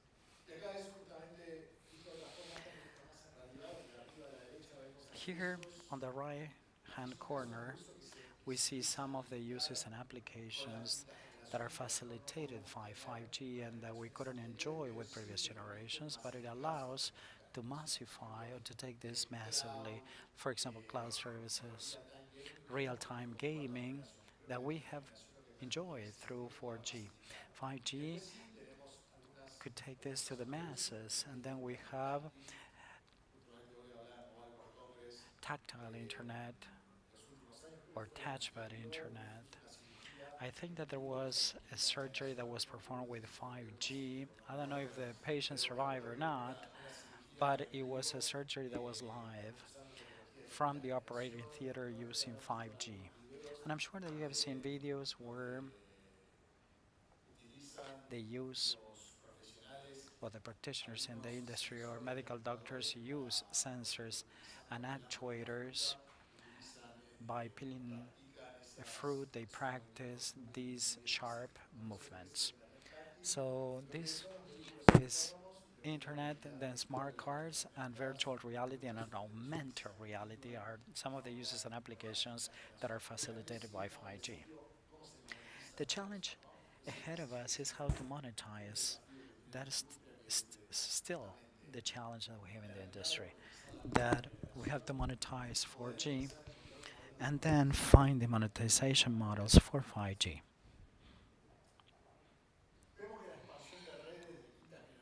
The 5G network expansion continues across the world. We have more than 282 launches, more than 170 markets with 5G networks, and we do have countries along the region where we have additional spectrum allocated. GSMA has a neutral technological vision of the spectrum allocation. So if you ask me, the 850 hertz for 3G, probably that was for 3G 10 years ago. Right now, it's a frequency band of 5G. And we see how operators and carriers do the refarming by using the same spectrum. They change on top of that the technology where they had 3 or 4G in the past. Right now we have 5G on top of that. And I'm sure that you have heard how 2G were turned off. Oh, 2G networks were turned off. For example, Mexico did that. Brazil doesn't know whether to turn it off or not, but they're arguing whether to turn off 2 or 3G, because in the case of Australia they turned it off, the one of 3G, because they developed the smart meters, everything that has to do with controls and measuring or metering electricity in households. In Argentina or in other countries of the region, as the ones for the online attendees, they use it in other ways. But here there's one person that takes down note of the meter, does the balance compared to the previous account, and sends us the gas or the electricity bill. In many other countries, this is a digital. It's not paperwork; it's digital, and is very relevant for energy on demand, where it allows to activate or enable and disable a connection in a time to market that is very brief. Or it's not the case of Argentina, but the case of many countries where there are economic incentives for the use during peak or off-peak hours. For example, in the case of having a washing machine that you can turn it off at 3 in the morning or at 3 in the afternoon. The washing machine can read the traffic profile of electricity consumption and pick the best time where it's cheaper. 3 in the morning is cheaper than 3 in the afternoon because of supply and demand. Well, we cannot do it here in Argentina still. However, there are countries where this is feasible, as you have a well distribution, or they massify this kind of solutions. It was way more expensive to replace or substitute all the sensors or meters, 10, 15 million households, rather than maintaining the network and turn it off the 3G network. Ni es de voz, ¿no? So it's not a data or a voice or an analog network. So we are witnessing a lot of turning off of the 3G networks. We have additional spectrum allocation for 5G. For example, the bid in Argentina, the other tender in Brazil, the largest tender in Brazil. That was the last 2 years. The Dominican Republic, Colombia follows suit. The same goes for Chile. So we have seen that there's a momentum gain of 5G in our region. Any doubts Inputs, questions. Micrófono para la traducción.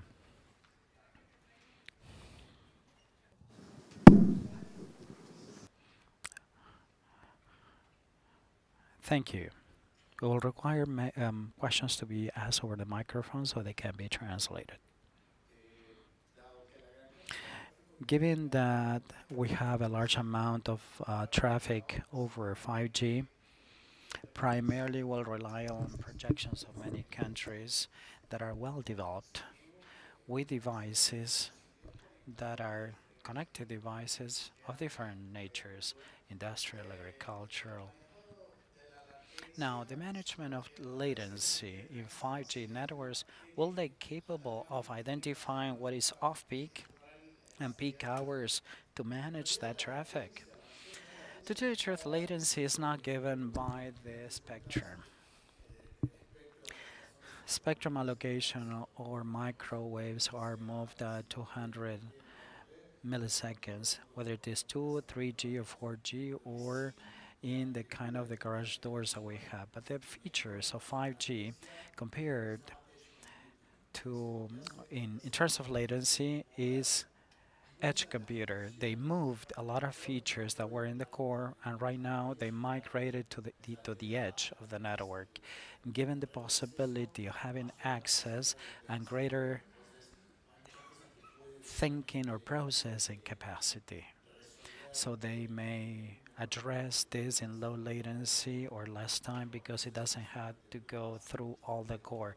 So it's a very well distributed architecture. I'm sure Huawei can explain this much better, but that makes a solution or the 5G architecture to be thought for low latency aspects. There are other segments as well. And here we have a wide discussion on the business models. We may have gaming business models. As a gamer, I value, for example, low latency. You're gamers in the room. You have gamers in the room. You like gaming, okay? So what they appreciate, or they value, is low latency. I may have the capability of buying a gaming package, internet package, and the ASP provides me with low latency. I'm not really interested in speed, or I'm not that interested in other attributes of the network, but low latency is what I seek. So that is a differentiating factor that I'm pursuing. Then we have network neutrality and other aspects that are other things that we should argue, because probably that vision dates back to 20 years ago of the internet, and it's not a future business model. So this is a feature where the network knows full well what kind of traffic you have and adapts its architecture to provide you with that capability. In the case of gaming, low latency, or another application that may require in a short window of time high demand of network allocation, like multiple bytes of access. So the network can provide and can respond to that. Now, are there any questions before we continue? I don't know if you wanted me to take those questions and interrupt the presentation, but let's keep it this way and dynamic. My name is Maxima from Montenegro, from Bolivia. In the case of segregating traffic over the internet, over the network, how do you go about network neutrality? How do you segregate traffic? I believe this is an ongoing discussion. The concept of network neutrality could be construed in many ways for many countries. We all know what zero rating is. You know what zero rating is. The concept of zero rating implies having an application, whether it is WhatsApp or whatever, that does not consume my data capacity. So there could be a positive segregation of traffic. So there were many countries in the region, like in the case of Chile, that the regulatory agency banned or prohibited because network neutrality implied that it violates or infringes network neutrality, and they didn't want to allow for this. And then you had the regulatory agency in Brazil, where the user is front and center of the decision-making process, and the user benefits from this. So despite infringements of network neutrality, there may be benefits for the consumer, and they'll allow for this. These are ongoing discussions because that are interesting, because when the concept of network neutrality became relevant, we didn't have the luminaries of the internet, and in the middle, where amidst this situation, the United States went back with network reality that it was relegated for 7 years, and all the things that they predicted that they were going to happen, that the Internet of Things was going to die and children were going to die, that never happened. They rebounded with leadership, they restored leadership. There was a world record investment in infrastructure, and right now they fighting the 5G leadership with China, and fiber optics penetration was at its peak levels in the marketplace. So I believe that this is a hot, interesting discussion in connection with the scope of network reality. Network reality in 5G are going to collide to one another because the next generations on 5G meant services that are differentiated. That's why they collide. Now, continuing with the impact of 5G in Latin America, or on Latin America. According to the statistics, the contribution are $6 billion aggregated until 2030 in manufacturing industries, and especially everything that has to do with smart cities. The capability of cities to become more intelligent. In Latin America, we do have countries with a high internet penetration in the manufacturing industry. Mexico exceeds that far of that in Brazil if we compare both countries.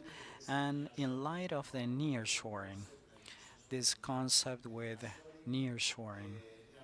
Nearshoring, I don't know if you're aware of what nearshoring is. It is a concept that is opposite to the outsourcing projects in countries such as China or India, and seeks to find or to bring it closer to the region. Because of natural resources, Mexico is the primary concept where nearshoring is still prevails because it's a few kilometers away from the United States, that is the main economy of the world. And the impact of network for nearshoring to settle down in Mexico is much larger. The same goes for Latin America if we compare it to other continents or outsourcing that is cross-border. Now, for these things to happen, other investments should occur. In order to materialize these benefits, 5G will require spectrum allocation. Not for 5G to do things that I have to say, but for the ITU and 3GPP needs or tells them what they should do, like 1,000,000 devices per square kilometer, things like that. And for the processing capacity, that requires spectrum. And that's why we have a wireless industry, because there is a spectrum. Otherwise, we will be connecting cables. That will be totally inconvenient. Now, on average, we have 170 megahertz distributed in mobile services for its application or use. There are some countries that have allocated this frequency, like Brazil. Some others have not allocated that much. Later, we can analyze case by case and analyze the condition of the spectrum. Nobody is willing to pay for that, like Panama. They made changes, but it was a paradigm shift for many years. And then we have a spectrum that is not available because they haven't migrated services that are not there. And that's why they rely on roadmaps that allow us to understand what are the steps to take for these companies in connection with this spectrum. However, what is going to be required? We're going to go from 0.87 gigahertz to 2 gigahertz for these services to become a reality. What are we going? What are we getting this from? The source of this attributed spectrum, regardless of the bands, that is AWS 2.5, 2.3. There are important bands that was very important, that is the 6 gigahertz band. And with this band, this is not going to be possible. We're not going to have 2 gigahertz of spectrum to face the demand coming from data. The good thing that last December, the Broadcasting Conference or Summit in Dubai identified for the 3 regions, because we divide, according to the ITU, 3 regions: Europe, the Arab world, and Africa. Number 2, region 2 is the Americas, and 3 is Asia Pacific. So identify part of this spectrum for IMT. And then region 1 and then region 2, where Mexico and Brazil subscribed it or signed this treaty. So in the future, there's a footnote for every single country where you can sign to attribute or locate this spectrum for IMT. Now, what are the elements of success? How can we be successful? 3 pillars that may seem simple but are not so. First, policy planning. Especially in Latin America, sometimes it's difficult to have policy of state because every 4 years we have elections with a new administration. They change all priorities until they come to learn what is necessary. Then we have new officials and they never implement anything. And then we have a dialogue with the private sector. It may seem commonplace, but it's not that common. In general, carriers belong to the group that have operations in other countries or they have other services, but eventually, as we say, at the end of the day, the president or the regulatory agency should be the best friend of the CEO that holds that operation in a country to provide them with the necessary tools that the capital expenditure or the tools are channeled through that operation or that sector in that group. Because it's not by merely existing that things are going to happen. There should be economic incentives that allow for this. So the dialogue is key to understand the obstacles from the regulatory and the public policy space to make progress. And then flexible rules that goes hand in hand with network neutrality, because historically the mobile industry or the internet sector has X before regulations. The regulatory framework basically dictate the terms beforehand. But that kills innovation because innovation is at a higher speed than regulatory frameworks. So how do we regulate the future then?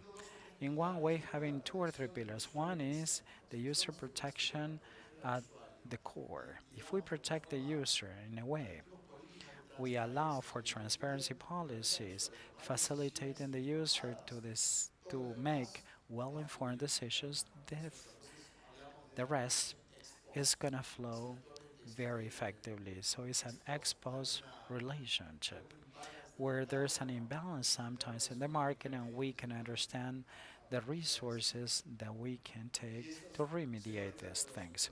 And this is strictly linked to the quadrants to the right.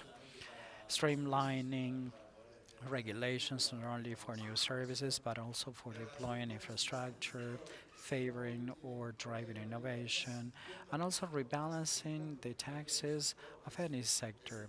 We have 50% more tariffs or taxes than any other countries in the region. We sometimes finance security or law enforcement. Sometimes law enforcement is financed or funded by taxes applied in the mobile industry, which implies lower quality of services, is detrimental to the user, the rollout of technologies. Everything is being impacted negatively. And also to make the 5G spectrum available and lower costs for the deployment of networks. When we talk about the recommendations, if we primarily focus on spectrum, that this is one of the key elements of the pie, there are four pillars. First, to set prices, base prices, and annual tariffs that allow for investment, because sometimes Latin American countries, they see spectrum as tax collection.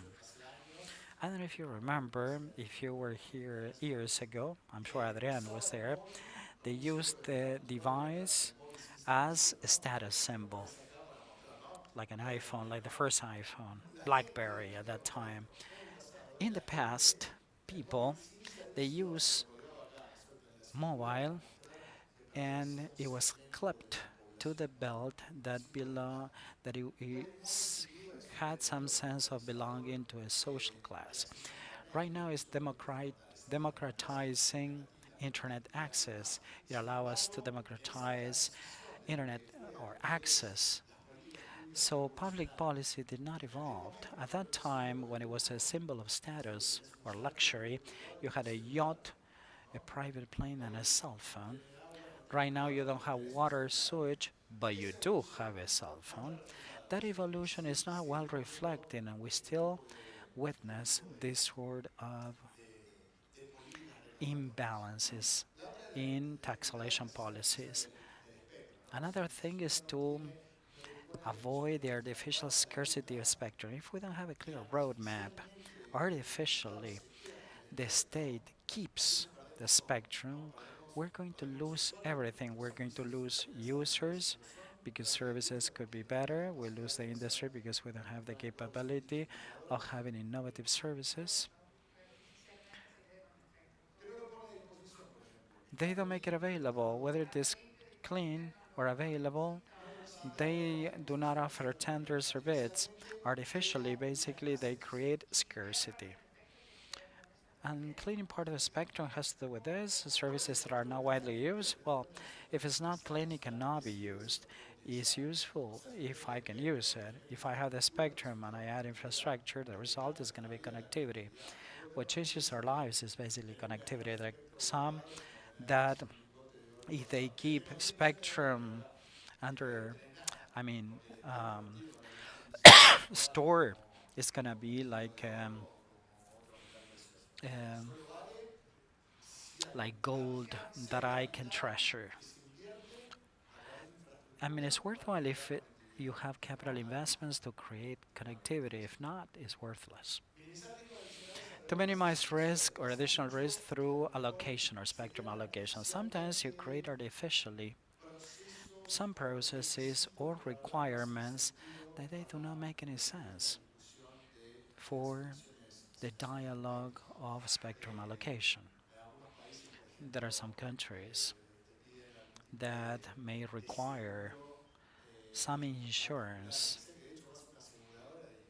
or a special bond. Sometimes to get that policy is even more expensive than the spectrum because no insurance company doesn't know how to cover non-compliance of a spectrum or to deploy the AWS network. That's why, prices are artificially high. And then we have the long-term look or outlook, as it is capital investment is friendly towards the concept of certainty and long term. If we know what are the bands that are coming, we can plan better, and at the same time, we can make use of our capex more efficiently. Doubts, questions, comments?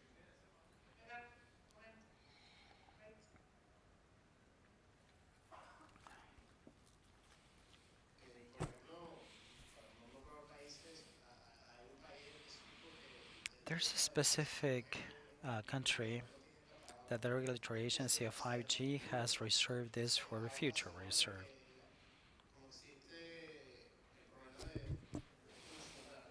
as they have a problem, a functional problem or issue with infrastructure. They need to stop paying for 2G, to pay for 3G, and then to clean the spectrum to implement 5G in the future. So they have a structural problem. Since the government owns or the state owns the spectrum, is a retrospective issue with many infrastructure problems. Yeah, I mean, it depends on the country. Strictly linked to market structures. Everybody has its own unique element.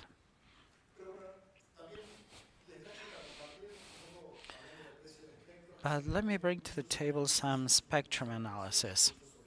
We have performed analysis on spectrum prices. We have different segregation for the region. We have the Argentine case, Colombia, we have Ecuador, Argentina, Mexico, etc. I don't know if the QR is gonna work. It should probably be larger. Can you aim at the QR to see if it works? In the case of analyzing the Argentine case, we find that the impact of the spectrum price over the last years is 5 times the capacity of the industry. So when we measure the spectrum price as a percentage of revenues or the capacity of the manufacturing industry, we see that from 2015 to 21, it went from 2 to 10%. And if we compare it to the typical values of the region, what is the average? Or what is the media compared to the Latin American prices? That accounts for 5%. So it's 5 times, I mean, the price of Argentina, and right now it stands twice as much as the average of Latin America. The incidence on revenues. That means the most traditional analysts will say that the spectrum has a price given by an amount divided by megahertz and divided by the population. If I have $1 million and I am going to bid 10 million megahertz with 45 million people, I do the numbers and it says 0.0002 dollars per megahertz per population. Okay. Now that number or statistic doesn't tell me much, because one thing is the American market, where you have an ARPU of $50 million with millions of clients, and the other is Latin America, where we have $6 on average. So when we see the bid of spectrum of the United States, they had revenues of $82 billion just for the 3.5 band, which is okay. When you analyze and you do the numbers, it's okay. But not only that, the renewal of licenses are every 15 years in the United States, but they had to pay zero. So they pay $82 million forever. But in other countries, they basically invest the same money when you were awarded that bid. So it's $82 million and you never pay any longer, or then you have $1 billion paying that every 10 years or 15 years. So that is an important metric. So basically we compare this with the money-making industry in Bolivia or in Colombia. Argentina and America have different capacity for generating money or money-making thing. That's how we measure that index. And on top of that, we need to add what the obligations requirements are.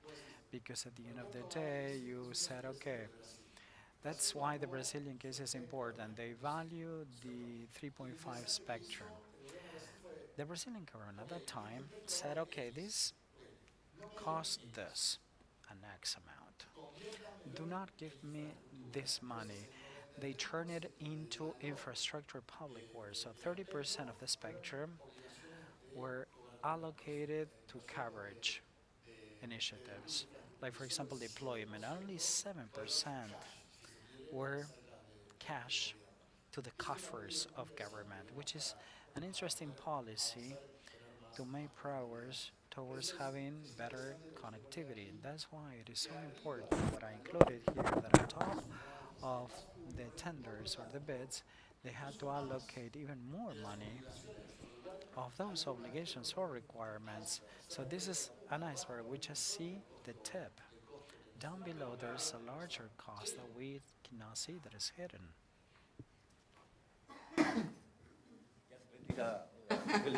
Nombre, nombre y de dónde. Hola, soy Marilia de Brasil. My name is Marichal from Brazil. The change in infrastructure given by the spectrum price is a great idea. But in reality, so far today, many of the things that were promised by companies in terms of infrastructure, they are not available. So there's a lot of discussion ongoing because operators would like or want to return the spectrum because they are not going to come up with that promise. So it's okay to have this idea, but if it's not fulfilled, it's not worthwhile, at least in Brazil. Let me take that question. For example, we did an exercise. What would happen after that policy? It is interesting to see that because Brazil has a 50% coverage of 5G services. I mean, it's unparalleled in any other countries when you see the milestones set by the government for infrastructure deployment of 5G, the industry goes faster than the original deployments. So the way I see it is the opposite. Conversely, they had the economic, the right incentives, but how did the industry react? 50% of Brazilians have 5G coverage. Later we can see what they use actually, okay?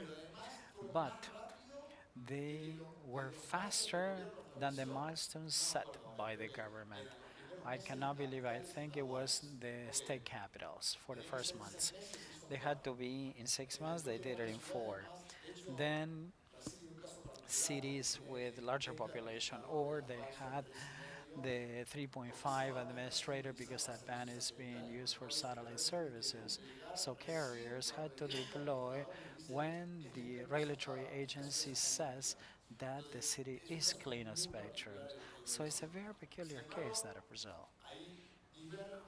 And there are differences, in my opinion, because when we see the actual results, we see that the deployment was faster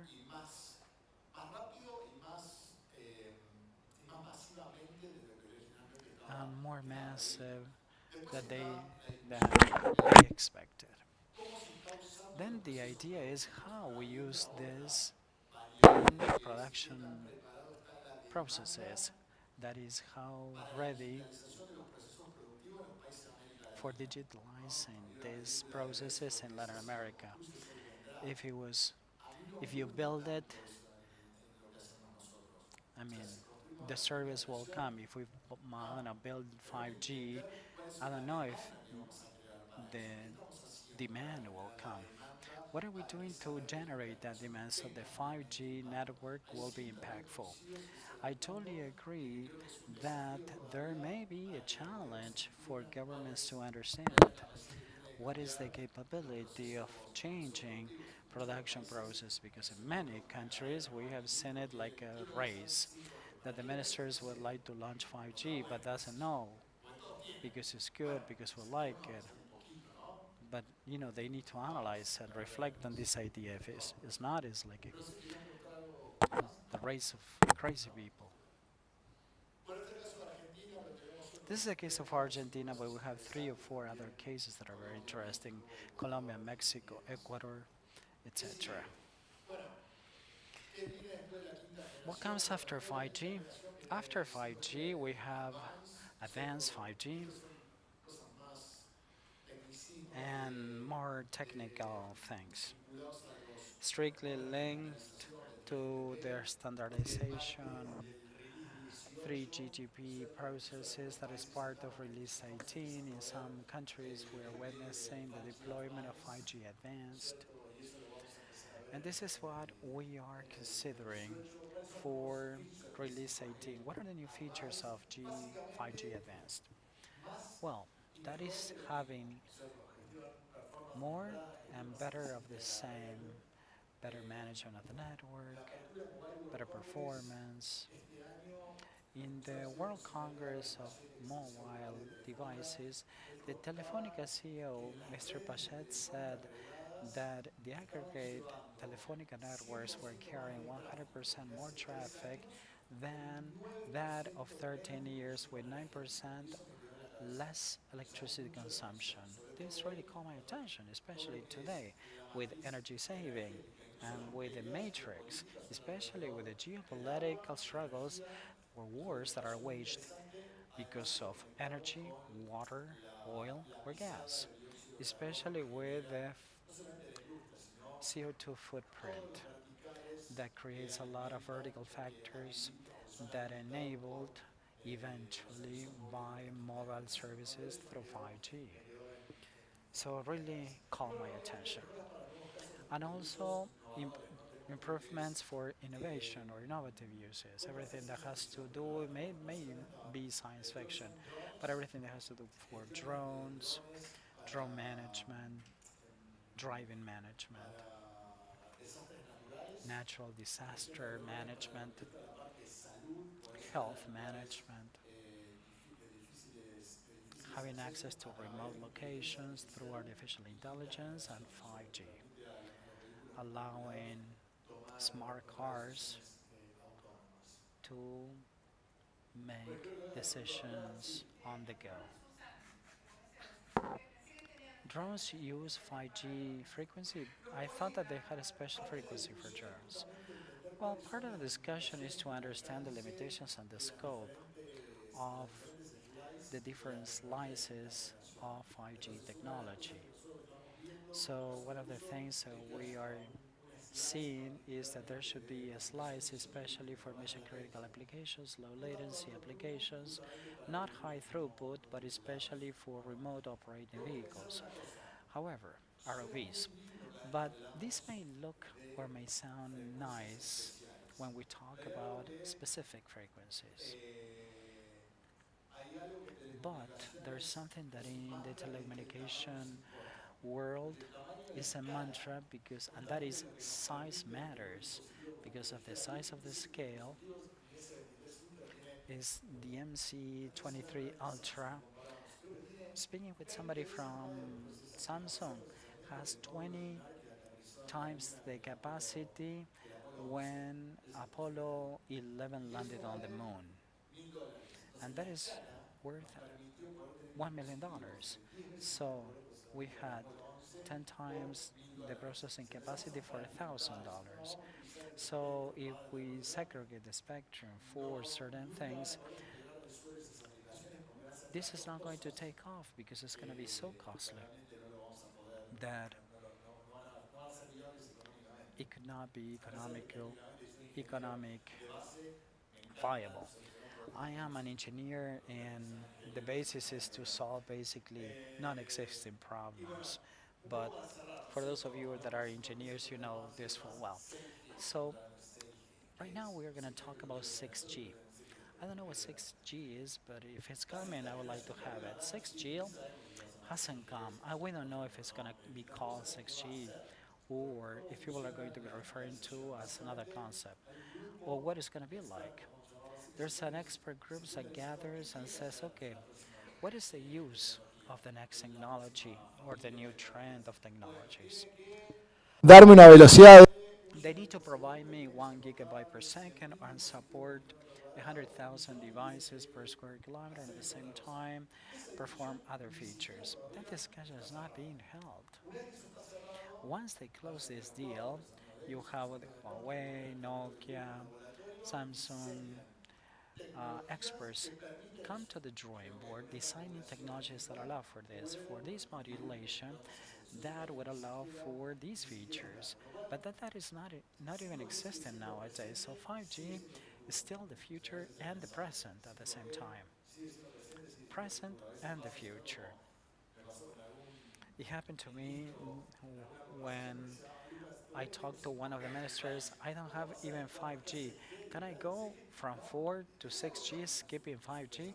And there was rationale in his way of talking, but it doesn't work that way because networks are interacting or are interoperable. And we have the standalone 5G that is an evolution on top of the 4G with some features that allow for specific uses. WRC 23 make a step forward, establish the agenda for WRC 27, and within the WRC 27 we have a spectrum to identify IMT that is going to be 5G advanced or 6G. We will require more spectrum. Undoubtedly, the focus is on global connectivity. I was hearing from John Stanley, the AT&T CEO, that explained that the mission of the company is to have connectivity everywhere. To have connectivity everywhere, so we can see some partnerships together with direct-to-device, Starlink, and other companies. And partnerships or the collaboration in the industry is key. With geopolitics, we run the risk of fragmentation. Everybody that is here probably did not live through that, but you had to take another phone in the past because that phone never worked in the United States. It was for Argentina, but it didn't work in America or in China or in Europe. So you had to buy a burner. That was the name for that phone. Okay. So collaboration is key. Trying to see that technology does not exceed geopolitical effort. So it's very important that we focus on harmonization of protocols and at the same time on standardization of different processes to drive world-class harmonization. And the takeaway would be early planning and collaboration among sectors are key for a connected future. And we're not going to have 5G or 6G. Thank you very much. And if there are questions, I would love to take them.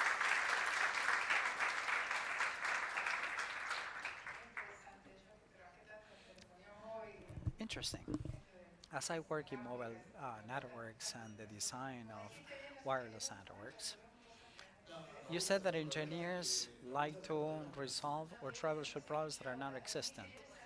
Yes, an engineer sometimes is a happy person when it comes to stupid things that nobody's interested in. Yes, but if we compare the case of CVRS, that is a spectrum allocation or management. I don't know if you talked about CVRS. Okay, CVRS is spectrum management in 3.5 bands. They have in America Navy raiders along the coast. 97% of the territory of the United States is free. However, they have these Navy ocean raiders. And they developed or deploy a solution so they may coexist with 5G effectively under this band. To tell you the truth, as an engineer, I lie because it seeks scan. It takes it to the second power, to a third power. But have you seen a Navy radar in Latin America? No, we don't have those. I mean, they intend to find a solution for something that we do not have. I mean, you cannot reinvent the wheel, basically. We're solving a problem that we do not have, at least in Latin America.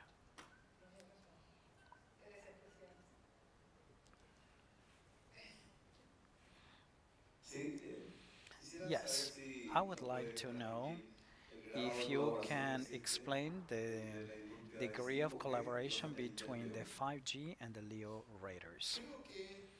I believe that there's high integration in that regard,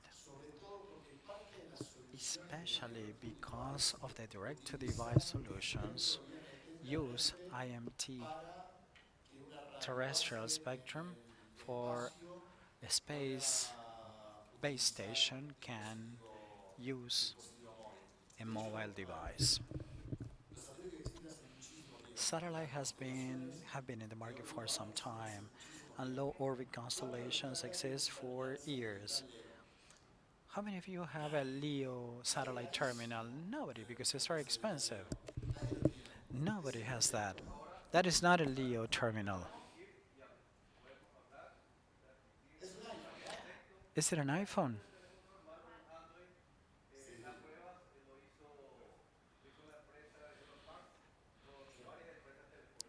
It was made by Elon Musk and his company.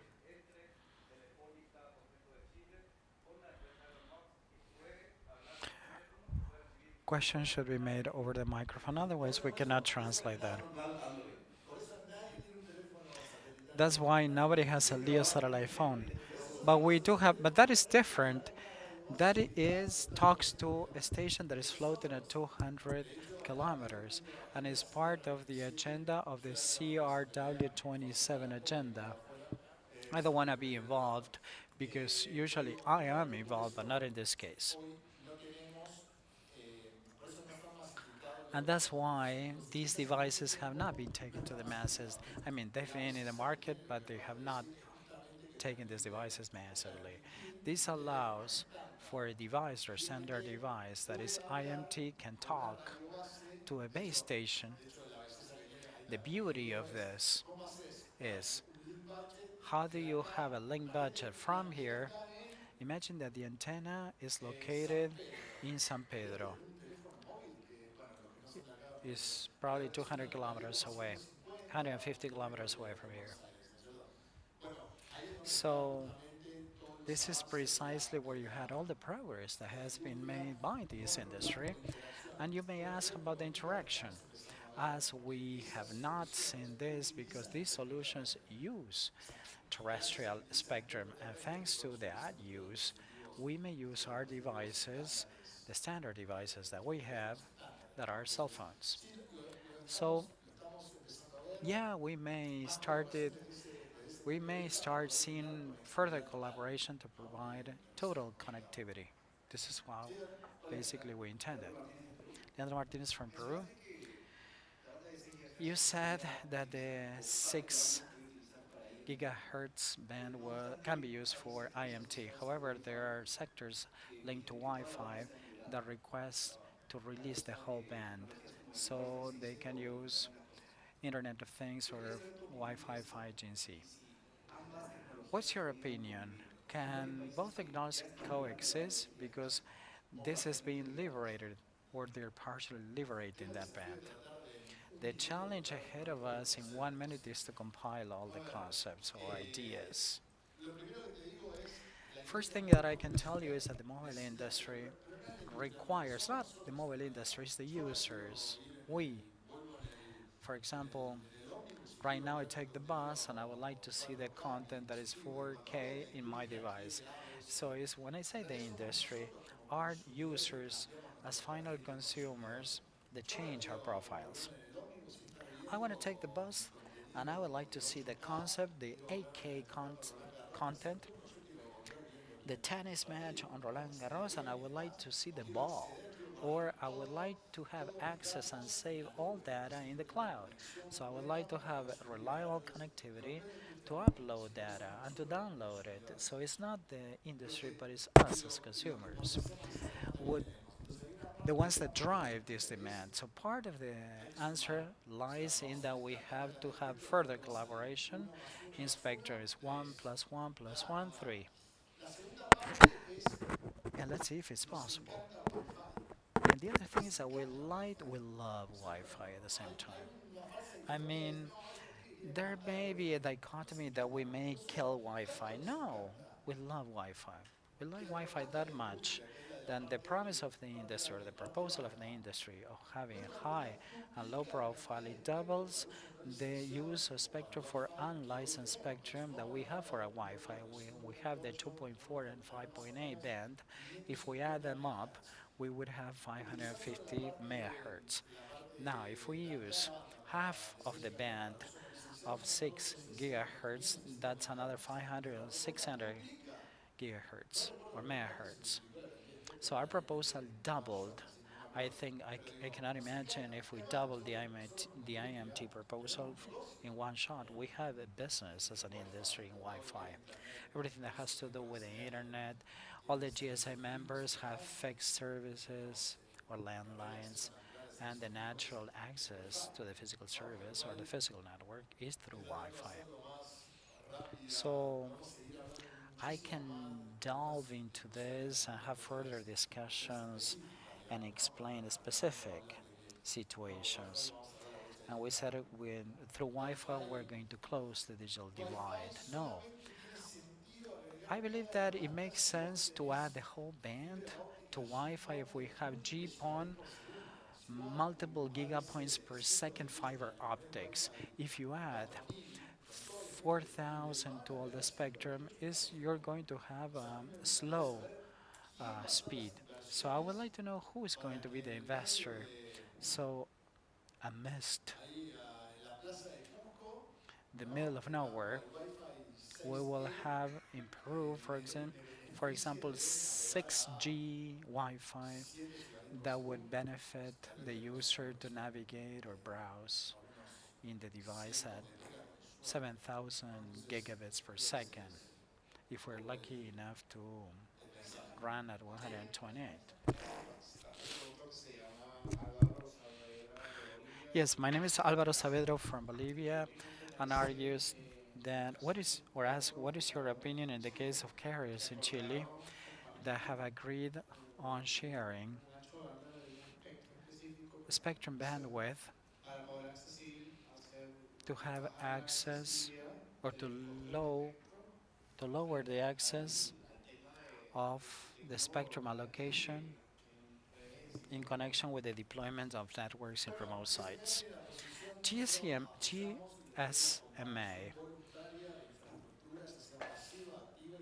we support, for example, the voluntary access of the spectrum without the intervention or without the mandate of the regulatory agency. As long as it is an agreement between parties or between sides, we support the sharing of, whether it is actively or passively, of that allocation of the spectrum. My name is Ignacio Sanchez from Chile, and let me go back to network neutrality, the same question that was asked before. My question refers to what is your opinion on the part of the private sector, given the experience of Chile that formed the Pacific Alliance with other 3 countries. Do you have a project for network neutrality, especially involving the 4 countries, especially after the Pacific Alliance make reforms or amendments in the treaty and becomes the first international treaty that includes network neutrality as part of the strategy and telecommunications sector? Given this background that the Pacific Alliance proposes network neutrality, what would be your recommendation? Having more flexible or stringent regulations?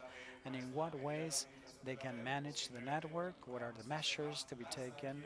Or one more flexible regulation could be not to be that restrictive in order to drive the digital market. It could be 1, 2, or all of the above. Sobre el tema o discutir sobre el tema. Probably we can argue and discuss this and discuss what we want in the future, because it's not that it's going to happen in this case. What eventually happens is that at the end of the day, fifth generation is strategic assets that belong to countries, and is what we are seeing. Imagine you're a multinational that would like to select and allocate your investments. Whether you settle down in Chile, China, Argentina, you're going to assess the macroeconomic aspect,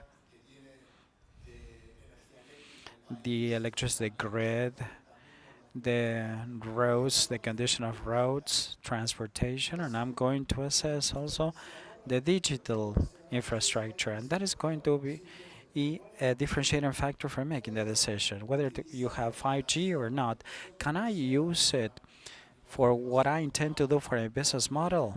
Well, in that case, that would be negative because they are so radical for network neutrality. So sometimes I have two thumbs up in quality of human resources, and that would be more factor or different facets that you are going to be analyzing. But at the end of the day, governments intend to make lives better for consumers, not only in theory. So at the end of the day, if you cannot use those tools to drive these benefits, other pressures emerge. Because even as consumers, you would like to have what they have in the neighboring country. And we become radical just by the fact of discussing, I don't know, the sex of angels or the gender of angels. And we don't know whether the user is going to be benefited or the economy is going to be benefited or not. So considering neutrality is not a race of being radical or not, but that is my reflection, that's my personal view. And that would be having the crystal ball. Thank you.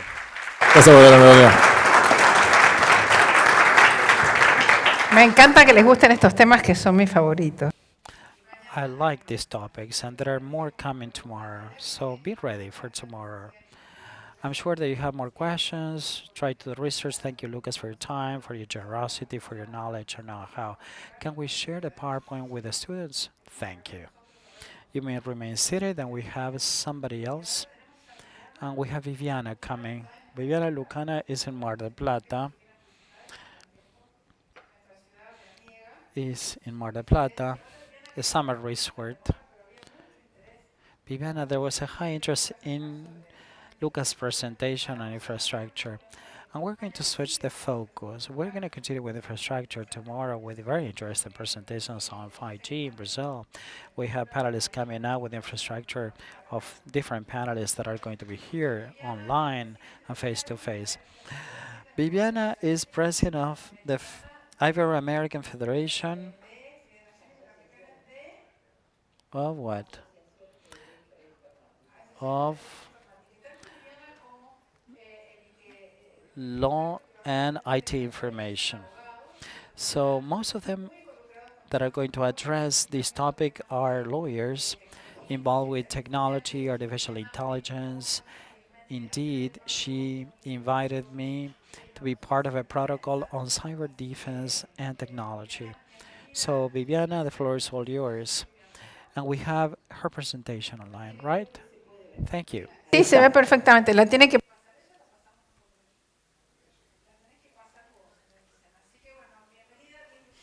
Welcome, Viviana. We are going to talk about the legal technological disruption, as well as on the next speech by Mario Adaro. This is the impact of technology and AI on topics that are so different from technology, such as law. Welcome, Viviana. The floor is all yours. Thank you, Olga. I want to thank the Internet Governance School.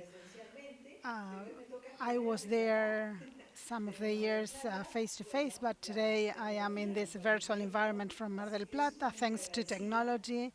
I want to thank you for the opportunity. And it's kind of difficult after what we have been hearing from the engineer to talk about 5G and now to talk about a different perspective, the perspective of lawyers. Myself and Mr. Mario Adaro, who is going to be the next speaker, we are lawyers, and what we are looking for example, in my case, I am the chair of the Ibero-American Federation of Associations of Law and IT.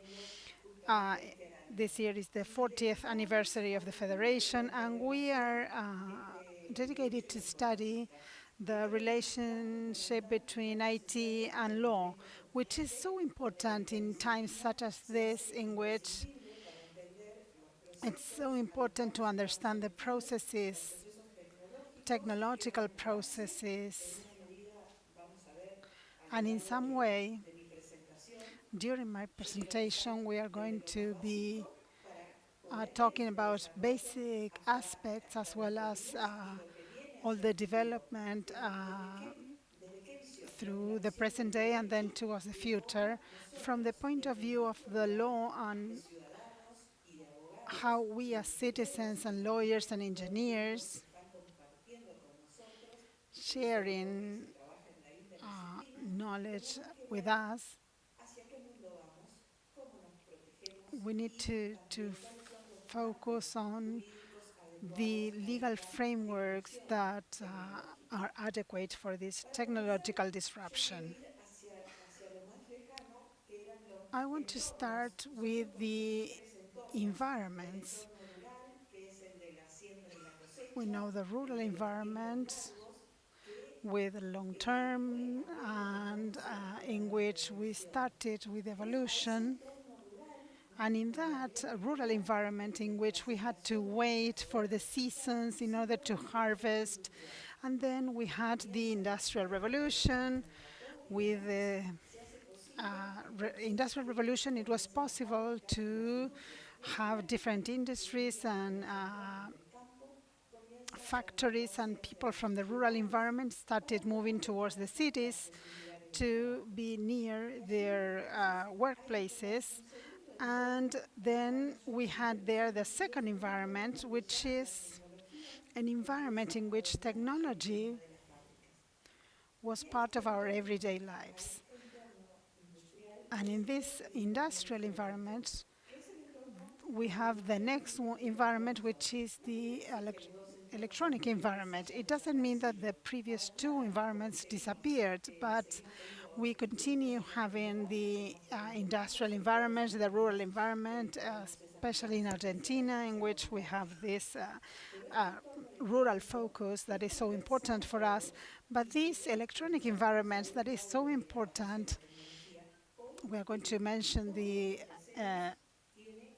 advance of technology, and everything that we do today has some implications in the electronic environment, which is visual, dynamic, international, and everything that is streamed is information, data, help us being interconnected with people all over the world and interact with them.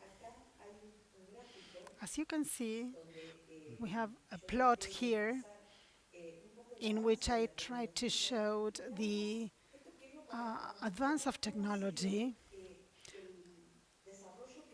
and the growing development in speed of technology. 300,000 years before Christ, men discovered fire, and they realized that they were able to cook food. And then many years went by, and almost 300,000 years, and the men discovered the wheel. And it was a very important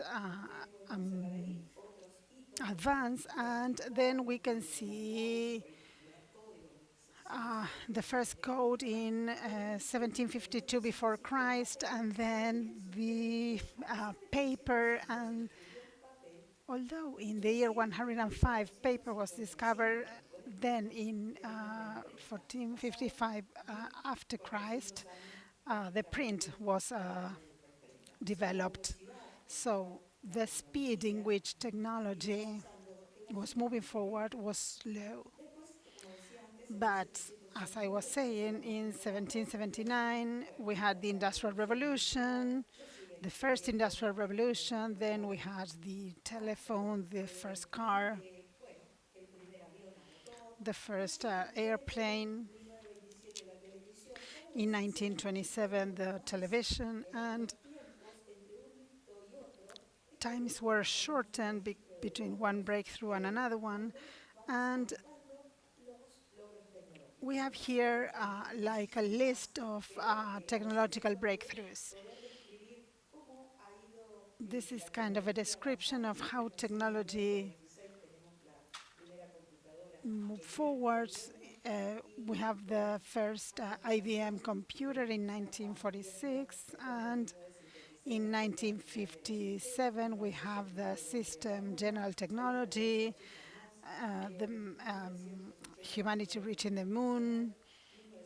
In 1989, the development of internet. Well, you all know when it was developed, but massively in Argentina we had internet after the 1995-96 decree laws. And in 1999, the human genome. And this is the end of this list of breakthroughs that were increasing at the beginning at a slow pace, but later on it was faster. And the main achievements were developed after the year 2000, when internet became massive and we started interacting with each other in spite of the digital gap that through public policies we are trying to improve, but it was a huge change as of that year. And as of the evolution of technology, we have new realities that are changing our everyday world. Technology, as the Greeks would say, are the tools that men use in order to heighten the power that they may have, manual power. They started doing everything with their hands, and then they developed technologies in order to start using those technologies, which are kind of disruptive. We are using more and more these disruptive technologies that are so important. So this is also making a transformation in every area. And what we have been doing in the past probably has changed, because digital transformation, especially after the COVID-19, changed everything. I'm talking about technology in the justice system, and today in Argentina, in the province of Buenos Aires, we have digital services, we can have electronic files, and we can enter data in a website, we can enter the form, and all the process is going to be digital, including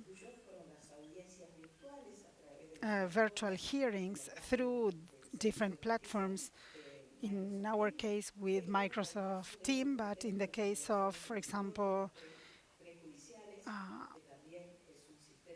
some mediation systems which are mandatory in our province, other systems or other platforms are used. For example, any of the available platforms can be used, such as Zoom, Meet, or any platform available. So virtual hearings, electronic signature, which is the one that we have been using for the files. We all use it because it's safe, it's authentic, because of the integrity of the form. And as the civil code indicates, we have decided on using the digital signature in order to validate all the electronic documents. And they are platforms to solve business and international trade issues, electronic e-commerce or electronic commerce, and things that can bring about in these cases in which we need systems for online dispute resolution in the same environments at a lower cost, because we know that sometimes costs are too high. These platforms, which are many, some e-commerce sites offer these platforms, and there are some virtual centers, which are sites on the internet in which we can have access through an e-form to solve our disputes. One of the pioneers was the WIPO site to solve domain name disputes since the end of the 90s, because of the easiness of use in order to solve these intellectual property disputes as regards domains and trademarks. That was one of the main centers for dispute resolution, and today we have many more. And the use of AI for improving processes in the justice system. In Buenos Aires, we have the Prometheus system that, together with the University of Buenos Aires and Gustavo Corbalán, the director, have been promoting this Prometheus system all over the world. In this case, the public ministry of the city of Buenos Aires, and that is also being used in other provinces and other countries, such as Colombia. So, this transformation that is in all the areas,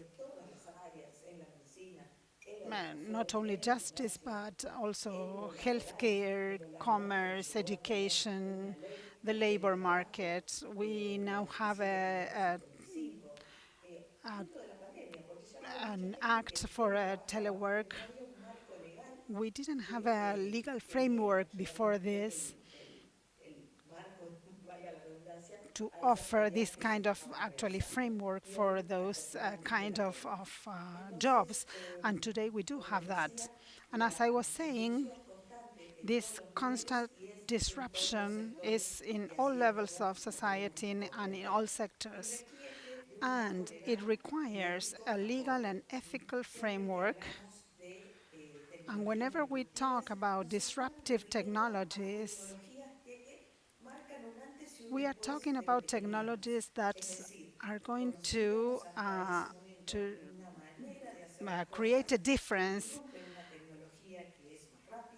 maybe because those technologies are faster or have lower costs, and so that's why we use those kind of technologies, because we believe that are better. So that is also going to require a legal framework because of the social and economic impact that new technologies are going to have. We all remember that before Netflix, we rented movies, and when Netflix was developed, we didn't rent movies any longer. So this is the way in which changes take place nowadays. AI is fed by algorithms,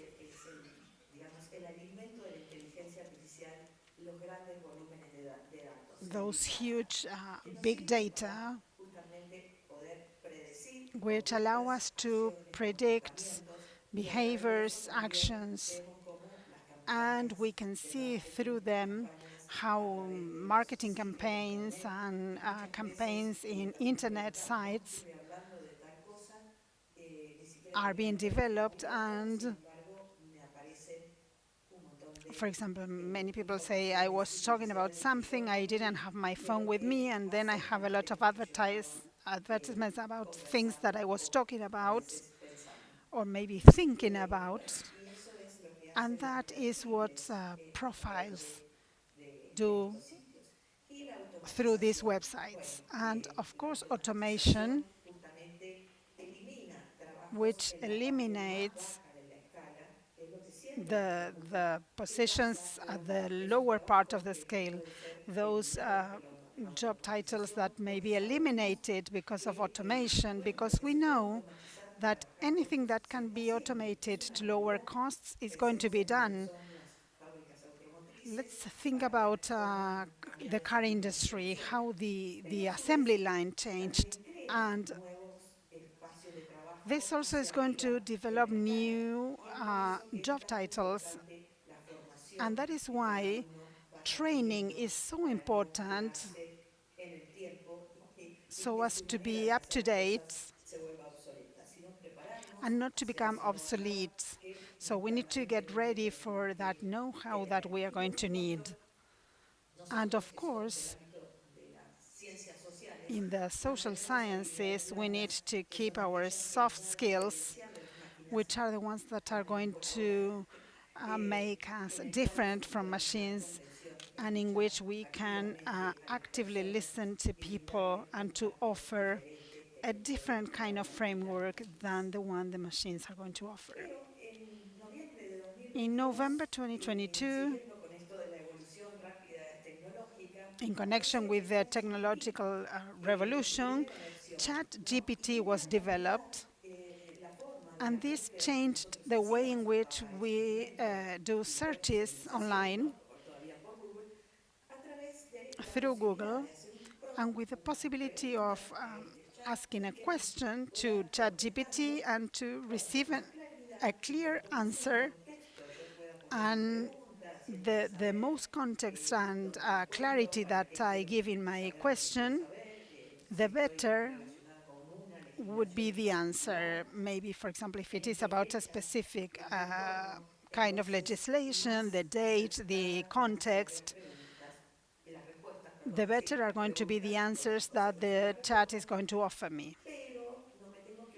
But I need to remember to validate those answers, because if I know about the topic that I am asking about, I'm going to be able to say if the information is correct. But if I have no idea about the topic, maybe the answers are wrong, so that's why we need to validate them, so that we don't get wrong information, as the case of the Avianca lawyer that was using in his files information from ChatGPT that was not correct, and he was penalized because of this. But also, ChatGPT helps us to develop different kind of environments to improve productivity and to shorten times for those of us who sometimes, as mediators, need to solve disputes and to develop a kind of practical environment for those receiving training. We need to bring about this kind of environment that is not a real environment, that is good for practice, and that is important to make us visualize those kind of situations without doing it in a real context with real people. So these kind of tools would help us to improve our productivity, our training, and to shorten times. And this is a great benefit for all of us. AI requires a legal framework, and we know that we have the white paper by the European Union that since 2019 set the framework for the legal framework of AI, and recently the regulations on AI from 2024, which is going to forbid all the apps that threaten fundamental rights of human rights using biometric data.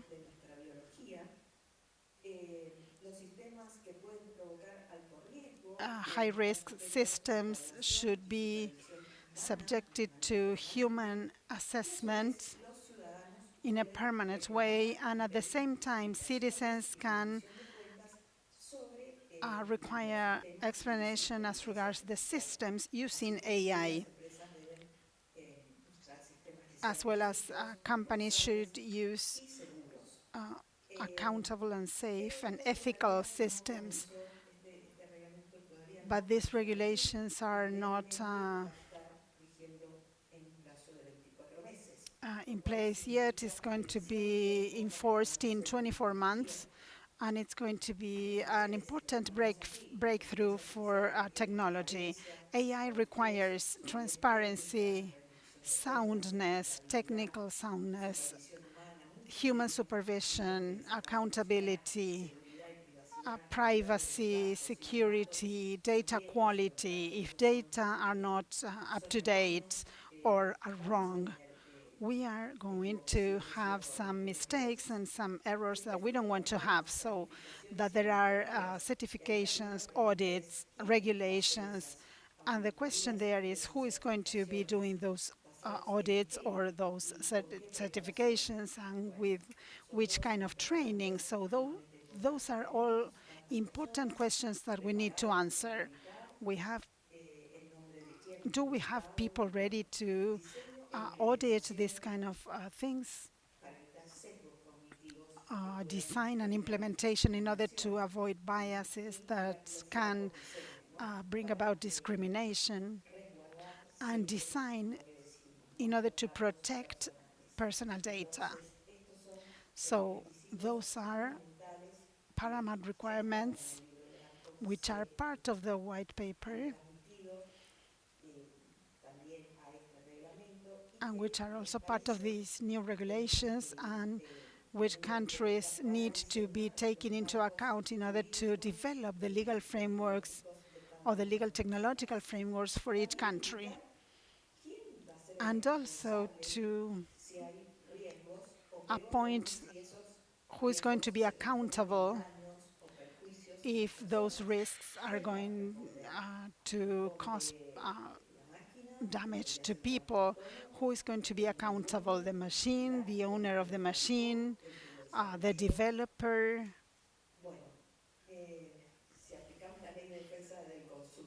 If we follow the Consumer Defense Act in Argentina, everyone would be responsible. The manufacturer, distributor, everyone, the developer, everyone would be accountable for the damage that those people may have suffered because of a situation that the AI may have caused. And of course, the owner or the person that is using it. There can also be some non-predicted damages. For example, maybe the precision that we are looking for is not such, and maybe in spite of everything that we have done, there are some problems that may have caused damage to people, and all those should be analyzed, and there should be a framework so that if there is, we have these kind of situations, we know what we have to do, how to proceed. Even though we are talking about AI legislation, AI is not something new, although we have started talking about it a lot more since ChatGPT was developed 2 years ago. There are more transformations round the corner, and this kind of transformations is like a super AI, which is quantum computing, which is going to have a high social impact because it's going to multiply the capacity that we know nowadays, and it's going to allow a lot more innovation. And there are countries such as China that are investing a lot of money in this quantum computing. And we know that quantum computers already exist. IBM has this kind of computers, NASA as well. There are some in Europe, in China, but it requires a lot of energy, and that's why today it's not feasible for massive use. So how long is it going to take to become massive with the kind of acceleration that technology is showing?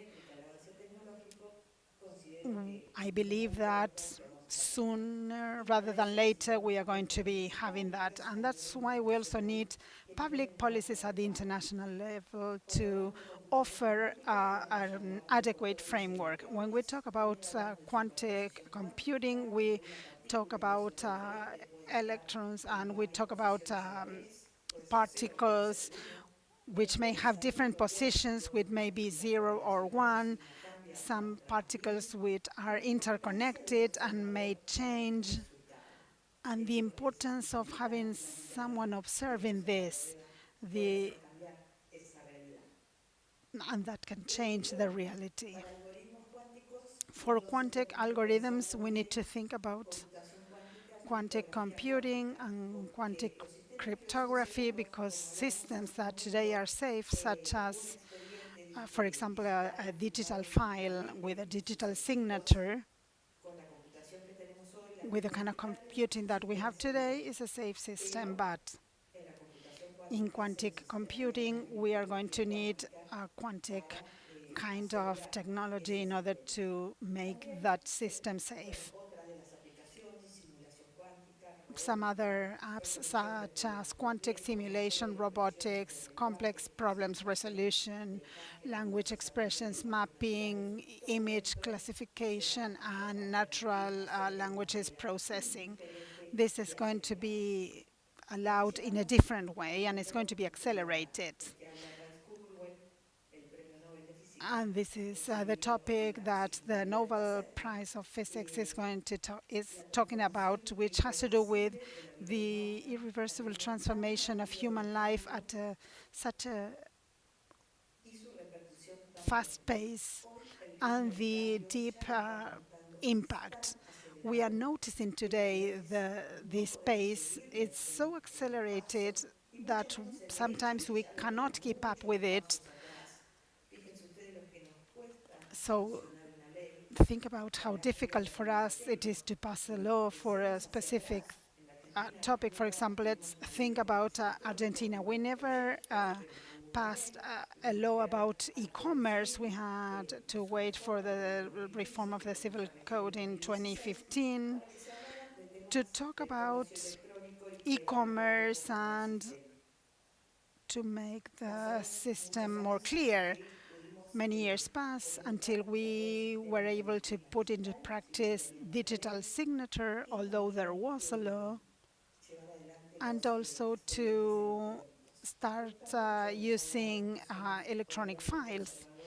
For some of the conservative lawyers, it's kind of difficult to use this kind of technology, but as we heard in the previous speech, with 5G and all the technologies, we need fast frameworks, we need efficacy, and we are facing this kind of breakthroughs which have a unique impact and which are going to change the business models, the way in which we do business, and the life cycle of those businesses, but not only those businesses, but human lives, and the possibility of improving and lengthening human lives through technologies.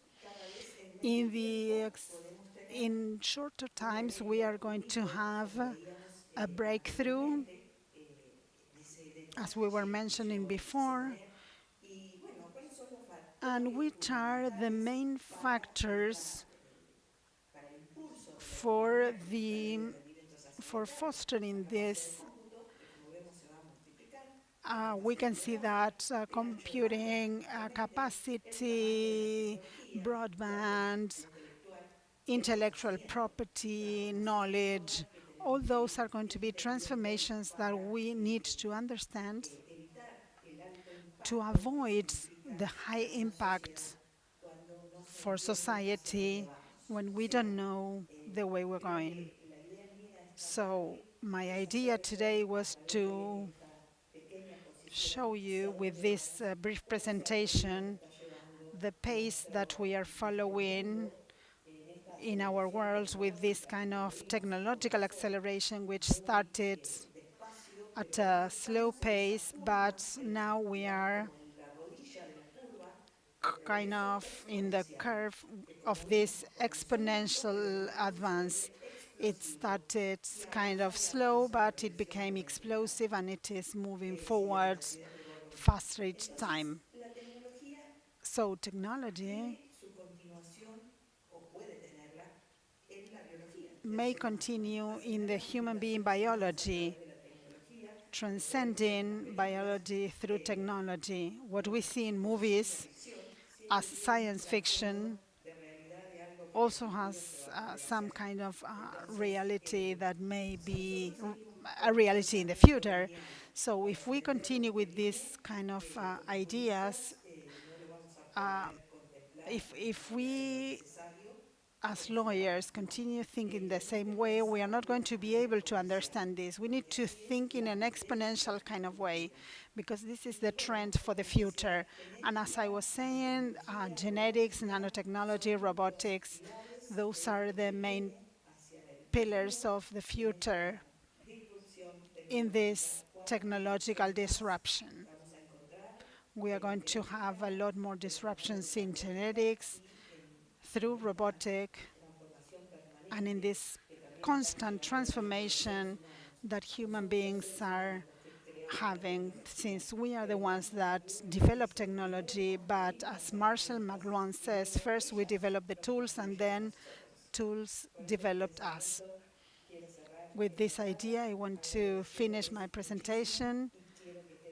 I want to thank you, and I want you to think about the way we're going in the future and how we are going to be safe as human beings, and how we are going to develop that legal framework that we need so much for the world to continue in the best way possible. Thank you so much.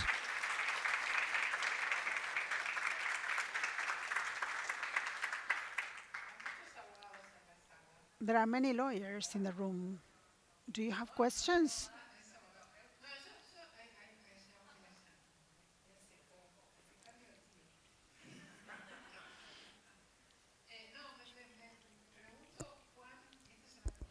This is a question that I have.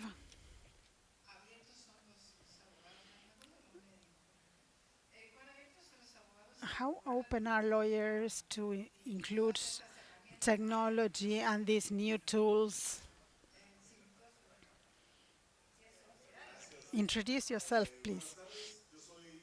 Good afternoon. My name is Alejandro Baltazar from the Legal Institute in Oaxaca, Mexico. First of all, I want to thank you for your presentation. Your organization is great. It develops a lot of important and good content.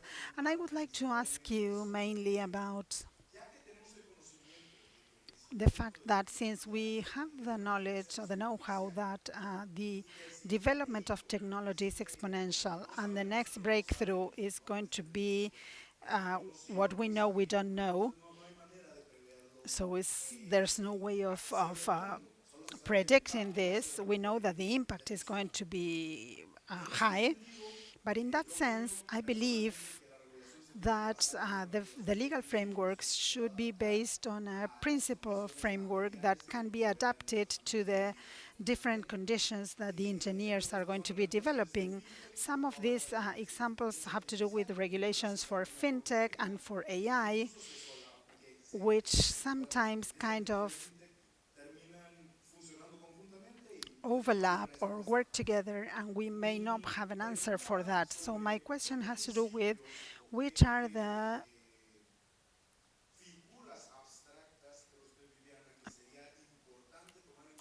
guidelines that we should consider when developing an abstract regulation for these disruptive and important changes. Thank you so much for the question. At the beginning, we were talking about ethics and AI as kind of a requirement in order to move forward. But with ethics alone isn't going to be enough, so that's why we started thinking about legal frameworks.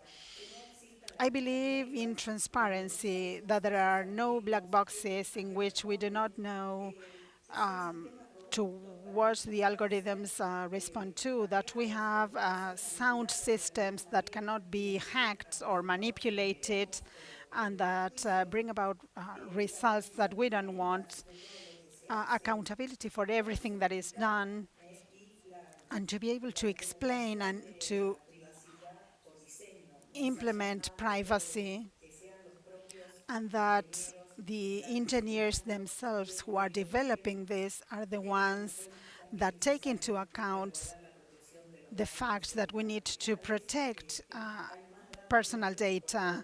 There are more and more data everywhere, and I believe that those are the guidelines. But I also think that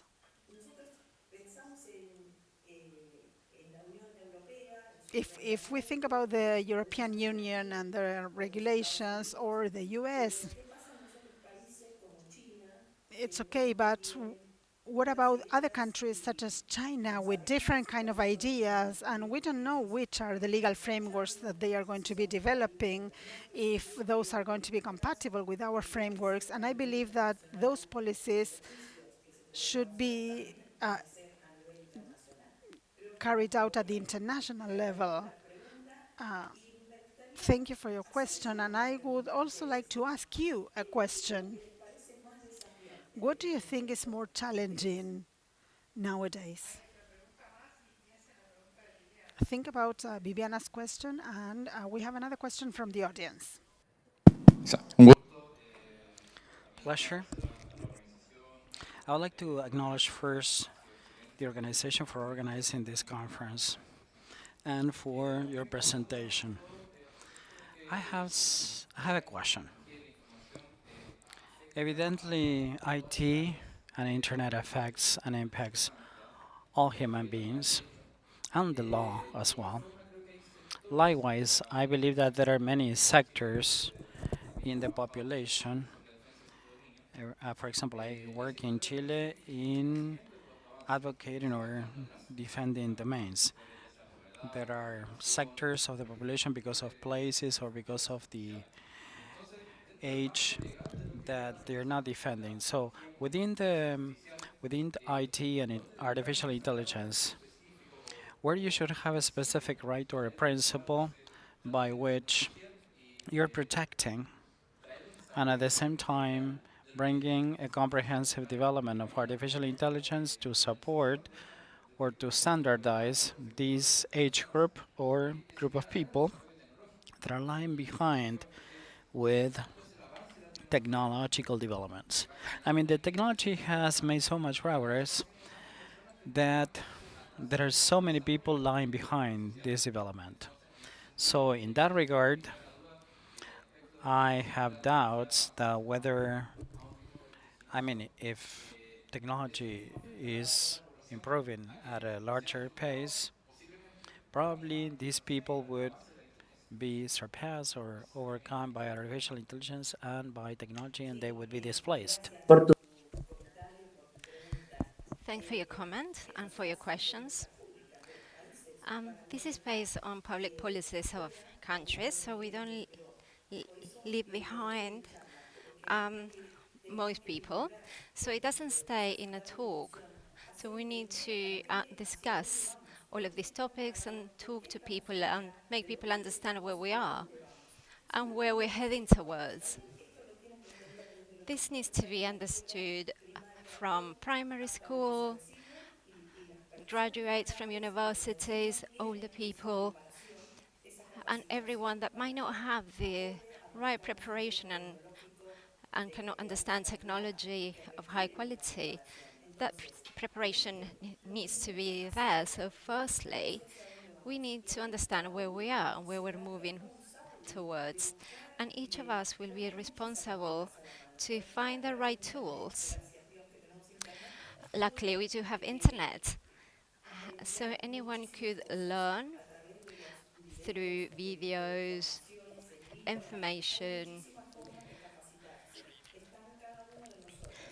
and it's in all of us. Of course, there's still a digital gap, and it exists. And there's a lot of people who do not have access to resources and, and to learn, but those tasks need to be of public law. They need to have their group of people dedicated to these topics. So they need to train those who has less access to internet. And it's important that we understand where we're going towards so we are not left behind. Because otherwise we're going to be in work and on jobs that they don't exist anymore. Many jobs that existed when we started university do not exist anymore, and some will not exist, but there will be others coming. It's always this way. When we left the horse for the cars, the people thought that the world was going to end. However, horses are still being used for some issues. Cars are being used, so jobs have been transformed, and we need to create this transformation, and we need to put ourselves in the right path. So this will be the last question, but we will be reflecting on what you said last after Viviana's presentation. Then Mario will come next, and then we'll have some time for coffee and keep talking about these topics. Thank you very much. Thanks for sharing your opinion, knowledge, and for logistic reasons, I know it's difficult. I'm a lawyer. I come from Guatemala. My question is in connection with what is being discussed here. Shall we reconstrue the collective individual rights and human rights considering this emergence of technology or technology disruption, because there are philosophical or ethical principles at stake here? Is it necessary to reconstrue these principles and points of view? Because apart from the information that is being shared and everything that was discussed with colleagues from different countries, that they could gather this information, having this know-how, is it necessary to reconstruct or to restructure and to change the mainstream ideological views? That needs to be reconfigured, because if we consider with the previous mainstream ideologies, it would be probably complicated, because during the coffee break, it's very difficult, as we said, that to discuss this with people from the old school. Probably we could restructure this to adapt ourselves to the new digital world. Thank you very much for your question. And yes, the rights are changing with time. It's not the same as what we had after the French Revolution. Of course, we had to change things in 1853, then 94, and the third generation rights were added. And through the years, the constitutions will have to change again and be modified to incorporate new rights. We know the right of internet access is a human right since 2006, recognized by the United Nations. It is a right that is not in our constitutions, but it's a right that we all know is there. And which and uh, and other rights that are being studied has fundamental rights for human beings in the digital era. And we need to widen those rights and we need to use those rights as technology moves forward. Look at this simple thing, biometric data. In summer, in Mar del Plata, and I think in Buenos Aires, it was the same case. Argentina, in Argentina, it was possible to scan the iris and they could offer bitcoins or money in exchange. People were queuing to have an iris scan, to have their biometric data through an exchange, money exchange, without really knowing what was it about, without knowing any of the rights. And of course, when we don't know, we need to understand that people might act in ways because no one explained last year that that act could bring loads of issues because we are giving our data away. And that shouldn't really happen, and that's why I insist that education about our rights, like for example, when the personal data protection law started, um, when technology can get into our rights, invade our rights, we should have training in different levels, in as many levels as possible to protect us as citizens. And we need to modify what needs to be modified. Thank you, Viviana. I teach at the School of Economics, and at the corner of these streets, you have a queue of people, a line of people waiting, but they were authorized because they were doing that work of capturing this for a quarter of bitcoins or cryptocurrency. And I was always wondering who authorized these people. Viviana, we don't have any more time. Thank you very much. And I'm going to reflect on your question because out of the reflections on artificial intelligence, after reading so much, I finished with ethics. I believe that technology is so pervasive and the limit or the limitation is ethics. Let me remind you that this course will have many takeaways. So I'm sure that we're going to have many takeaways and we'll learn from the questions from experts. Thank you for your time, and hopefully we will share once again another session with you here or in Mar del Plata, summertime or in the fall. I know that it's cold, that the city is cold, but thank you very much.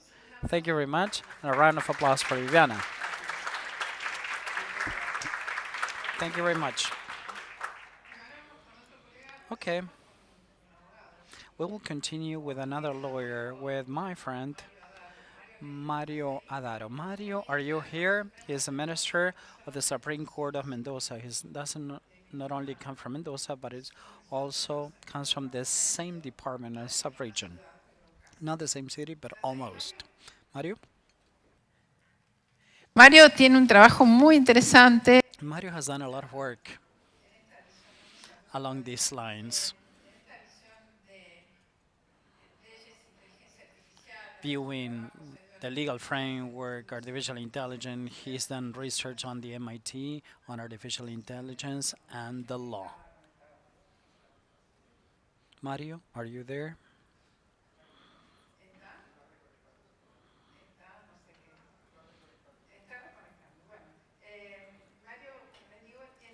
Mario has done a lot of work assessing the impact of artificial intelligence from the legal standpoint. And there's always the fear of these lawyers of having lawsuits that are resolved in the future by artificial intelligence. Mario, can you hear me? Yes. Hello. Okay. We have everybody in a hybrid event in Argentina and people online from all over the world. Mario, are you located in Mendoza? Yes, I am. Unfortunately, I couldn't make it, but I had other commitments. I've always done the courses remotely, so I would like to acknowledge you and the whole team for your time because this is just one of the unique spaces where we train students, leaders on topics such as technology and the impact on society. I heard that Viviana was there. Yes, she made some comments on the legal aspects and technology and artificial intelligence. So your presentation is going to come handy right now. I was telling students that you work a lot with MIT, with research. You have written and published books on artificial intelligence. And you're a lawyer, you're a minister of the Supreme Court of Mendoza, so your vision is a cross-functional vision between the legal aspect and and technology. So, from the point of view of an engineer, I can tell you this is new. Mario, let's welcome Mario. That he's going to be addressing artificial intelligence, public innovation, and justice and the justice system. He also runs many masters in business administration on technology and the state. Some of them are classes that are virtual, the online Champagne University, right? Yes, for the last 4 years, we organize a master's in technology and innovation, and right now this was turning into some training, soft skills on innovation with some of the aspects that we are going to touch upon. Last year and at the beginning of this year, we started a master on smart state and digital technology, where you had the chance to make the opening remarks. And I would like to urge you and to invite you to join the Juliap network. You can find us on our channels, social media, on Google App network. It's a horizontal internet governance network driving the mindset and the ecosystem in the public arena and especially in the justice system. Thank you. I'm very grateful to be here in the South, South School Internet Governance. And I want to do some remarks, and I would like to take all of your questions, comments, because basically, without a doubt, you've been hearing today and you will be see tomorrow, is that this new world with uncertainty and constant change, and organizations like ours, um, for us sometimes it's very difficult to adapt with these new changes. We're more static, and these vertical changes are the opposite that we think that successful organizations should be. So we want to do some reflections in terms of the application of artificial intelligence in, in our environment, justice, and I'll also like to discuss some challenges that we have in the development of artificial intelligence in justice. But in these first few minutes, I like to talk about innovation and reflect about innovation, why we should reflect in this area. So if I take a few minutes, you might like to reflect how you feel as lawyers, citizens, solicitors, and I'm sure you will quickly find an answer of why we try, or we will find a different way to do things. Because, for example, today, when we consider citizens and all the surveys in the last 10 years, um, all of the surveys indicate one of every four Argentinians trust in justice. 7 of 8 feel we're transparent. 8 of 10 have a regular or bad image of justice, and only 8% of justice think that justice is efficient in terms of resolving conflict in, in the court. So let's go back to the initial concept of justice. It was designed in modern times through by the Republic, trying to resolve conflicts and trying to apply norms, law. And although this is a technological environment, we can still make use and link law and technology. And basically, the norms in its origins were technological that allow us in community. Let's remember that the Neanderthals and going back to when the wheel was created, and we needed to create this technology to move forward. But that right that was born back in the first norms, word of uses. But if you allow me, those norms were first religion. Civiles, si se quiere. Those uses and customs were civil in nature. And first were the no's, the unwillingness not to kill, not to, or to prohibit basically. Now, in the 20th century, we have the emergence of human rights and vulnerabilities. But you have all the description of rights, and once you have that, you can regulate just one part, especially this was covered after the pandemic that you notice that human aspect in the digital world, and you realize that that object has a dimension of one side of our lives that is the analog or the physical face-to-face lives. Most of the technological or sociological surveys that were conducted on society and technology argue that or reveal that our daily lives have 9 hours and 20 minutes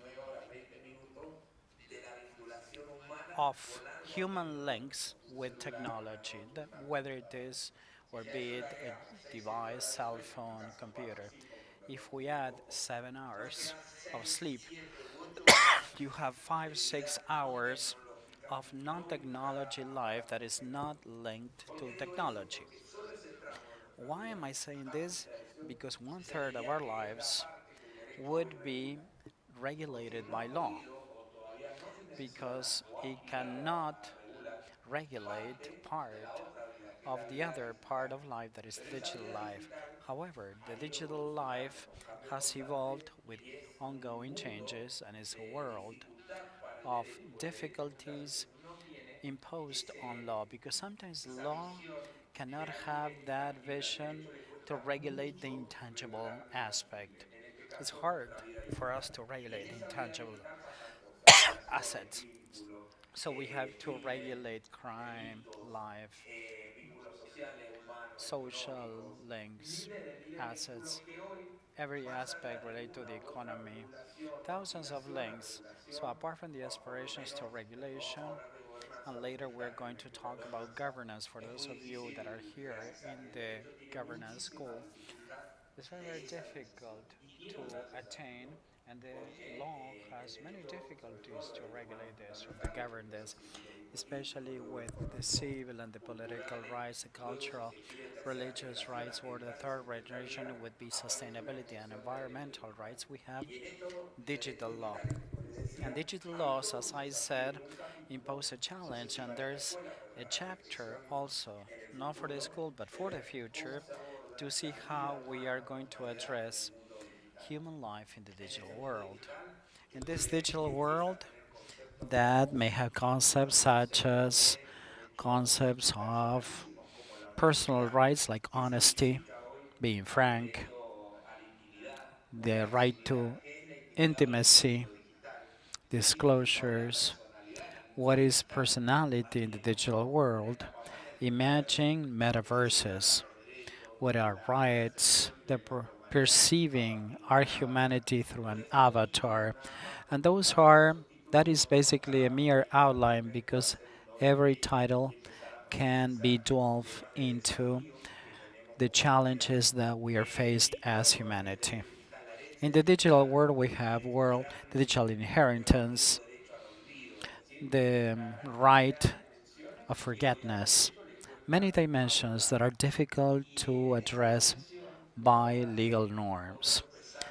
And under this subject, we may include, in my opinion, the greatest invention that is not of this century but of the previous century, undoubtedly over the last 5 years, it has evolved so much, and that is artificial intelligence. With all its dimensions, with all its concepts, I'm sure that you will analyze this further because artificial intelligence has many dimensions, machine learning models, natural language processing, PNLs, language learning, generative networks, deep learning, visual deep learning, everything that has to do that later technicians will address is everything has to do with state of the art of artificial intelligence.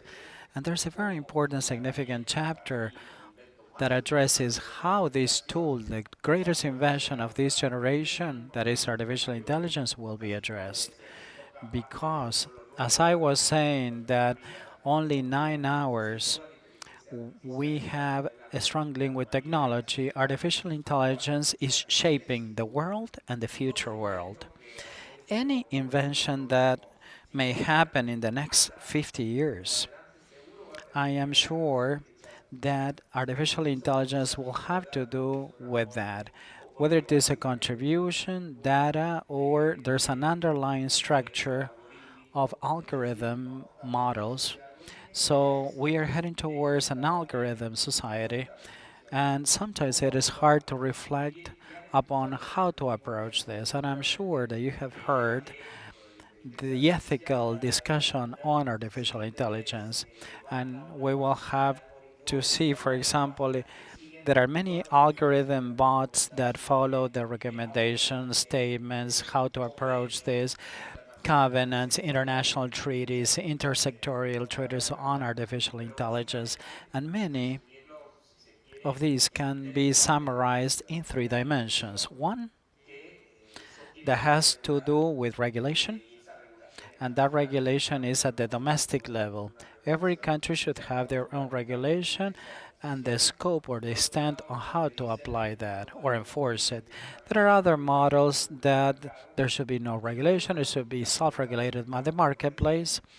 And right now, as we are in the Internet Governance School, addressing complex issues, that there should be a very deep analysis. For example, last year, this was the same way that we regulated atomic energy.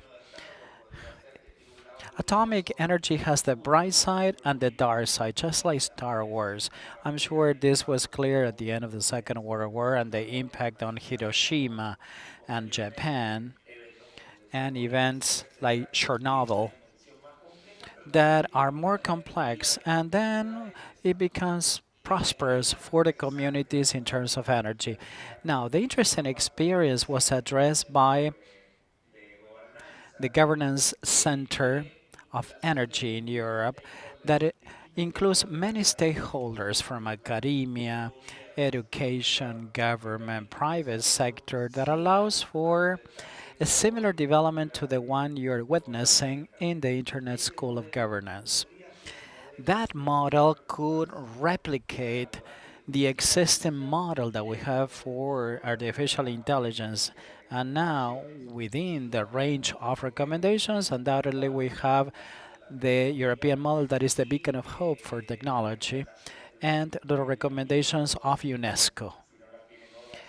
So I urge you to review them because there are UNESCO recommendations to address artificial intelligence from the ethical point of view. Lastly, there's another interesting experience that poses another challenge, especially those of you that are legal, from the legal aspect. Given the difficulty of governing or regulating, sometimes they impede or they avoid or they set an obstacle for development. So that's how we regulate nowadays artificial intelligence.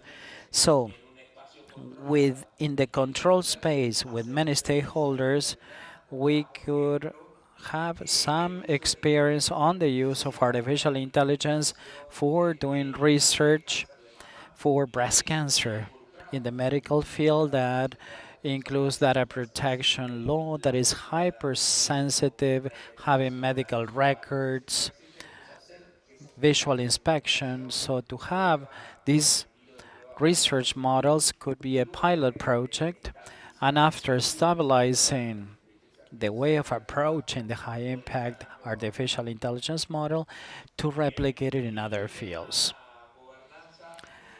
Having addressed governance, probably we can delve into the justice system. Given the statistics that I mentioned before, what is harmful sometimes, what motivates us, what is an incentive to rethink the judicial system and the justice system and the services that fundamentally should be focused on the citizenry. Because for many years, these were for magistrates, judges, lawyers, and the citizenry was the sidebar.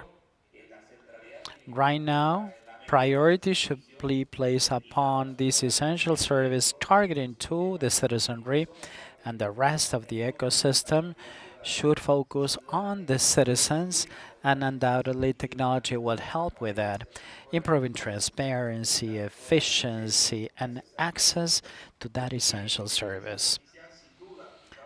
Artificial intelligence, if it's applied to the justice system, has three pillars that are very interesting. One has to do with improving the access to justice and everything that has to do with developing virtual assistants, communication, and chat box. Is communicating with the citizens via artificial intelligence, improving the access to justice, to the justice system information.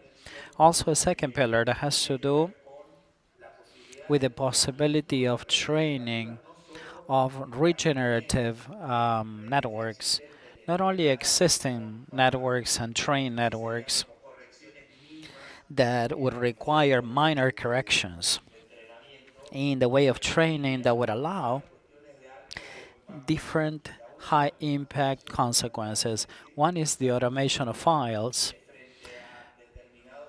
Given a certain request or query before the justice system, probably you can automate the delivery of a document or a file and the following request. And you can download it very easily. Then to train the language management system will allow the disclosure of these documents, allowing transparency, open data, and the possibility of effective communication of rules without making the rights vulnerable, especially by governments, because sometimes we make these rights vulnerable, especially with the adjournment of convictions that may reveal, for example, the name of the victim, and in this case will be detrimental for those victims of sexual harassment, gender-based equality, or whatever. So, We need the automation of documents or files, anonymity. The other possibility has to do with predictive learning, analyzing after having the data and performing predictions based on the decision that should be taken by an organization. This implies transparency, knowing to know what is legal certainty, how this trial will be resolved by a certain judge, and then predictive learning on the organization of tribunals or courts under the pretext that this will impact the independence of the justice system. This is just a mere experience. In Mendoza, for example, with the 160 telephone number, we have a chat for frequently asked questions. So we're training that chat box. And also we developed a citizen application that has to do with approval of collective bargaining agreements. So where both sides agree on a settlement, sometimes they will have to appear before court, request the file, to request an appointment, attend the hearing, and then to have a settlement, to sign the agreement, and then you have some days or months that elapse for the final approval of that settlement. So probably we can develop this through artificial intelligence, so the sides in either part of the process could fill that out online. We can borrow the metadata of the collective bargaining agreement. We automate one of the files. That was one of the probable or likely pillars of AI. We can automate the data of the agreements, and that collective bargaining agreement will circulate person by person that is involved in that lawsuit. And we use another AI development that detects biometrics of identities and then digitally signs, or it would be a robust electronic signature, not digital signature. So the document will be signed electronically. It's referred to the court, and then we match that with that of the data that we have. There's a hashtag. The information is encrypted, and it is automated. Now, with a specific rule, we have AI plus human control.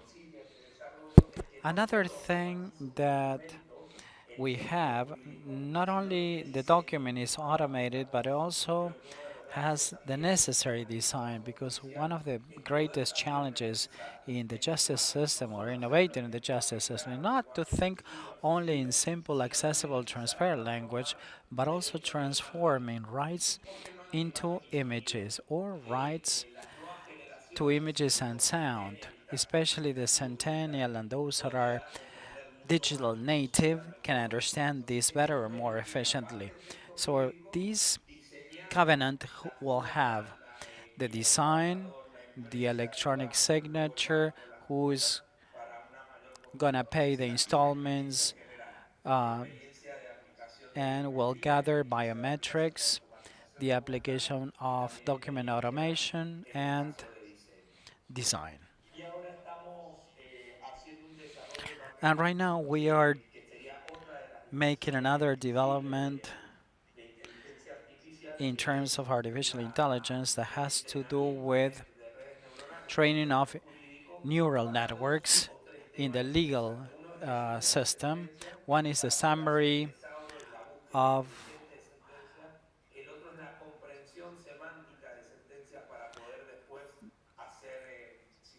the comprehension of convictions or rule decisions, and we are coming up with a team that could train eventually neural networks from the legal aspect in Spanish. And then there are other things of less impact, but It may be far-reaching, and that would be the implementation of blockchain on Web3 to some procedures that allow for better accessibility, transparency, and the way that we can audit our decisions in the legal system. Eventually, we have a lot of challenges ahead of us, and forums like this give us the possibility not only on reflecting and learning and having joint learning experiences, understanding the complexity of the scenario or the situations, and finding a role to the legal system and to the world of law. Because sometimes we play only the role on ethical reflections, sometimes regulatory framework and governance, and probably we may include cross-functional technology, cross-functional teams of lawyers and technology experts, because we have a lot of human talent that in Argentina that can develop software and artificial intelligence, embedding possibilities and consolidating law, avoiding discrimination, and understanding the law within the sphere of a digital world.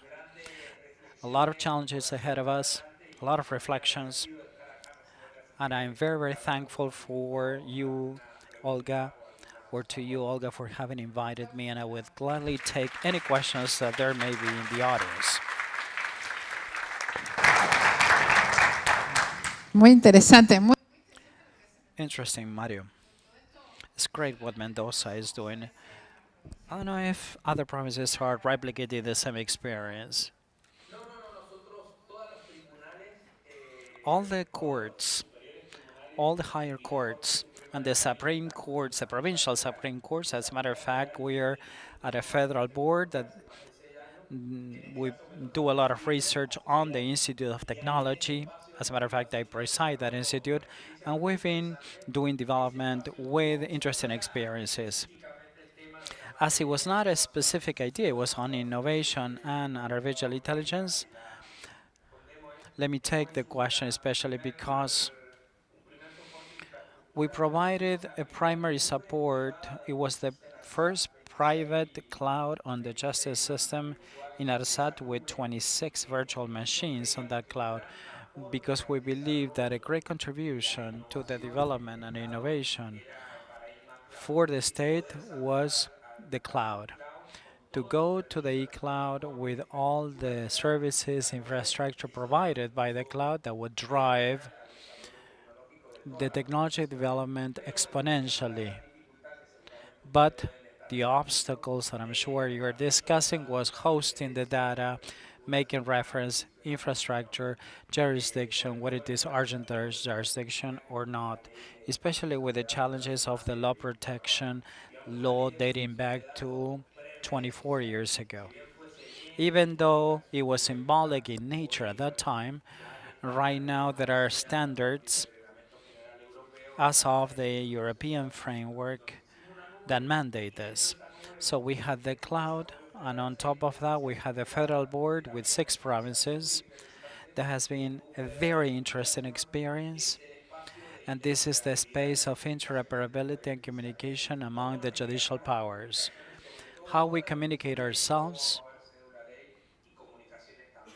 We are going to be training people on law and communications between sides, parties, and people from one jurisdiction to another.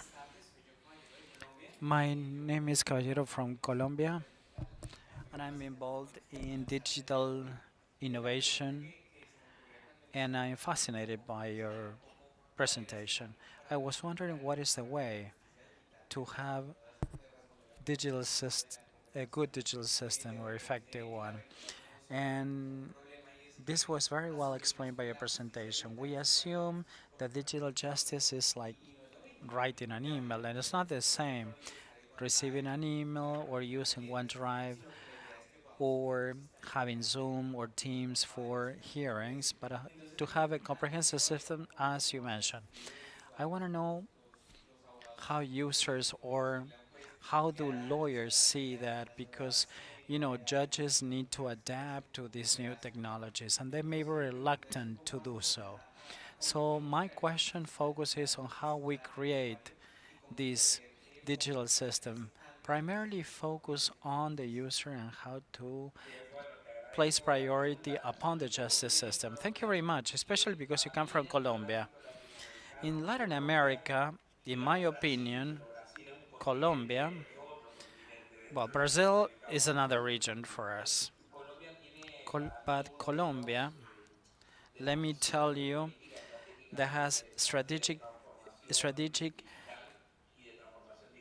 digital transformation policy making that is very interesting and is very important funding, especially to support this kind of initiatives. Even though it was clarified in my talk, one thing that I missed is that we shouldn't confuse innovation with digital transformation. Using digitalization or digital transformation require mindset, policies, and culture on innovation that is totally different. For example, if you use if you don't use this, you cannot have transformation. First, you need to have governance. And this is a great difficulty for Latin America and in organizations. And the banking system provides a lot of data without having a governance policy. Without any data governance, we cannot transform ourselves digitally. There are no digital legal services. And then to have policies in place for digital transformation with training the necessary talents, how we train users, whether it is the citizens, that is a final user, or the intermediaries, that in this case are lawyers and the stakeholders. In that regard, there's no transformation policy that that does not go hand in hand with the people. These transformation policies perform diagnosis, consulting, and international finances or funding that design a model and then they raise awareness to the user. And over the last 5 years, there's been a paradigm shift, and the development of this transformation right now starts with the user, with the development. It's not laboratory development and then user. It's a cycle between user and development. And that reluctance that you mentioned, I believe that the new generations of today, instead of being reluctant, they are more demanding. In the past, 5 years ago, there was reluctance, but right now the new generations demand or are more demanding from the organizations in the justice system to have a user-friendly system that can respond, that has time to market, that has user-friendliness, and the use of applications. Because that umbrella has been extended in the links with the citizens.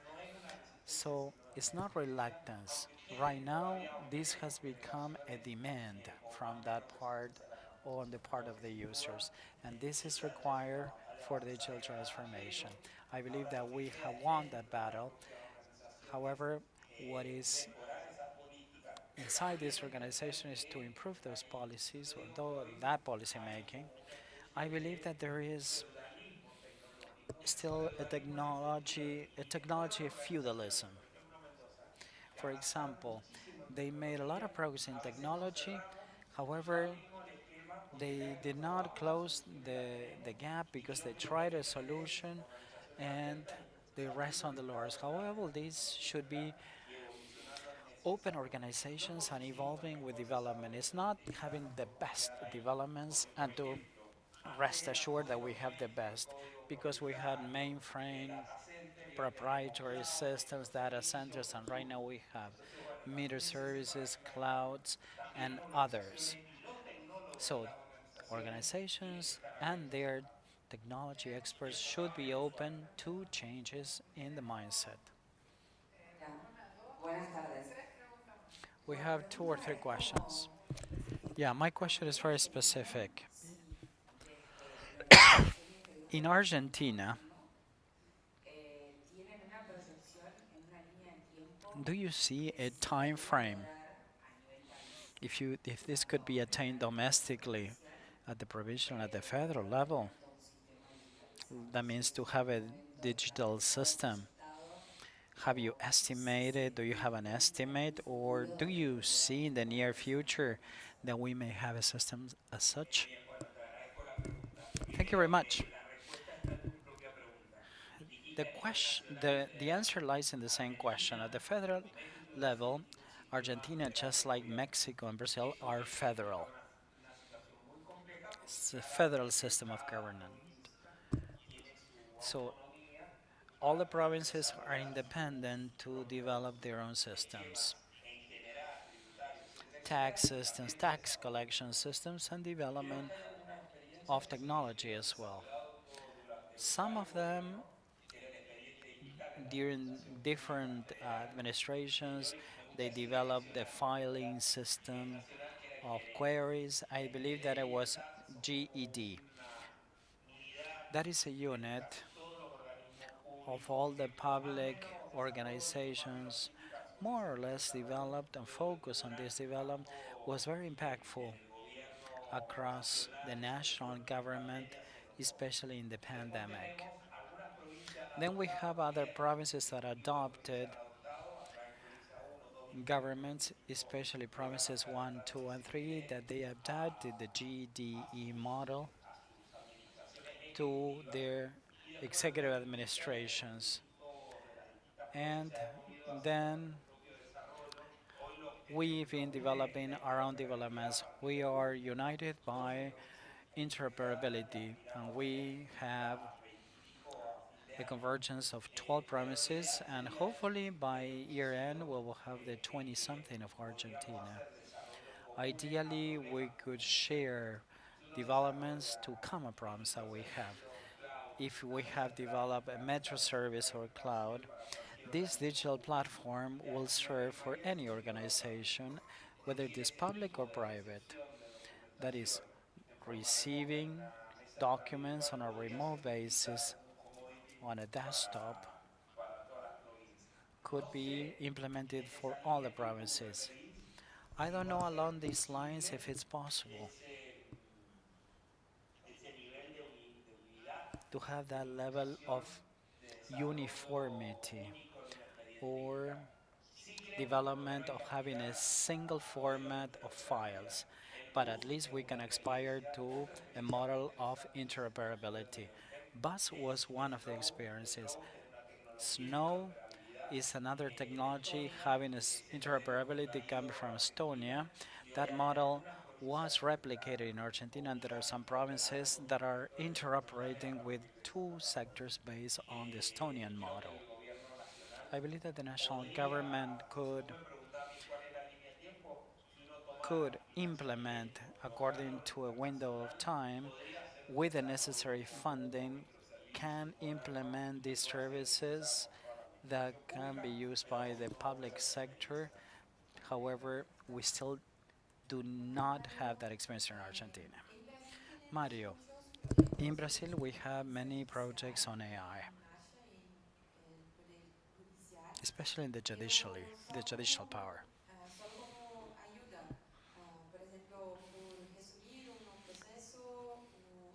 But it's a mere assistant summarizing procedure without using certain features. I would like to know if you use it in the same way. What is your opinion?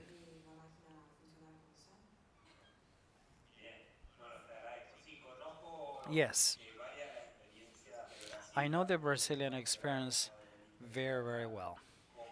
The interstate experience and the federal experience. I believe that to implement the experiences are okay and they could be implemented in a scaled organization such as ours. When you want to apply this massively and at random in the organization, the third Newton law should apply because it will have the necessary opposite effect. So if you start with um, summary of judgments, presence, case law, that would be a great case. And I would add on top of that the automation of files, especially lawsuits or procedures that are very repetitive and that could easily be applied, everything that has to do with laws or in criminal courts. And in that case, would be okay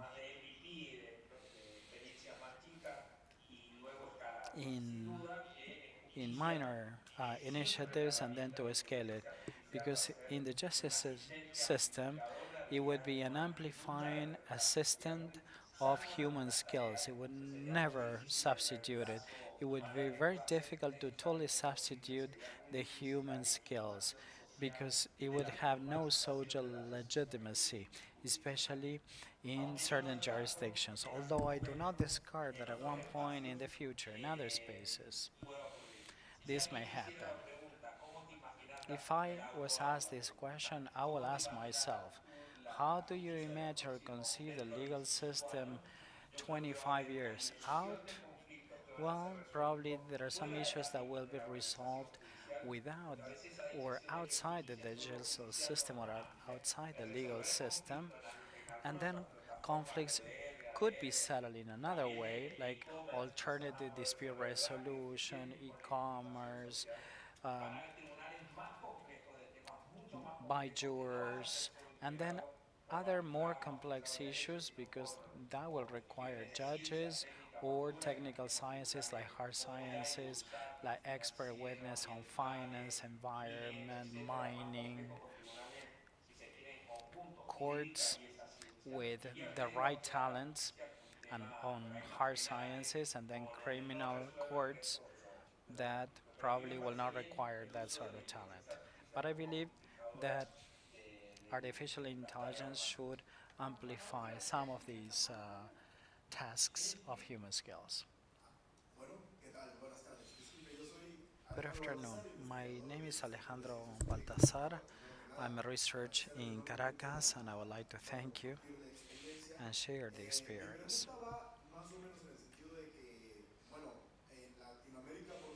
In Latin America, it's very common that our judicial systems has ha- have delays. That's why artificial intelligence is proposing a way of enhancing or resolving this issue. La posibilidad de adquirir. You mentioned the possibility of acquiring services from a cloud, and the problem was the jurisdiction of all these issues. Wouldn't you consider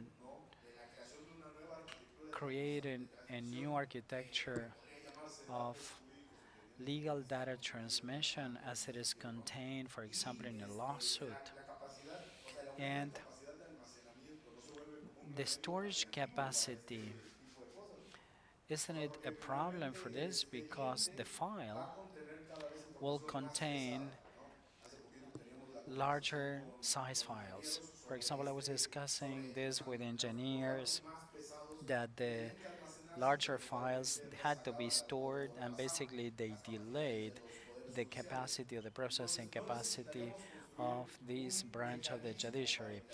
Wouldn't it be nice to exchange information by other means between lawyers and the judiciary to reduce these large files that had to be supported primarily by the judiciary?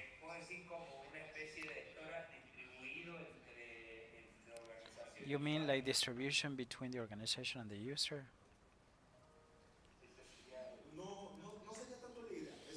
Not necessarily.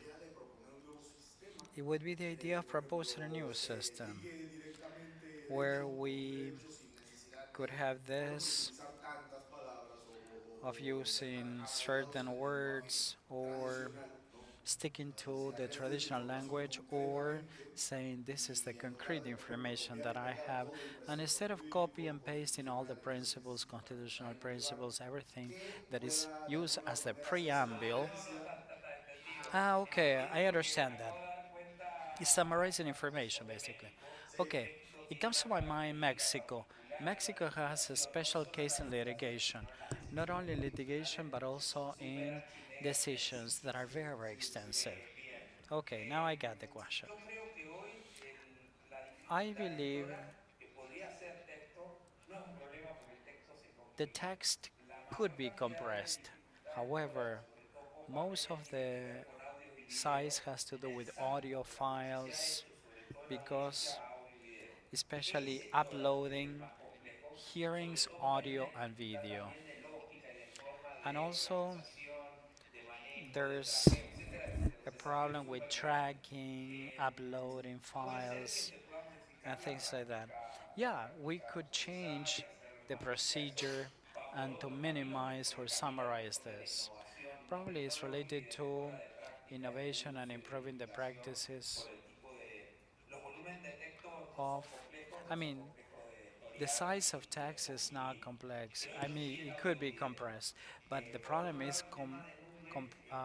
summarizing or compressing audio and video files. I don't think that it would be possible because this would imply processing capacity in terms of innovation, technology innovation, artificial intelligence. The great challenge ahead of us will have the three dimensions: software, infrastructure, but not to delve into details, probably everything that has to do with work on procedural language and simple language, because litigation in Mexico is characterized by long extensions of text, especially in judgments that sometimes they don't contribute much to the final decision apart from the precedents that are set. Sometimes there's a precedent and refers to a decision and it could be hyperlinked. And that could be hyperlinked to other text that is related to the same decisions in other jurisdictions. Thank you very much. Thank you very much for your presentation. It's been great. My name is Rodrigo and I come from Chile. Artificial intelligence support is key for driving legislation and in Chile and for creating labor opportunities and the course of justice. It would be easier and faster to apply the process of artificial intelligence supporting public officials in Chile that are overwhelmed, especially in family courts and in civil courts.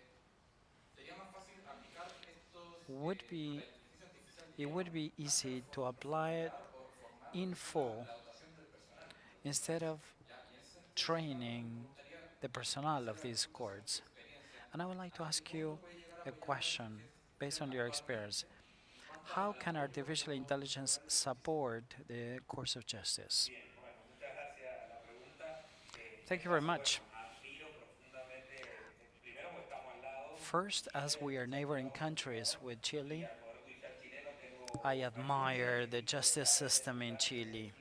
And there are so many regulations that are part of our cases, that are part of our case law, and we refer to Chile as a reference.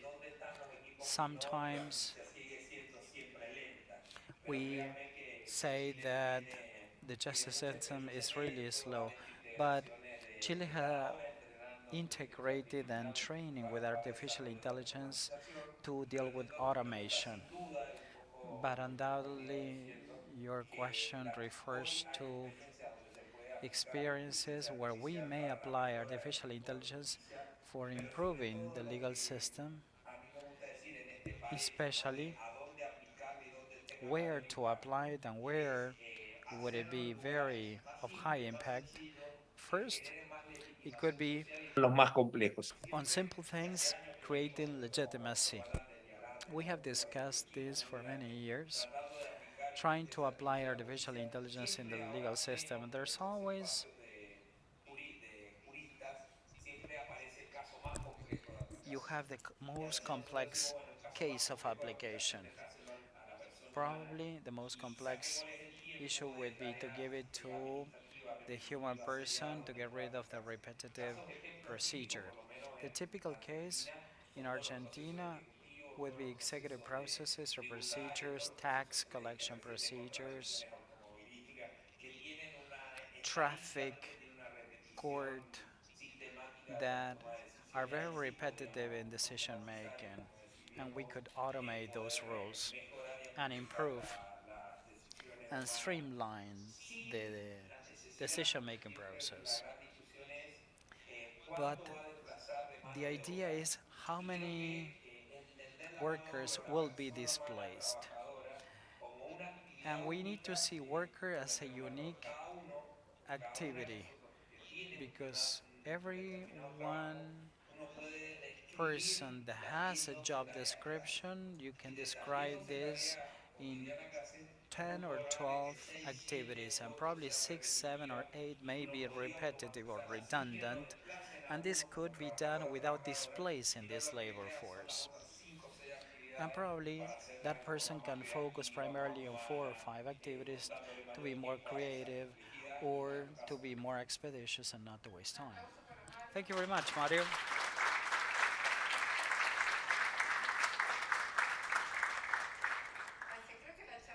Para verla de nuevo, ¿no? Y digerir todo.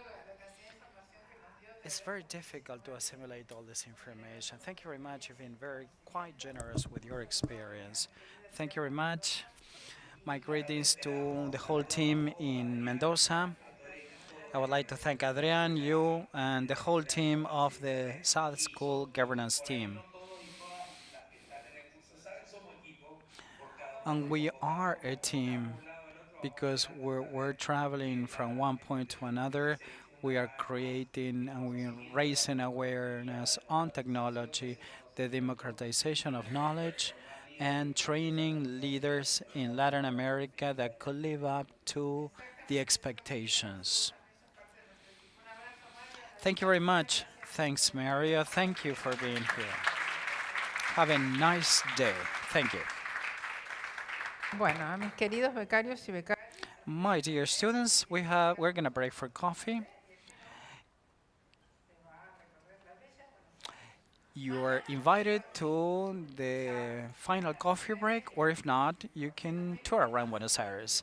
We will resume the session tomorrow at 9. Thank you very much for coming. It's been great having questions, involvement, participation. It's great to see you here. Take advantage of your tours in Buenos Aires.